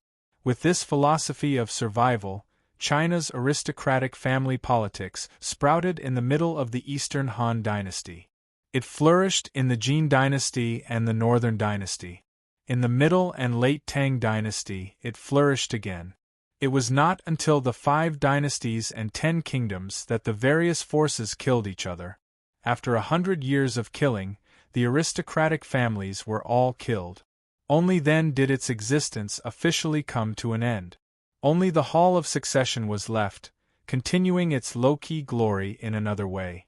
But as Li Mubai said, the dynasties that were established afterward did not have the existence of the aristocratic families. The world did not become better, nor did it become worse. Where the Han and Tang were glorious, the Song and Ming were glorious. Where the Han and Tang were humiliated, the Song and Ming were humiliated. An unbreakable circle, an ununtied knot. If the fundamental system did not change, the world would not change. Without the aristocratic families and other big and small circles, the world would forever be a Vanity Fair. The bookworm Zheng Yu was dressed in hunting clothes. When he was carrying a bow and arrows, he had a kind of clean and neat valiant charm. He took dozens of bodyguards and a few horse carriages out of Chang'an city and headed south. There was food, wine, cooking utensils and tents on the carriage. It seemed that he was going to the Qinling Mountains to hunt. He would not come back without 3 to 5 days of work. Among the children of the aristocratic families, because Zheng Yu's personality was so upright that it was almost wooden, he was never liked by the self-proclaimed romantic Cui Shi, Wang Xiyuan, and the others. In these small circles of the aristocratic families, he had always been excluded. Although Cui Shi and the others usually laughed and laughed with him when they met, and did not lack the slightest bit of etiquette and enthusiasm, he was really incompatible with them. In addition, last time at the Lu family, when he was shouted at by Yang Fan, he stammered and said that Lu Binmi had escaped in a carriage, which almost cost Lu Binmi's life. This caused an irreconcilable conflict among the aristocratic families in Shandong, and he was even more disliked by the other aristocratic families. Therefore, on this hunting trip, there was only him and his entourage. He did not even have a friend. When the carriages left Chang'an city and arrived at the foot of the Qinling Mountains, it was getting dark. The bodyguards began to set up camp at the foot of the mountain.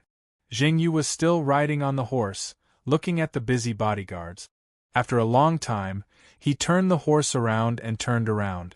Behind him, there were 2 inseparable bodyguards standing on their horses. The bright red sunset shone on them. One of the bodyguards was lowering his head and patting the horse's mane. The horse turned its head and intimately licked the back of his hand.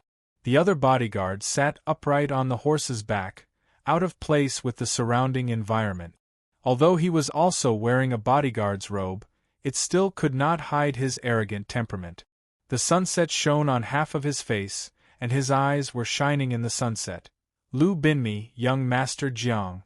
Young Master Jiang, who everyone thought had fled back to Luoyang in a sorry state, or even all the way back to Fanyang, was actually here.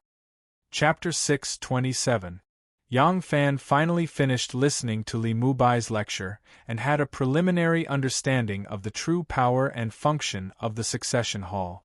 There was no doubt that the power held by the succession hall was enormous. Even the succession hall itself was not sure how great the effect would be if they used this power with all their strength. This was because this power was great and invisible, penetrating into all aspects of the national economy and the people's livelihood. If they did not control it properly and used it with all their strength, even they themselves could not estimate what direction it would develop and to what extent it would develop. Once they lost control, they would not be able to control it again. Therefore, the succession hall had never taken the risk to try this. This great power would be in his hands in the future. Even though Yang Fan was not a person who longed for power and position, he could not help but feel like he was floating in the air. At this time, someone hurried over and whispered a few words to old Eunuch Li. Old Eunuch Li suddenly smiled and said, "Well, I have long seen your absent-minded look. I will not stop you. Go back quickly. The eunuch from the capital has already arrived at the Gongsun mansion." Yang Fan rushed back to the Gongsun mansion, asked the doorman where the eunuch was, and hurried to the central hall. Before he could enter the hall, he heard a man with a croaky voice laugh out loud. "Ha ha ha, this child is smart and quick-witted. I like her very much." When Yang Fan heard the familiar laughter, he was startled and thought to himself, "So the eunuch is Eunuch Gao? He is an old acquaintance." Listening to Eunuch Gao's words, Yang Fan was startled again and secretly laughed. "A new is too ostentatious. Look at how much this child loves him. These 2 days, he has been running around with the child to show off. Eunuch Gao is here to pass the imperial edict. What are you showing him? Is it just to hear him praise the child?" Yang Fan thought and quickly stepped into the hall. He quickly glanced around, but did not see Xiao Man or Anu, nor did he see his precious son. Gongsun Bufan and Eunuch Gao were sitting in the hall. Beside Eunuch Gao, someone was about to leave with a plate of fruit.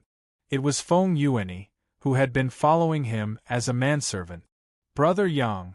Feng Yuanyi saw him and happily called out. Yang Fan nodded to him and hurriedly cupped his fists to greet Eunuch Gao.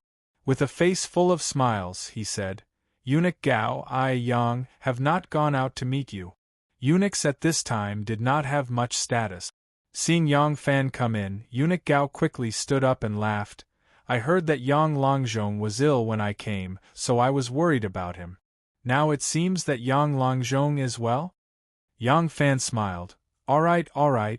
I have just recovered from my illness and my wife has given birth to a son.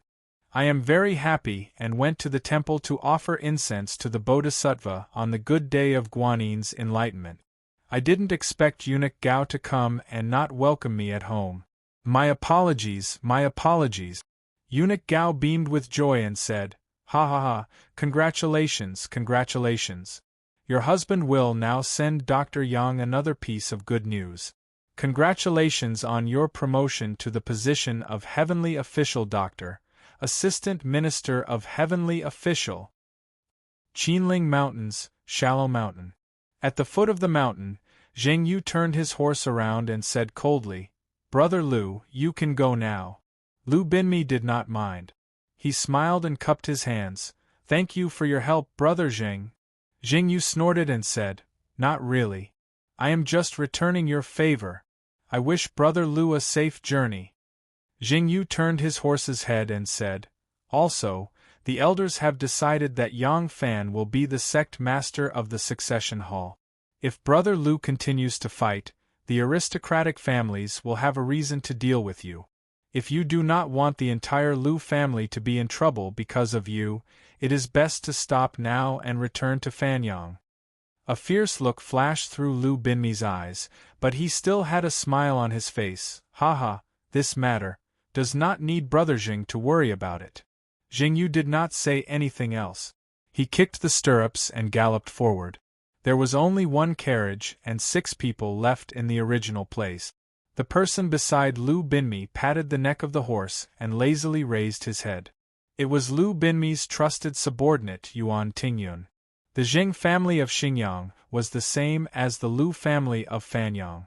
They were both large clans in the north. The various aristocratic families had been connected by marriage for generations. The Jing family's closest marriage partner was the Lu family. Almost all the daughters-in-law of the Jing family had the surname Lu, and most of the daughters-in-law of the Lu family had the surname Jing. Because of this relationship, the Jing family of Xingyang and the Lu family of Fanyang had always been close. Of course, there was a very personal reason why Jing Yu was willing to save Lu Binmi and hide him in the carriages that he had brought to the Lu family that day. Lu Binmi had once helped Jing Yu greatly. As to what the truth was, both sides knew. If Lu Binmi could make a comeback, then the Jing family would be the Lu family's closest partner. If Lu Binmi never had a chance to make a comeback, and accidentally revealed the truth that he had been rescued that day, then it was just Jing Yu's own actions. This debt, it could be settled. Jing Yu's subordinates were busy clearing the grass at the foot of the mountain, leveling the ground, setting up tents, and digging stoves to cook. Everyone was busy, as though they did not see that there was a carriage and a few people watching from the side.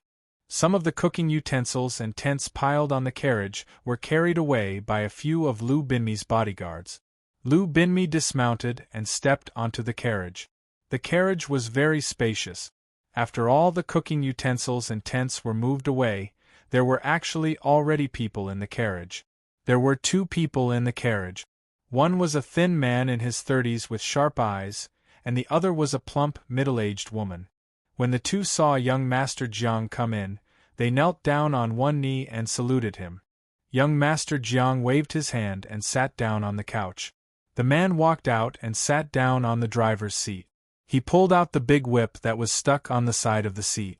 Lu Binmi took a small swaddling cloth from the middle-aged woman's hand and carefully looked at it.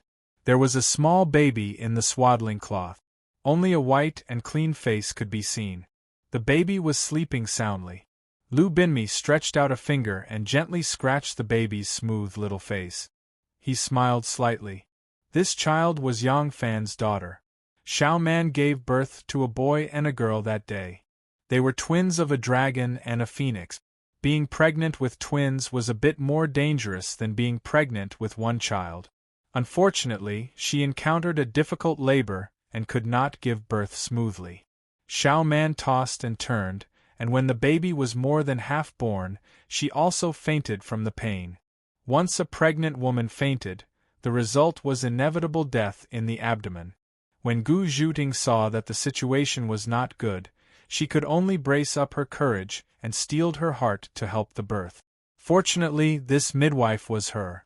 If it was another midwife, no matter how experienced she was, it would be useless. Gu Zhuting practiced soft bones kung fu. Her hands were small and soft, and her skeleton was slender. She forcibly rescued the half-born child. Gu Zhuting cut the umbilical cord and handed the baby to someone else to take a bath. Then, she began to rescue the baby, wanting to wake Xiao Man up. At this time, even she did not know that there was a second child in Xiao Man's stomach. Unexpectedly, as soon as she woke Xiao Man up, the second child poked its head out. Gu Zhuting was shocked and hurriedly continued to busy herself. Fortunately, the second child was successfully delivered. Otherwise, Xiao Man might really not be able to hold on. After the child was born, all of Xiao Man's strength was exhausted. She drowsily fell asleep. Gu Zhuting took the child out to clean and then reported to Lu Binmi. When Lu Binmi heard that Yang Fan's wife had given birth to twins of a dragon and a phoenix, he immediately had an idea. If he could successfully negotiate with Yang Fan and force Yang Fan to yield, Xiao Man and the child would still be returned to Yang Fan.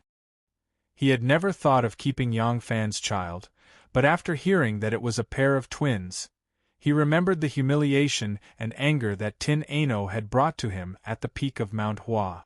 He decided to keep the girl. Therefore, he concealed the news. The next morning, the aristocratic families heard the news and tried to put him under house arrest. Lu Binmi was proud and arrogant. How could he be manipulated by others? He immediately decided to break out of the encirclement. While he was preparing, he sent someone to get in touch with Jing Yu.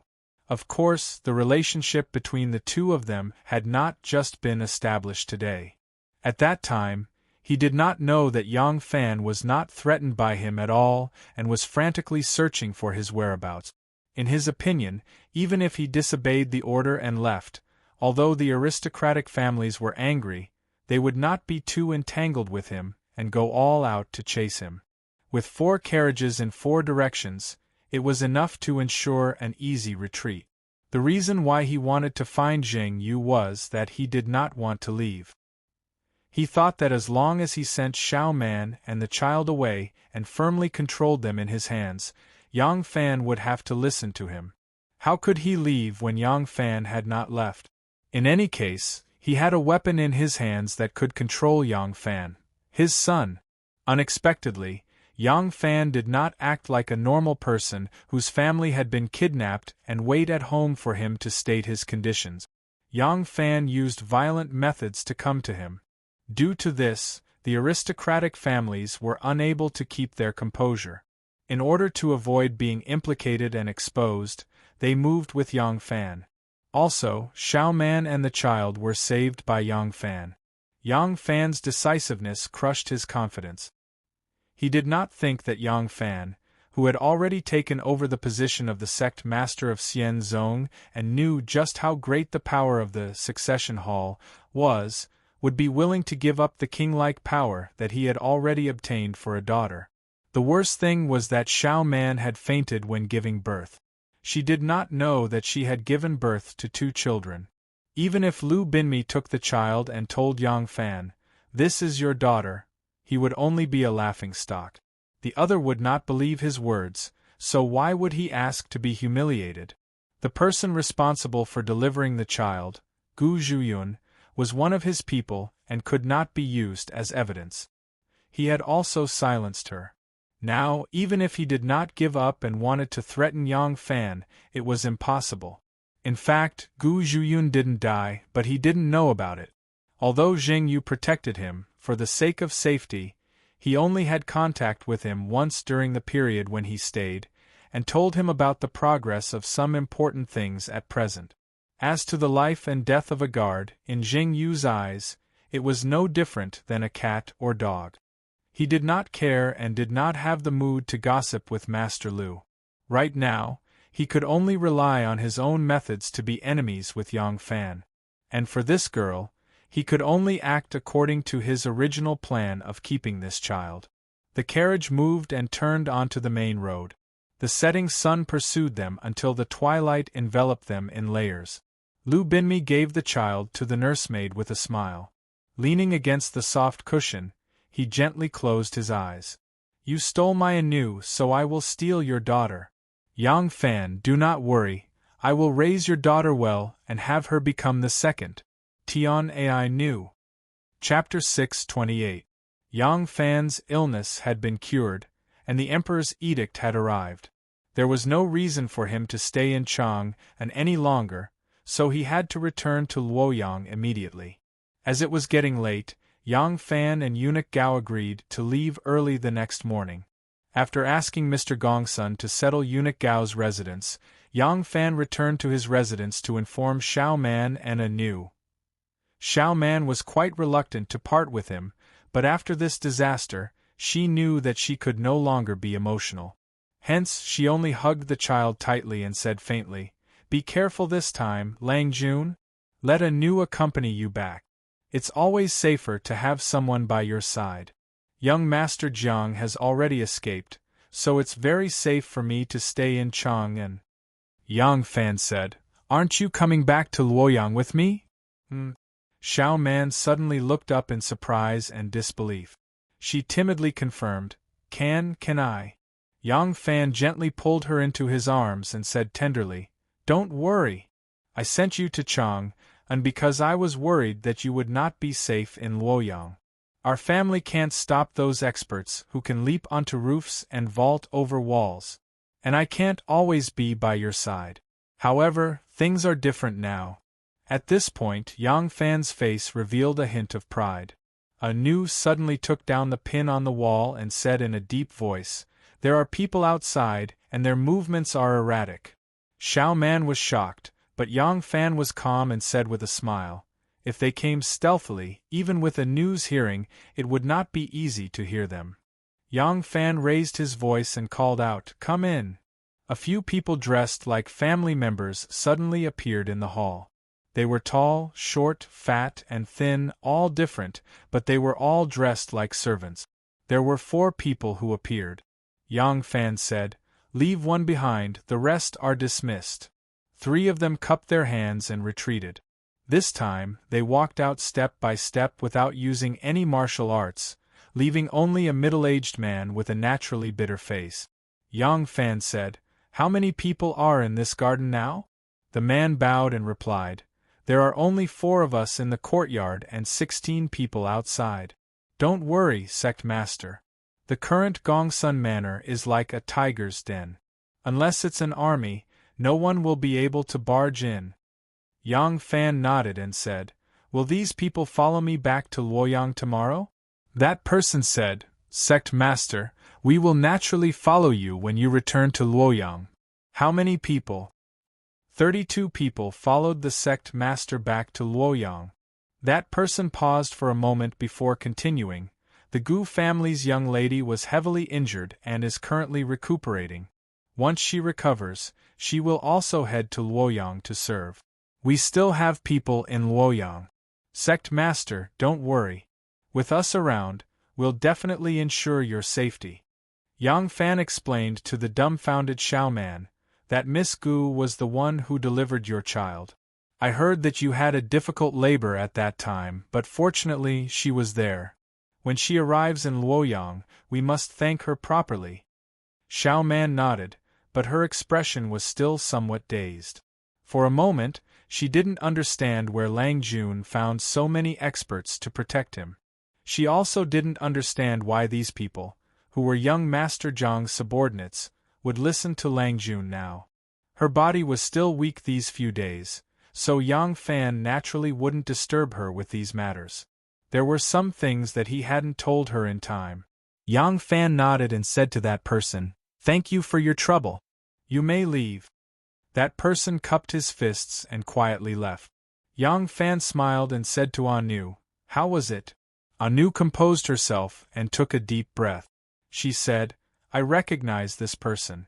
His name is Jiang Ming, and his martial arts are above mine. Among the 3 people just now, 2 of them are weaker than me, but not by much. If the experts surrounding this manor all have such martial arts, it will indeed be extremely safe." Yang Fan said with a smile, "So, Xiao Man will follow me back to Luoyang, and you will follow me back to Luoyang as well. In the past, I was most worried about you too, but with our current strength, we are no longer pushovers that young Master Jiang can pinch at will." Xiao Man said in surprise, "Lang Jun, what's going on?" Yang Fan told her what had happened, and Xiao Man suddenly understood. At first, she was overjoyed, but on second thought, she said worriedly, "They used to be young Master Zhang's subordinates. Are they reliable?" Before Yang Fan could answer, Anu already said, "Don't worry, the succession hall is a colossus, not a small Jianghu gang. Because its power is too great, as a headmaster, it is impossible for him to do everything himself. He must go through layers of leaders to control it, so," she thought for a moment and said, "let's put it this way, the succession hall is like a small imperial court. There are various yamen and armies under the command of various generals. They receive the country's salary and are ordered by the imperial court. Now that the old emperor has been deposed by Empress Dowager and replaced by a new emperor, they are still their high-ranking officials and generals, loyal to the new emperor." Saying such a nondescript analogy, Anu couldn't help but laugh. Yang Fan put his arm around her shoulders and held back his laughter. "My beloved concubine's words are reasonable." Anu used her elbow to nudge him, rolled her eyes at him and said to Xiao Man, "Don't worry." Of course, the old emperor had some people who were absolutely loyal to him, but this is not a secret. He continued to escape, and these people followed him. The people left behind are reliable. Only then did Yang Fan say, "Yes. Of course, they are not my confidants now, but they will listen to my orders. Loyalty is not a problem. As for the distance between them, there are some doubts. Wait until I take over the succession hall and understand the internal operation and the people around me, then I will adjust accordingly." Xiao Man nodded repeatedly. She was very happy to be able to stay with her Lang Jun, but these things did not need her to worry about. Since Nu said these people were reliable, she naturally believed her. Tin Ano suddenly moved his ears and said vigilantly, "There are footsteps again." Yang Fan smiled. Since the secret guards did not stop them, then it is either the master of this mansion or the servant girls. Xiao Man's face suddenly showed a playful and proud smile. "These footsteps. Can't you tell who it is?" Yang Fan and Nu looked at each other and shook their heads. Yang Fan hesitated. "Uncle Gong's son?" Xiao Man smiled and shook her head. Nu said, "Miss Lanji?" Xiao Man still shook her head. Yang Fan suddenly frowned and said, "Something is wrong. He came back and is pacing back and forth outside the door." Xiao Man was startled and called out, "Yueni, what's the matter?" Yang Fan and Nu suddenly realized that it was Feng Yueni. After a while, Feng Yueni poked his head in at the door and said timidly, Brother Yang, I have something to discuss with you." Xiao Man and Nu could not help but laugh.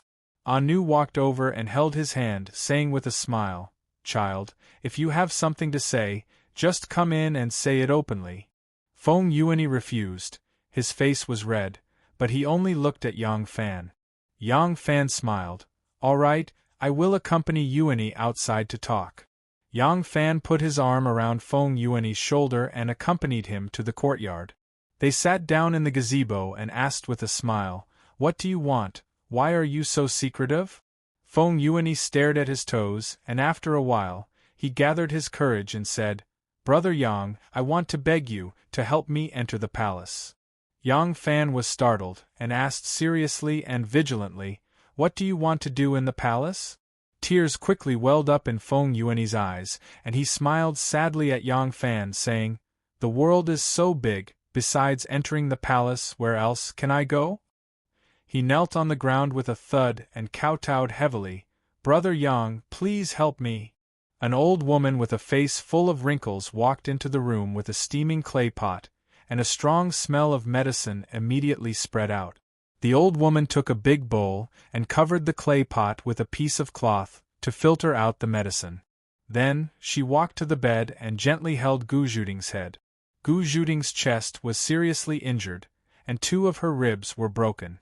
She could not move easily, so the old woman could only lift her head slightly.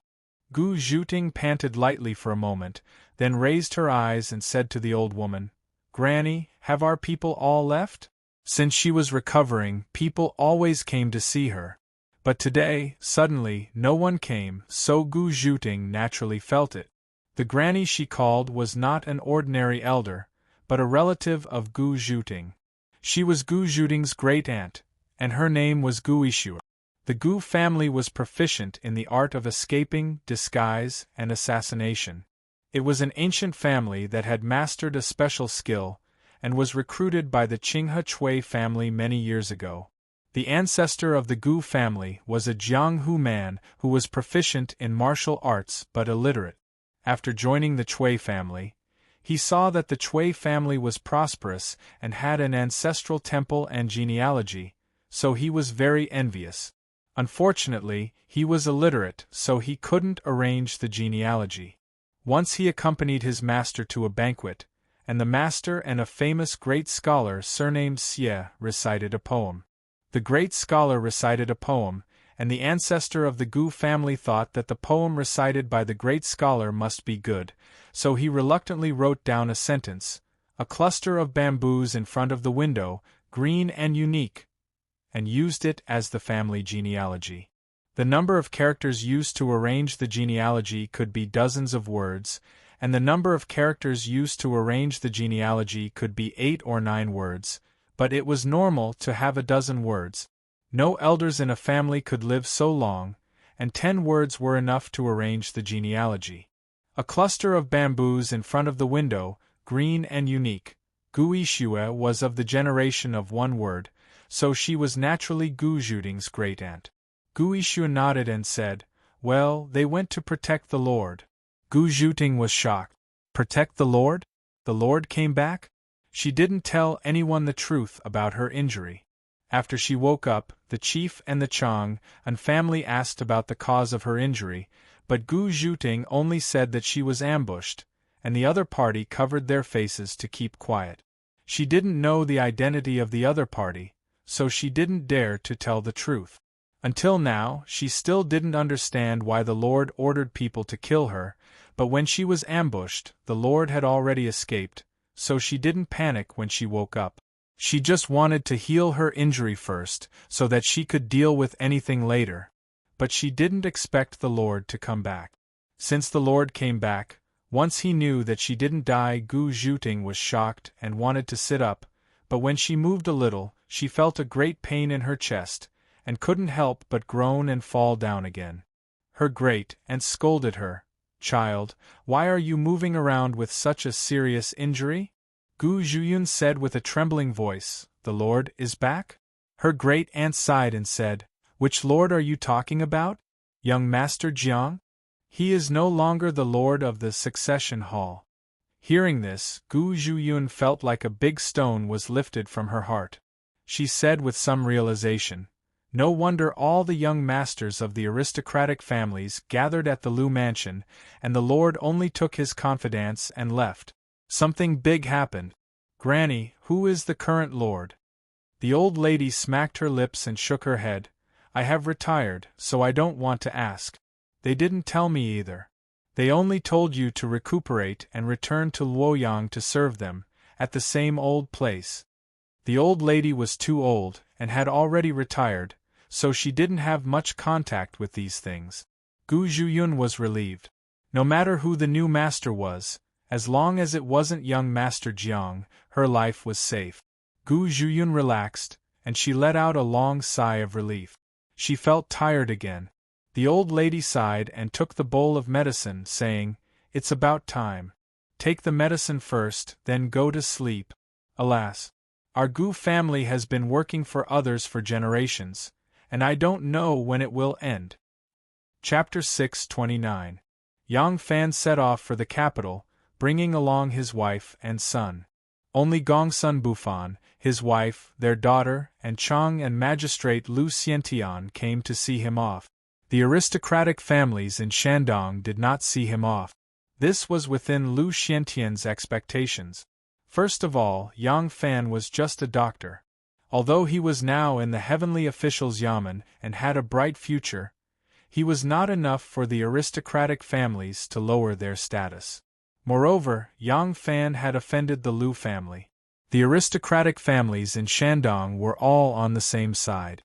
Even if they did not have any prejudice against Yang Fan, they could not come considering the Lu family's thoughts. Many people from the Guanlong family came, but most were of the younger generation, except for Duguyu, who was the head of the family. This was within Lu Guotian's expectations. In his opinion, the Guanlong family was not doing this to give Yang Fan face, but rather to not give the aristocratic families of Shandong face. On the surface they appeared to be harmonious, but deep down they were sworn enemies. Of course, they would not let go of this opportunity. But speaking of seeing them off, these people only went to the Gongsun mansion first and then accompanied them out of the city. They had already given enough face, so there was no reason to see them off all the way to the 10-mile pavilion. There was no grand ceremony when Yang Fan became the leader of the succession hall. This was the uncrowned king, the king of the night. His appointment was also very low-key. But when he came to Chang, Yang Fan was just a 5th-grade doctor in charge of the Ministry of Justice. Now, he was one of the few bigwigs in the world. At the 10-mile pavilion, a woman stood quietly. She was dressed in green and had a graceful figure. She was in her 30s, but she still had her charm.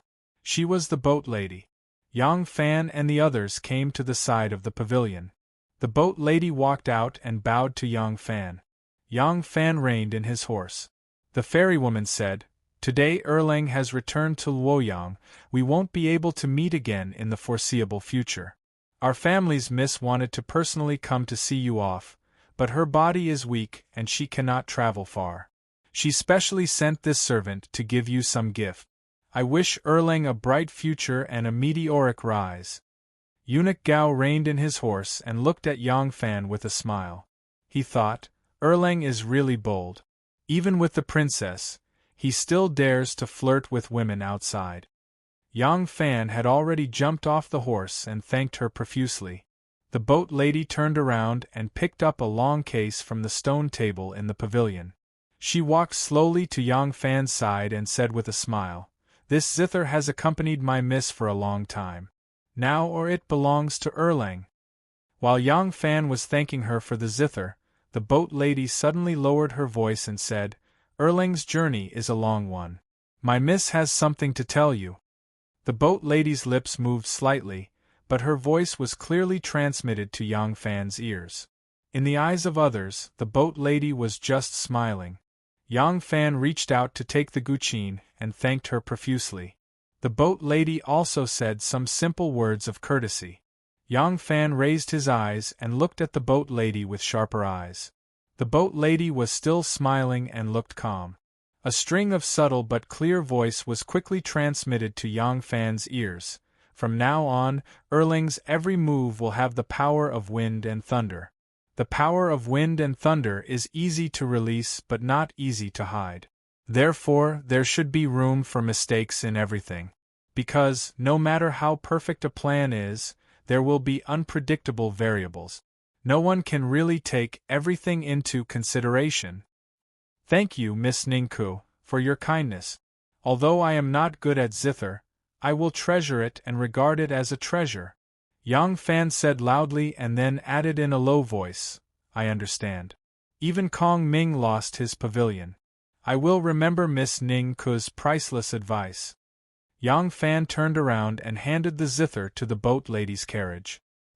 He turned back and bowed to the boat lady. The boat lady retreated to the side of the road and watched them pass by. Sitting in the carriage, Anu gently lifted the curtain and looked outside. At this time, she gently put down the curtain and turned around.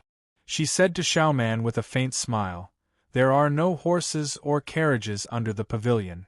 Xiaoman had just fed her son and was making the child lie on her shoulder according to the method taught by Aunt Pei. She protected the back of his head with one hand and patted his back with the other to prevent him from vomiting milk. Suddenly hearing Anu's words, she couldn't help but raise her head and said blankly, "What?" Anu made a face at her and said with a smile, "Nothing. Erlang of the Yang family is a little silly." The boat lady stood outside the pavilion and watched the carriages go away. When the carriages turned into a black line in the distance, she suddenly turned back and ran. The grass outside the pavilion was withered and yellow. It was a lonely scene of late autumn. The boat lady ran for a few miles and came to a small river. The late autumn river also had a sense of desolation. When it rolled and rolled, even the white waves lost some of their beauty. An ox cart was parked by the river. Not far away, several guards were sitting on the ground and chatting. Several horses were casually nibbling on the withered grass. Seeing the boat lady coming back, the guards all stood up and held the horses to wait for orders. The curtain of the ox cart was lifted. Miss Ningku was leaning on the soft brocade couch and looking at the flock of geese flying south in the blue sky in a daze. The boat lady rushed to the side of the cart. Seeing her miss's lonely face, she couldn't help but feel sad. She scolded in a low voice, "Miss is weak, and yet you came all the way to the pavilion for him. Since you are here, why don't you see him?" Ningku's limpid eyes were still looking at the sky. After a long time, she withdrew her gaze and said lightly, "It's better not to see him." "Then why do you have to see him? Go back." The boat lady sighed sadly. Soon, the carriages also drove on the official road. But the direction they went was exactly the opposite of the direction Yang Fan and his entourage went to. One went south and the other went north. The ox cart steadied on the official road. After a while, a sudden sound of zither came from behind the bamboo curtain. The guards in front and behind the cart were all uncouth men. They could hear the sound of the zither was cold and ethereal, but they didn't know the name of the song. Ningko had 2 zither, both made by a famous zither maker. One was the Jiuxiao Huanpei style, and the other was the crane chirping in the autumn moon style. Ningko loved them very much and named them Yuanyang zither.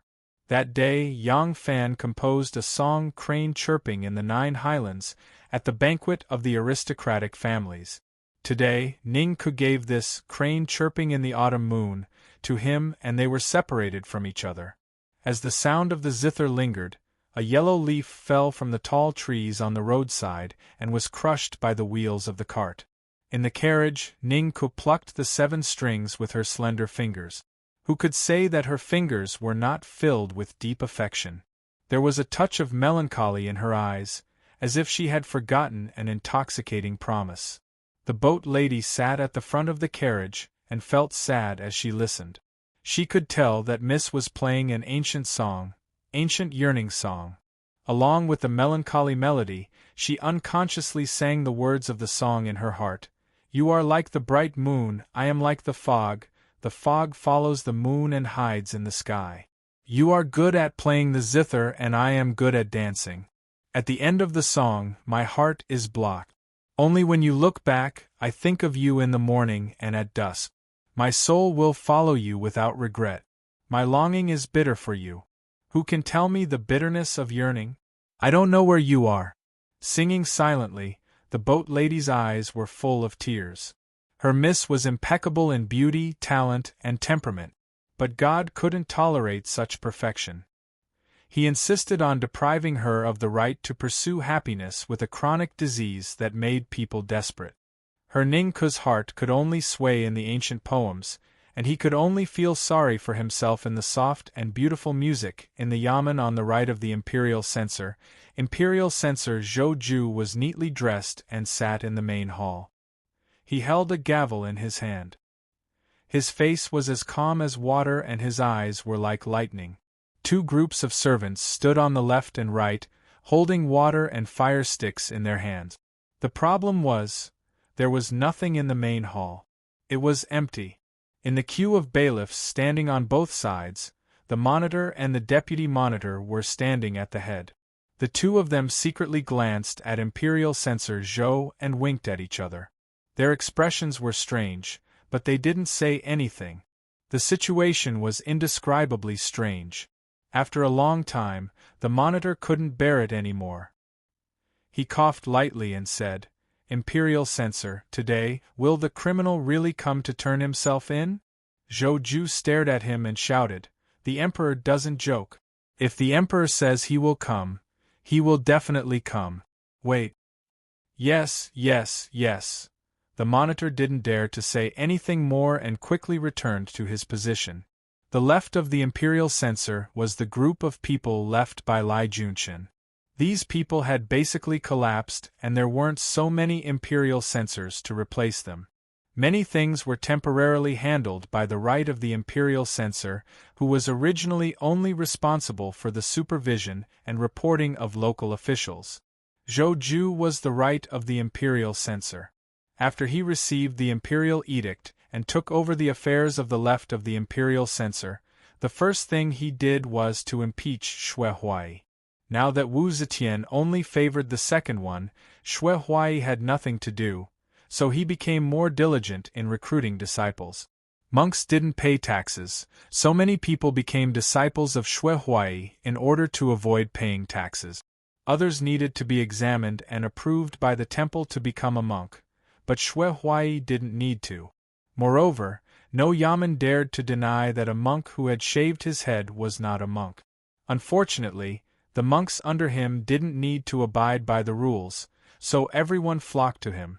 Because of this, Not only could many people boldly avoid paying taxes, but there were also a large number of monks who didn't abide by the rules in White Horse Temple.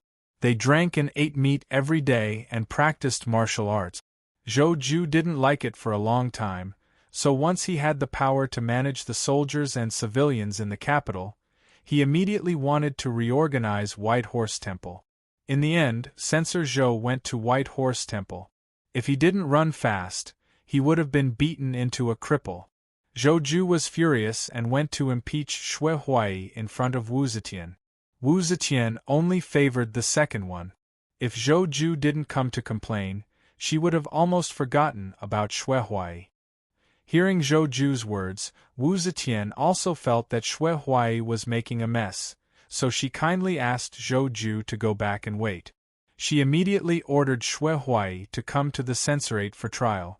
Zhou Ju went back to the censorate and set up such a formation.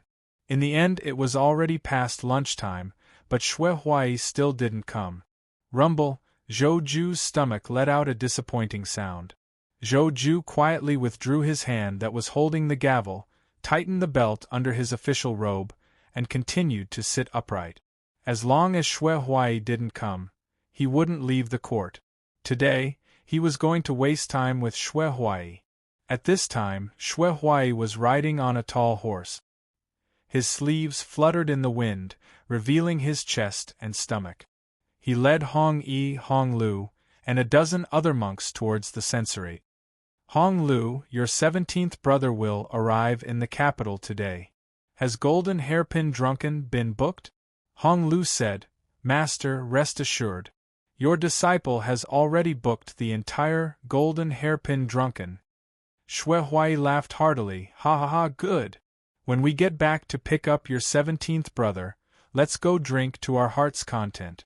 Hurry, let's go to that damn censor's office first. Don't delay us men's business. Chapter 630. The imperial censor Zhou was waiting anxiously. Just as he was feeling anxious and uneasy, there was a sound of people shouting and horses neighing at the yamen entrance. A group of monks on horseback galloped to the front of the mansion. One by one they jumped off their horses and boldly barged in. The yamen runner guarding the gate hurried forward to stop them. Hong Yi whipped him and scolded.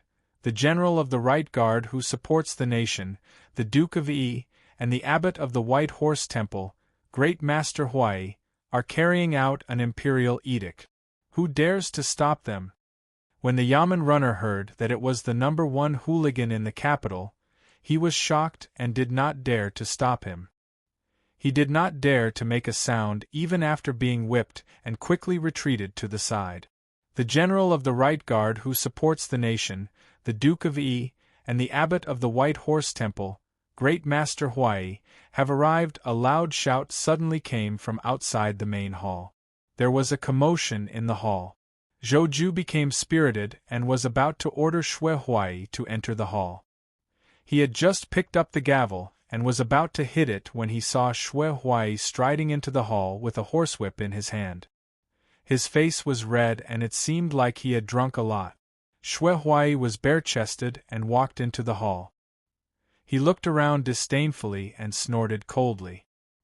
He walked towards the desk where the scribe was. Next to the desk was a long table with rolled ears. On top of the table were the 4 treasures of the study. A scribe was kneeling behind the table.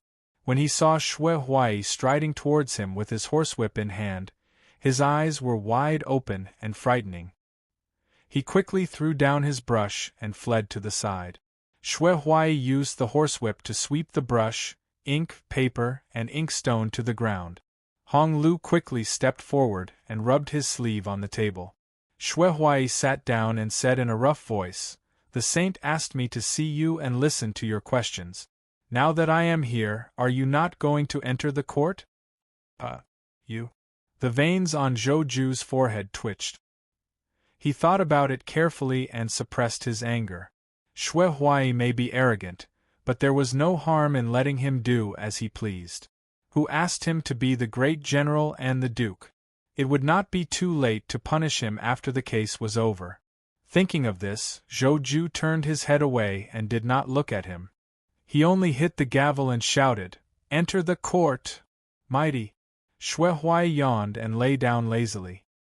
He bent his elbow as a pillow and propped his head up, assuming the posture of a sleeping arhat. Hong 1 and Hong 6, along with a group of fellow disciples, stood behind him. For a moment it seemed as if two judges and two groups of bailiffs had appeared in the court. Glaring furiously at Xue Huai, Zhou Ju barked. "Xue Huai, this official is investigating you for overstepping your authority in the ancestral hall by shaving someone's head without permission. Is this true?" Xue Huai yawned and shook his horsewhip. Hong Lu understood and quickly stepped forward, puffing out his chest as he answered, "True." The scribe's table had been snatched away by Xue Huai, so he couldn't move another table in time to record his statement. He stood at the side with a face full of embarrassment. Zhou Ju said, "You write it down here." The scribe hastily complied. He stood beside Zhou Ju, pulled a piece of paper, took Zhou Ju's brush, moistened it with ink and wrote down this sentence. Zhou Ju asked again, "Xue Huai, this official is asking you. You have overstepped your authority and accepted many disciples without permission, allowing them to evade taxes and perform forced labor. Is this true?" This time, Xue Huai didn't even bother to shake his whip. It was Hong Lu who answered straightforwardly, "That's right. My master has always loved his disciples." Zhou Ju asked again, "Xue Huai, you have accepted many disciples. They don't preach scriptures and chant Buddhist scriptures all day long. Is this true?" Xue Huai started snoring loudly. Hong Lu curled his lips and said, "Nonsense. My master's skills are all in this. What else can he do if he doesn't practice martial arts? Even my master doesn't know how to chant scriptures. Aren't you making things difficult for him?" Zhou Ju slammed the gavel heavily and shouted, "How dare you, Xue Huai? You have overstepped your authority, shaved your head without permission, condoned tax evasion, and disobeyed the rules. Do you know your crimes?" Xue Huai was awakened by the gavel. He sat up and rubbed his eyes, asking Hong Yi, "Is the interrogation over?" Hong Yi hurriedly bowed and said, "Yes, it's over." Xue Huai stood up and said, "Since it's over, let's go. I'll go to the Golden Hairpin Drunk with Hong Yi. Hong Lu, go pick up 17 and come to the banquet." After the discussion, the three of them turned and walked down the hall. Zhou Ju was shocked and angry. He shouted, "Xue Huai, where are you going?" Xue Huai turned around and teased him, "I'm going to have a drink. What's wrong?" Zhou Ju's face turned pale. He pointed at Xue Huai and said with a trembling voice, How dare you look down on the court?" Tui." Xue Huai spat out a mouthful of phlegm onto his desk. Zhou Ju was so disgusted that he quickly hid and covered half of his face with his sleeve. Xue Huai glared at him and said, "The saint asked me to come and be interrogated by you. Now that you've interrogated and interrogated, I've answered to the saint. What else do you want?" All the disciples spat at Zhou Ju in unison and followed Xue Huai as he boldly walked out. Zhou Ju was so angry that his throat was gurgling, his face was red and blue, and his eyes were seeing stars. When he finally caught his breath, Xue Huai was long gone. Right at this moment, someone came out from the back of the hall. He stuck his head out to take a look and saw that the hall was empty. He then revealed himself and said to Zhou Ju with a smile, "Since Brother Zhou has not asked about the case, why are you here alone? What are you trying to do?" Zhou Ju had just caught his breath when he saw the person. It was Su Yugong of the left censor. There were not many people in the left censor now. Su Yugong was one of them. Although he was in the left censor, he specialized in opposing Lai Junshin's group. Therefore, he got along well with the censors in the right censor. Zhou Ju and he were very good friends. Zhou Ju took a few deep breaths to calm himself down. He asked, "Why is Brother Su here?" Su Yugong did not notice the change in his expression. As soon as he heard the question, he happily smiled and said, Yang Longzhong of the Ministry of Appointments has returned to the capital today. He and you and I are kindred spirit. In this trip to the southern border, he eradicated evil and eliminated evil, displaying his power and prestige. The group of evildoers at the left platform were all buried in his hands. Therefore, I would like to invite Brother Su to welcome him. Zhou Ju asked. Yang Longzhong of the Ministry of Personnel? The disciple of the White Horse Temple Master? Su Yugong smiled. Yes. Zhou Ju flew into a rage. I won't go. I won't go even if you beat me to death. This pair of master and disciple is not a good person. Because of his master, Zhou Ju hated his disciple, Yang Fan. He swung his sleeves angrily and left. Su Yugong was stunned on the spot with a blank face. When Yang Fan arrived at the capital, there were many officials who came to welcome him. For example, Censor Hu Yuanli, Su Yugong, and the others. They were all friends who had fought side by side. Sun Yuxuan, Yen Xiaojun, and the others were colleagues in the Ministry of Justice. As for Chun Dong, Yuan Han, and the others, they were his trusted subordinate. In addition, Ma Qiao, Chu Kuanga, and the others were good friends in the army. There were many of them, even more than the number of civil officials who came to welcome him. Other than that, there were also some officials whom Yang Fan had interacted with before. Although they did not have a deep friendship, they did not mind coming to greet and make friends. Even if Yang Fan did not become a heavenly official and actually held the position of Assistant Minister of Heavenly Official, he was still a powerful figure in the Ministry of Justice. As for Hong Lu, because of the delay in the censorate, he was a step late. When he arrived, Yang Fan had already entered the city. Hong Lu had no choice but to go to the palace. After everyone received Yang Fan and Eunuch Gao, they returned to Luoyang in a grandiose manner. They each set a date for the banquet and dispersed. Those who really wanted to see Yang Fan were all of high status and could not personally come out to welcome him. But now that Yang Fan had returned, he would definitely see them first. It was impossible for him to drink and have fun with his gang of scoundrels. Yang Fan followed Eunuch Gao into the palace first to see the emperor. Today, the emperor was not attending court and was waiting at Lovely Spring Terrace. Lovely Spring Terrace was now the place where the Zhang brothers often stayed. Wu Zetian treated this place as the residence of her most favored concubine. As long as she was not dealing with government affairs, she would definitely be here. After seeing Yang Fan, Wu Zetian praised him for his contributions in the southern border. She also explained the reason for transferring him to the Heavenly Magistrate's office, and then dismissed him.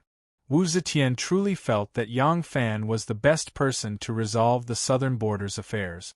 At least based on his friendly relationship with the various tribe leaders of the southern border, the local tribe leaders would not make things too difficult for him when it came to the appointment of officials.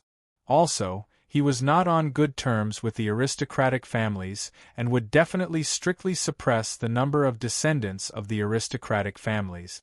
These 2 points were advantages that Yang Fan already possessed. He did not need Wu Zetian to tell him anything. He would definitely play such a role and would definitely do so. If he needed the emperor's instructions, then the emperor did not need it to be him. If it was anyone else, wouldn't it be enough for the emperor to tell them what to do? The process of Yang Fan seeing Wu Zetian was both simple and smooth. Originally, he did not want to stay a moment longer in front of Wu Zetian. It would be good if he could leave earlier, but he had been away for so long. He really wanted to see Wan Er. Unfortunately, there was no morning court today. Wu Zetian did not see him at Wu Qing Hall, so he did not have the opportunity to see Wan Er. After Yang Fan left Lovely Spring Terrace, he was accompanied by a young servant as he walked out of the palace. He looked left and right every 3 steps, but did not see any trace of Wan Er. Yang Fan thought, could it be that Wan Er still does not know the news of my return to the capital? That shouldn't be the case. This news should have first reached her before it was reported to the emperor. Just as he was thinking, a woman dressed in men's clothing slowly walked over. The only people in the palace who could wear men's clothing were the female officials of the various departments of the inner palace.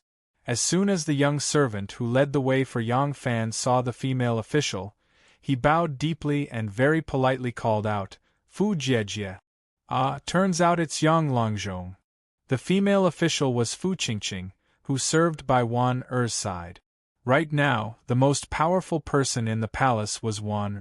Although the second Zhang was favored, what they cared about was the power in the court. They did not care about the connections and power in the palace. Moreover, it was really not convenient for them to meddle. Wan Er held great power in her hands, so the power of her trusted aides also rose accordingly. Fu Qingqing's current position in the palace was similar to Wei Tuan Er's in the past. The things she was in charge of were basically the things that Wei Tuan Er had previously been in charge of. Therefore, in the inner palace, not only the palace maids fawned on her, but many of the princesses and imperial concubines were also very courteous to her. She seemed to have just seen Yang Fan.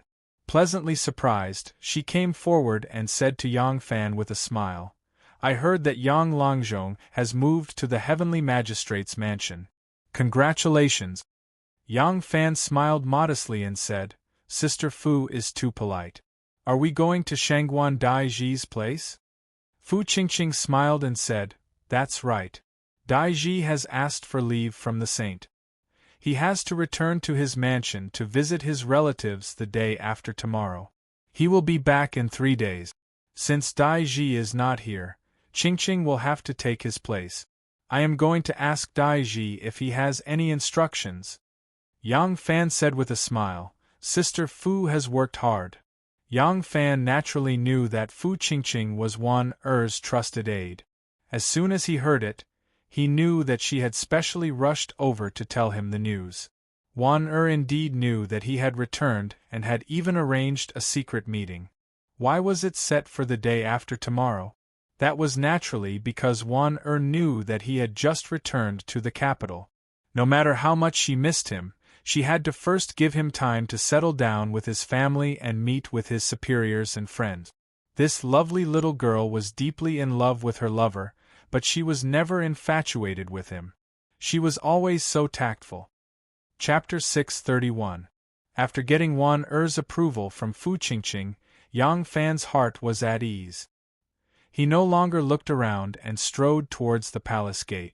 Yang Fan had just left the Meridian Gate when he saw Li Shucai, the assistant minister of the Yellow Gate, walking towards him.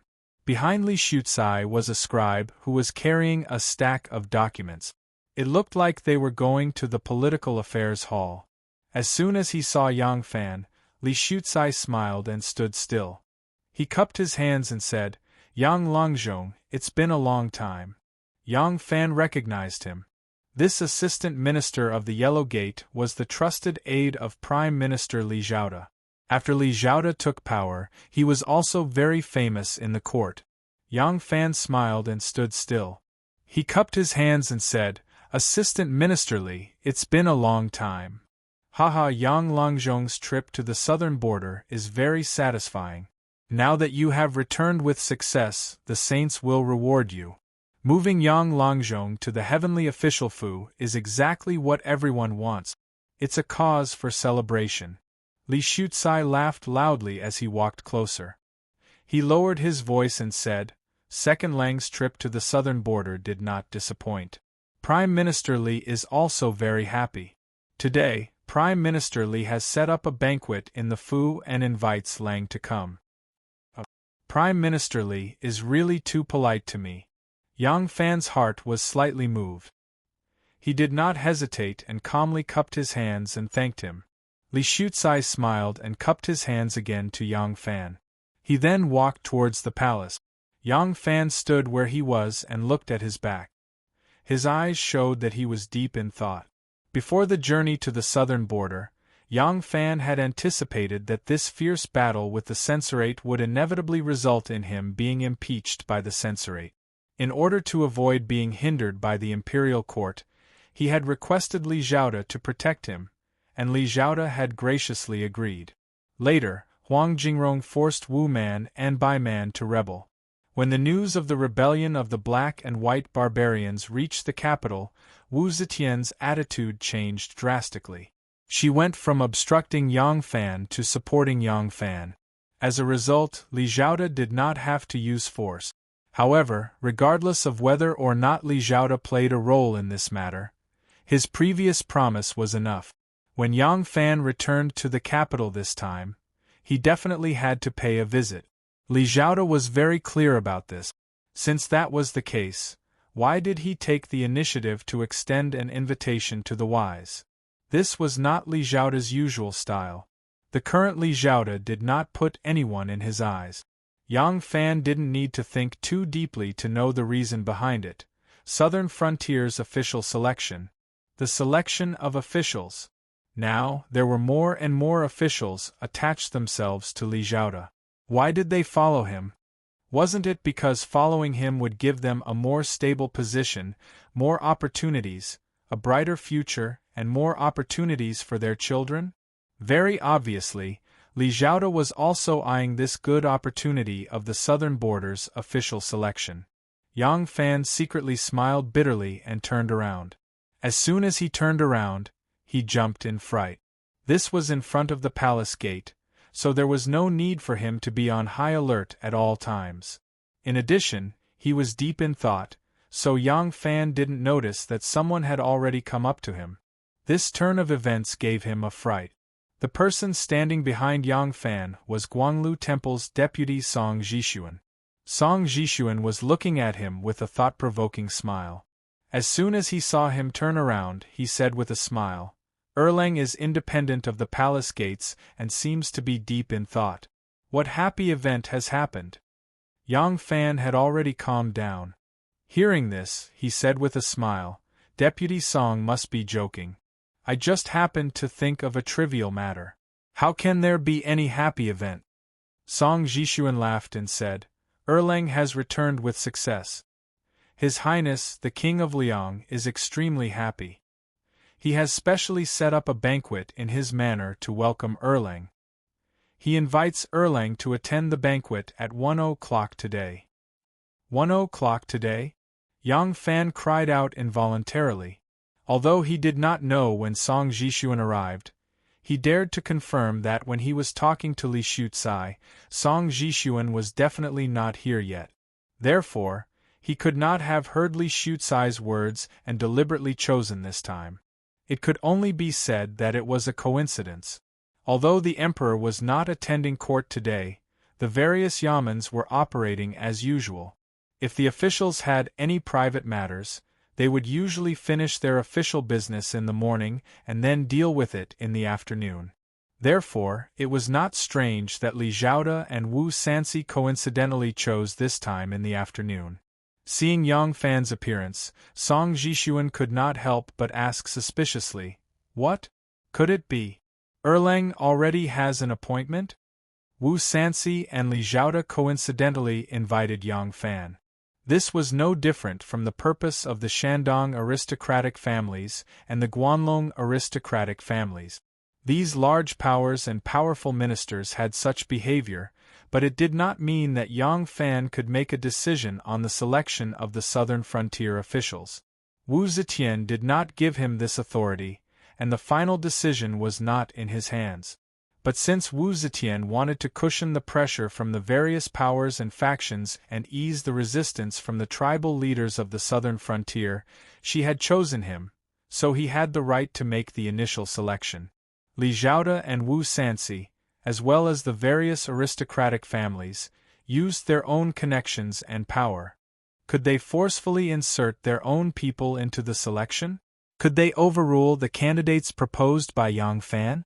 Of course they could, but to do so, wouldn't it be too evil? It was easy for him to suppress Yang Fan, but he would not be able to suppress the impeachment from the other factions. Yang Fan could not do anything to them, but the other powers would have sufficient reason to impeach them for using their power to overstep their authority and interfere with the selection of officials for their own personal gain. But through the candidates proposed by Yang Fan, they would be justified. At that time, they could do whatever they wanted and secretly support Yang Fan.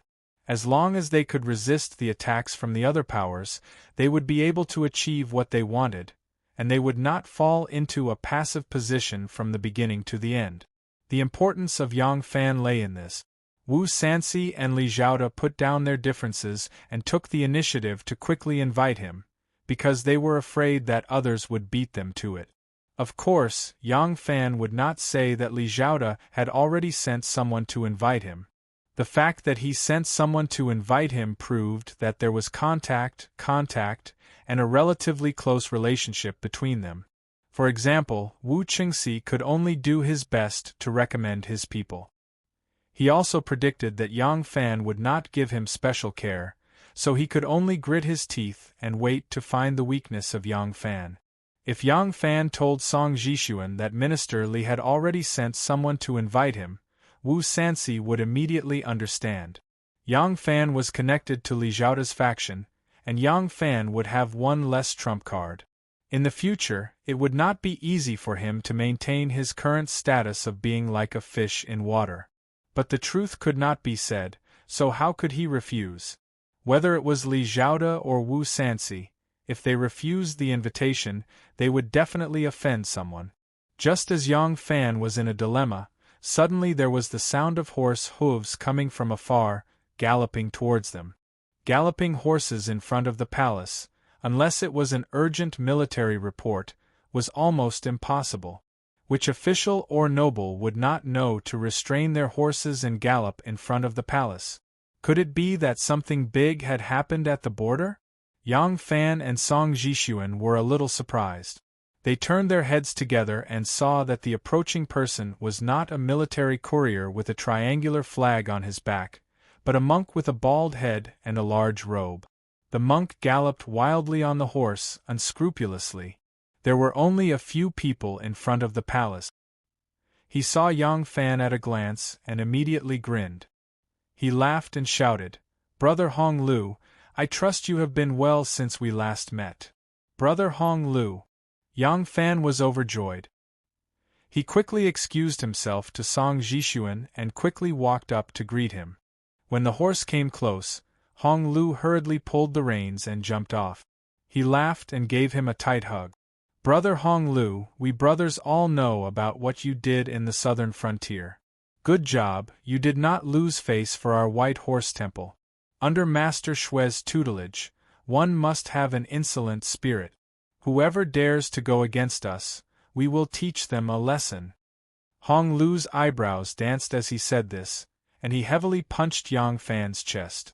It seemed that Yang Fan had killed 2 imperial envoys in the southern frontier, causing the other imperial envoys to be imprisoned after returning to the capital, was really to this ruffian monk's liking. Yang Fan laughed and said, "Brother is overpraising me. How did you find your way to the palace? After this matter is over, I should have gone to pay my respects to Shizhuan and all the other brothers." Hong Lu laughed and said, "It's not like you don't know Shizhuan's temper. He is as impatient as a thunderbolt. How could he have the patience to wait for you in the temple?" As soon as he heard that you had returned, Shizhuan was grinning from ear to ear. "Right now, he has already gone to the Golden Hairpin Drunk to wait for you.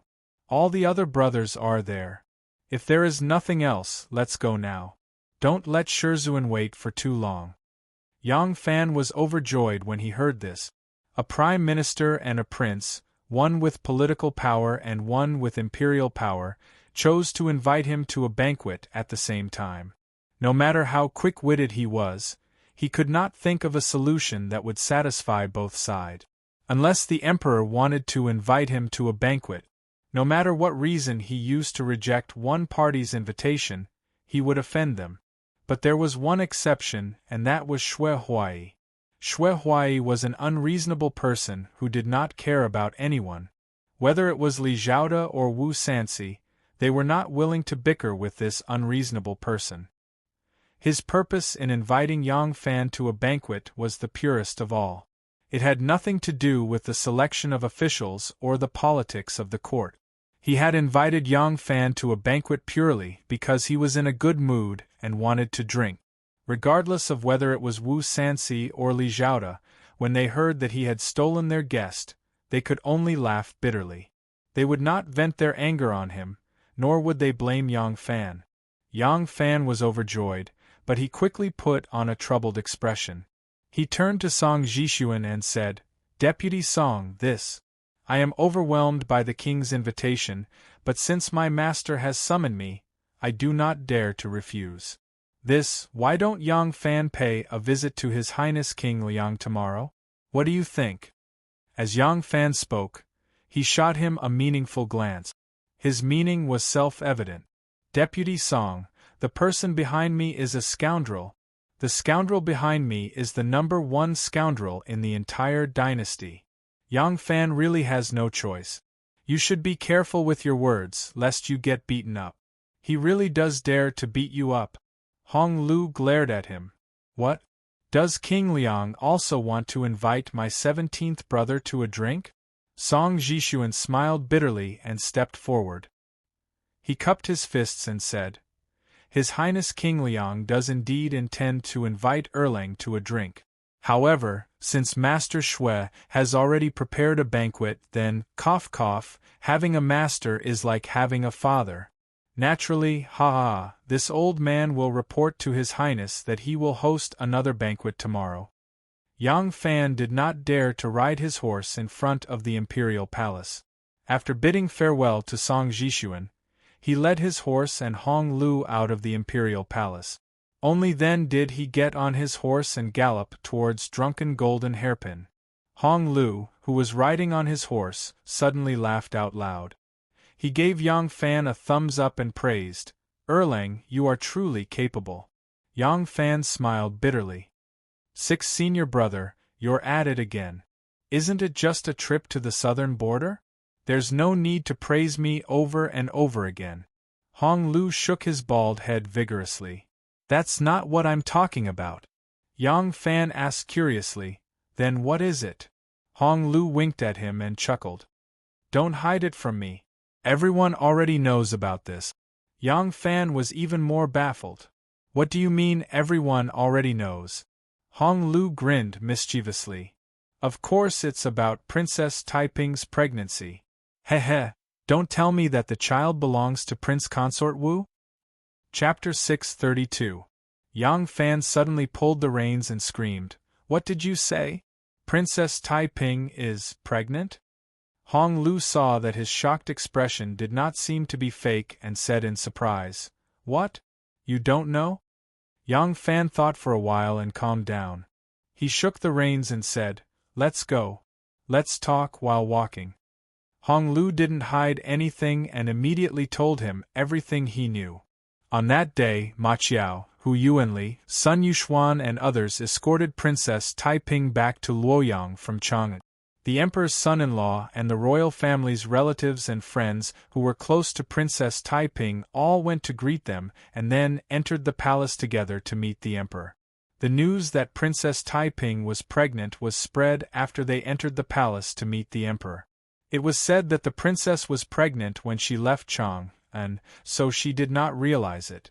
She did not know it until she arrived in Chang'an. At that time, she was responsible for worshipping the ancestors. She was afraid that it would affect the worshipping the ancestors, so she temporarily hid the news.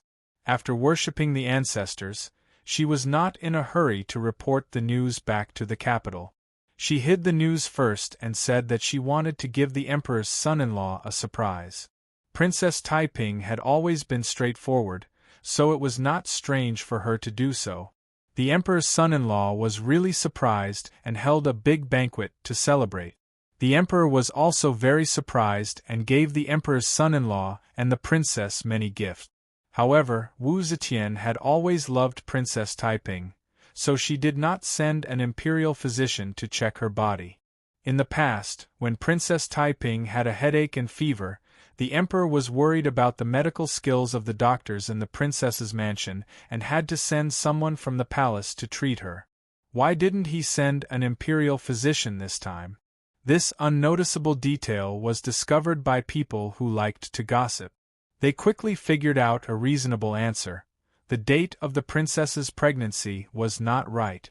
Princess Taiping went to Chang'an to worship the ancestors and was escorted by Yang Fan. The relationship between Yang Fan and Princess Taiping was well known. They must have been in the same carriage and sleeping together on the way. So, was this child conceived before or after the princess went to Chang'an? The emperor did not send an imperial physician. Was it because she was worried that the imperial physician would find that the pregnancy time was not right? Thus, before Yang Fan had even returned to the capital, his love affair had already begun to spread through the capital.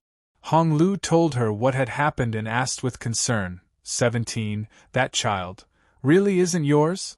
When Yang Fan heard what he said, he was shocked. I didn't do anything with her. Is she really the child of Prince Consort? Thinking of this, Yang Fan felt a little uncomfortable in his heart, a little sour. Speaking of which, the person who should be jealous and had the right to be jealous should be Consort Wu, who was already a mess in the eyes of the commoners of Luoyang. Yang Fan really had no reason to be jealous. But since he had already accepted Taiping, how could he feel comfortable hearing this kind of news? Besides, when she and Princess Qixi toured the Luo River, she had said that she would never let the son-in-law touch her, but now Yang Fan felt a little hurt in his heart. As soon as this feeling arose, he suddenly felt that something was wrong. In the past, he had no knowledge about pregnant women, but ever since Xiao Meng got pregnant, he had some experience with pregnant women. If Taiping was really pregnant before she went to Chang'an, how could she look normal when she was in Chang'an? When Yang Fan went to Chang'an and met Princess Taiping, she pulled Yang Fan into her boudoir. She dressed herself in her underwear and dressed herself in front of him. She even hugged and kissed him and rubbed her ears against his. Her enchanting waist twisted like a snake. It was so thin that it did not seem like a woman who was 3 months pregnant. Yang Fan was secretly suspicious, but he still maintained a calm expression. He shook his head gently and said, "No." Hong Lu was very disappointed. He had heard the rumors and was sure that the child Princess Taiping was pregnant with was his junior brother's. His junior brother had an ordinary background like him. Now, not only did he take the princess's body, he gave the son-in-law a green hat, and he even took the child's place. His group of brothers were very proud. Hong Lu did not give up and asked, 17, "Are you sure that this child is not yours?" Yang Fan laughed dryly and said, "This matter, the princess has never told me. You know, I am very busy. This matter, I have to ask her before I know." Hong Lu was overjoyed and said, "Then you must ask quickly. You must ask clearly. Before you ask clearly, don't be in a hurry to deny it. This is a great thing to be proud of. If you deny wrongly, you will spoil the mood of your brothers. To tell you the truth, Master also praised your ability." Lu Dao Lane was located in the southeast corner of Luoyang. It was far from the center of Luoyang and had fewer residents. However, the scenery here was beautiful, and the land and housing prices were not high. Therefore, some scholars with average family backgrounds who liked to be cultured liked to buy houses and live here. In the second section of Lu Dao Lane, there was a small house with 2 courtyards. It was called a small house because the house was simple and plain, and it did not look rich or noble. In terms of the area it occupied, it was not inferior to the luxurious houses with 5 courtyards in the center of the city. This was the house of Scholar Xiang Jun. Scholar Xiang had never held any important position in the imperial court in his life.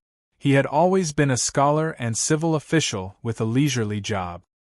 His reputation in the officialdom was far less resounding than his reputation in the scholarly community. Scholar Xiang had retired due to old age. He only had one son, who was a county magistrate in the north. The old man was the only one left in the house. He rarely went out these days and did not socialize as much as he did when he was young and strong. Therefore, in the already deserted Lu Dao Lane, this scholar's house was especially inconspicuous. Although the Xiang residence was one of the more deserted residences in the square, The Xiang residence was not deserted at all. The grass and trees in the residence were lush and the birds were chirping. The exuberant vitality swept away the bleakness of late autumn. It seemed that after Scholar Xiang retired, he devoted himself to being a gardener. The plants and trees in the yard were all evergreen herbs carefully selected by him. He planted and pruned them attentively. There was a special flavor in them. At this moment, in the backyard garden of Xiang's house, a white-robed man was strolling leisurely. Behind him was a shrewd man in black. The white-robed man had his hair loosely tied up in a bun. He wore a moon-white yin house uniform. He had a small beard and a natural and unrestrained temperament, like a tall bamboo in the grass and trees. He was completely different from the shrewd man in black behind him. The white-robed man was young Master Jiang, and the man in black behind him was his confidant, Yuan Tingyun. The place where young Master Jiang was now had nothing to do with the succession hall. The owner of this place was Scholar Xiang. Scholar Xiang's only son was a county magistrate in the north and was secretly supported by the Liu family. The relationship between them was not known to the outside world. In the past, young Master Jiang had never had any contact with County Magistrate Xiang or his father, so this was an absolutely safe place. No one would have thought he was hiding here. Yuan Tingyun reported in a low voice, "When the court built the 3-yang imperial traveling palace for the emperor, we started to interfere.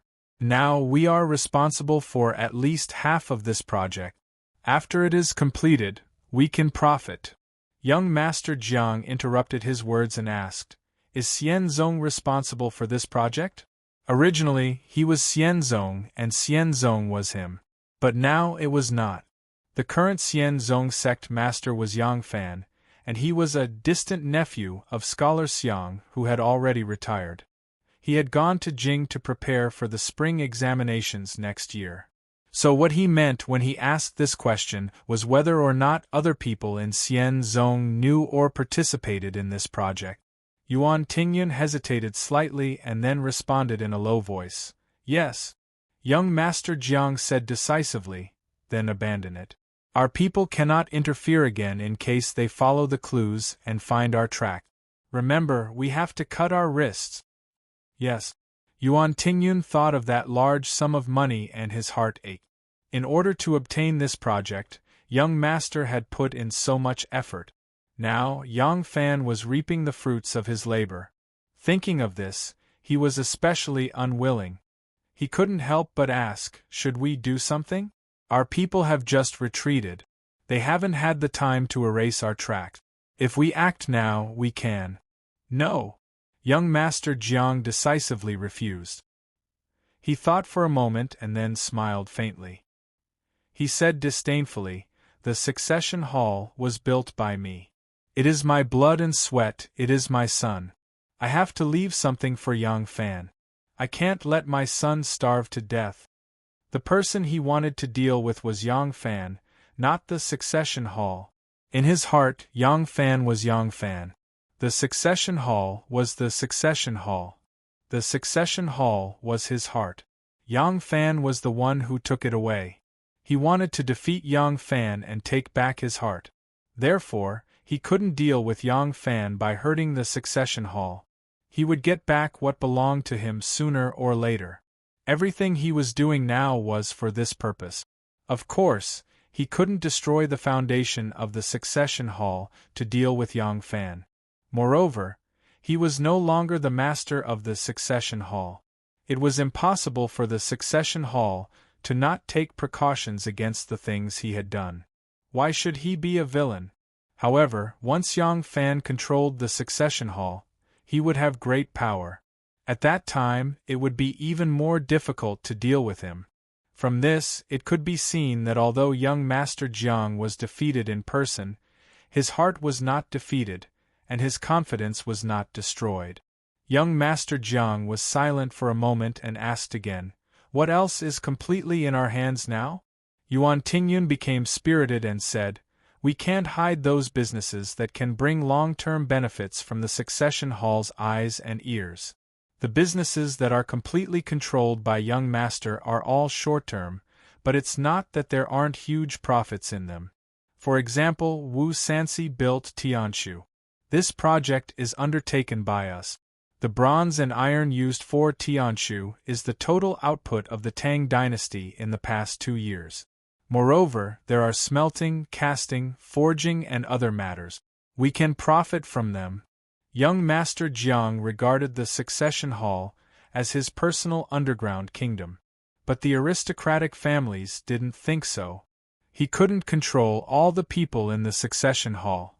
He had his own confidant.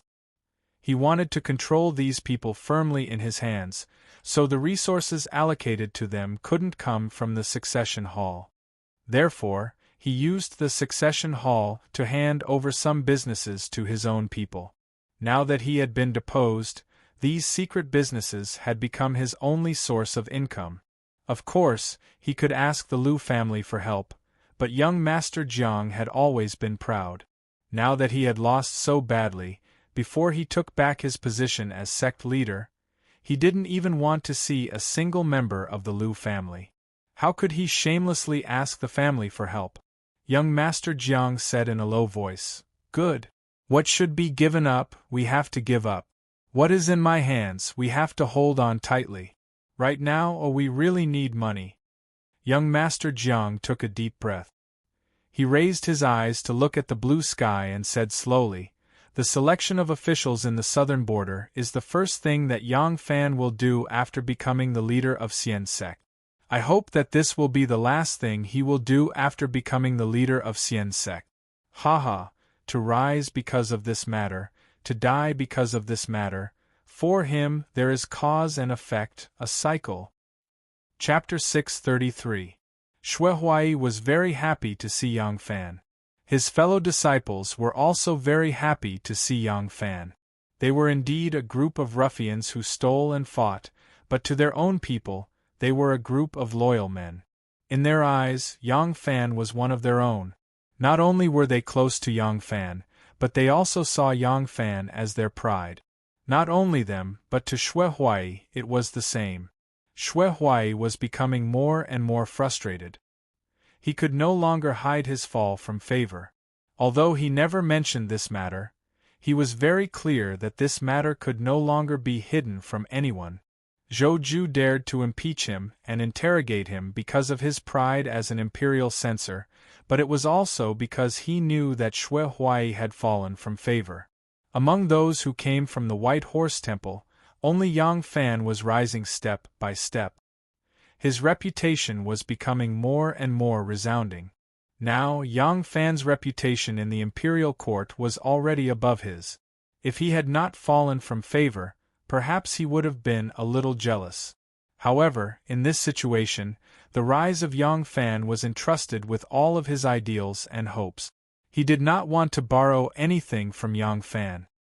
His power came from the harem, so Yang Fan could not help him in any way. However, today, when the White Horse Temple was gradually declining, there was still Yang Fan who outshone others. This more or less gave him some comfort. When Yang Fan saw Xuehuai and the other ruffians, his heart was also very happy. He had many friends, but no matter what kind of friends he had, these banquets and gatherings must have a deeper purpose. Only this group of people from the White Horse Temple, their only purpose was to gather, drink, and laugh. When he was with them, Yang Fan could let go of all his schemes. There was only relaxation, only satisfaction, and only wine. Half drunk, Yang Fan keenly sensed that Xuehuai had something on his mind. He was still laughing like a great bell, still wild and unruly, but the uneasiness and despair hidden deep in his bones could be concealed from Yang Fan's careless fellow disciples, but not from Yang Fan. Yang Fan knew very well that Zhang was becoming more and more favored. Xuehuai was already an empress, who had not yet been thrown into the cold palace but had already fallen out of favor. It was just like the Empress Wang, who had competed with Wu Zetian for favor back then and knew that she would definitely lose, but was not stripped of her title of empress. Xuehuai's current cheerful demeanor and domineering attitude were all to conceal the fear in his heart. Although Yang Fan could see through Xue Huai's thoughts, he couldn't offer any advice. Xue Huai loathed that old woman in the palace, but his prestige, wealth, and status all came from that old woman. He loathed that white-haired old woman who occupied his freedom and body, but he was also unwilling to give up everything that the old woman gave him. This was a knot that could not be untied. What could Yang Fan say? When Yang Fan returned to his home, the sky was already slightly dark. The sun was slanting to the west and was about to set on the distant mountains. In front and behind him, there were many guards in the light and dark. Needless to say, there were guards in the dark. They could dress up in all kinds of colors and blend perfectly into the surrounding crowd. Even Yang Fan didn't know how many of them there were. Perhaps the dark-skinned man not far away was one of them. Perhaps the simple and honest farmer carrying an empty vegetable basket who looked like he had just sold out of vegetables was one of them. There were only 4 bright guards by Yang Fan's side. It wasn't appropriate to say that they were guards. They were all dressed like servants, wearing green clothes and small hats. Their appearances were unremarkable. With Yang Fan's current position as an official, it was normal for him to have a few servants by his side, who would be able to tell that they were Jianghu masters with outstanding martial arts. There were also many martial arts masters secretly guarding around the Yang mansion. But even Yang Fan, who knew that they were there, couldn't tell which of the pedestrians and peddlers were his people. He only knew that the Ji Sitong was planning to buy the houses on his left and right and across the street. In the flower hall of the Yang mansion, Xiaoman and Anu were playing with the child. It was getting colder. Perhaps the first snow of this winter would come soon. Except for the warm weather in the afternoon, when they would take the little fellow out to bask in the sun, they usually played with him in the big house. Anu's love for the child was no less than that of her mother. At this time, Anu was holding the 1-month-old baby, while Xiaoman was holding a bronze mirror in front of the baby. She teased him in a childish tone. "Nian Nian, look, who is this?" Nian Nian was the baby's nickname. Yang Fan gave him the nickname Yang Nianzu. So far, Yang Fan didn't know the real names of his parents. The name Nianzu meant that no matter what his surname or name was, he would never forget his ancestors. Yang Nianzu's eyes widened as he stared in astonishment at the little face in the mirror. He didn't quite understand that the little fellow was himself. He raised his little hand timidly, not knowing if he wanted to touch the reflection of himself in the mirror or if he wanted to shove the reflection of himself away. "Hey!" Xiaoman suddenly poked her head out from behind the mirror and made a face at him. Yang Nianzu saw his mother and clearly let out a sigh of relief. His pink lips pursed and a ball of foam came out to show his joy. Xiaoman put down the bronze mirror and said dispiritedly, "Ah, why doesn't this boy laugh even when I tease him?" Anu looked at the little fellow and asked worriedly, "Is there something wrong with the baby? Stop talking nonsense." Xiaoman glared at her and said angrily, "Look at how smart my baby is.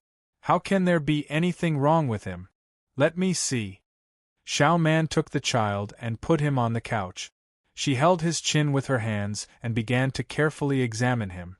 As Yang Fan walked to the back of the mansion, he thought about the arrangements for tomorrow.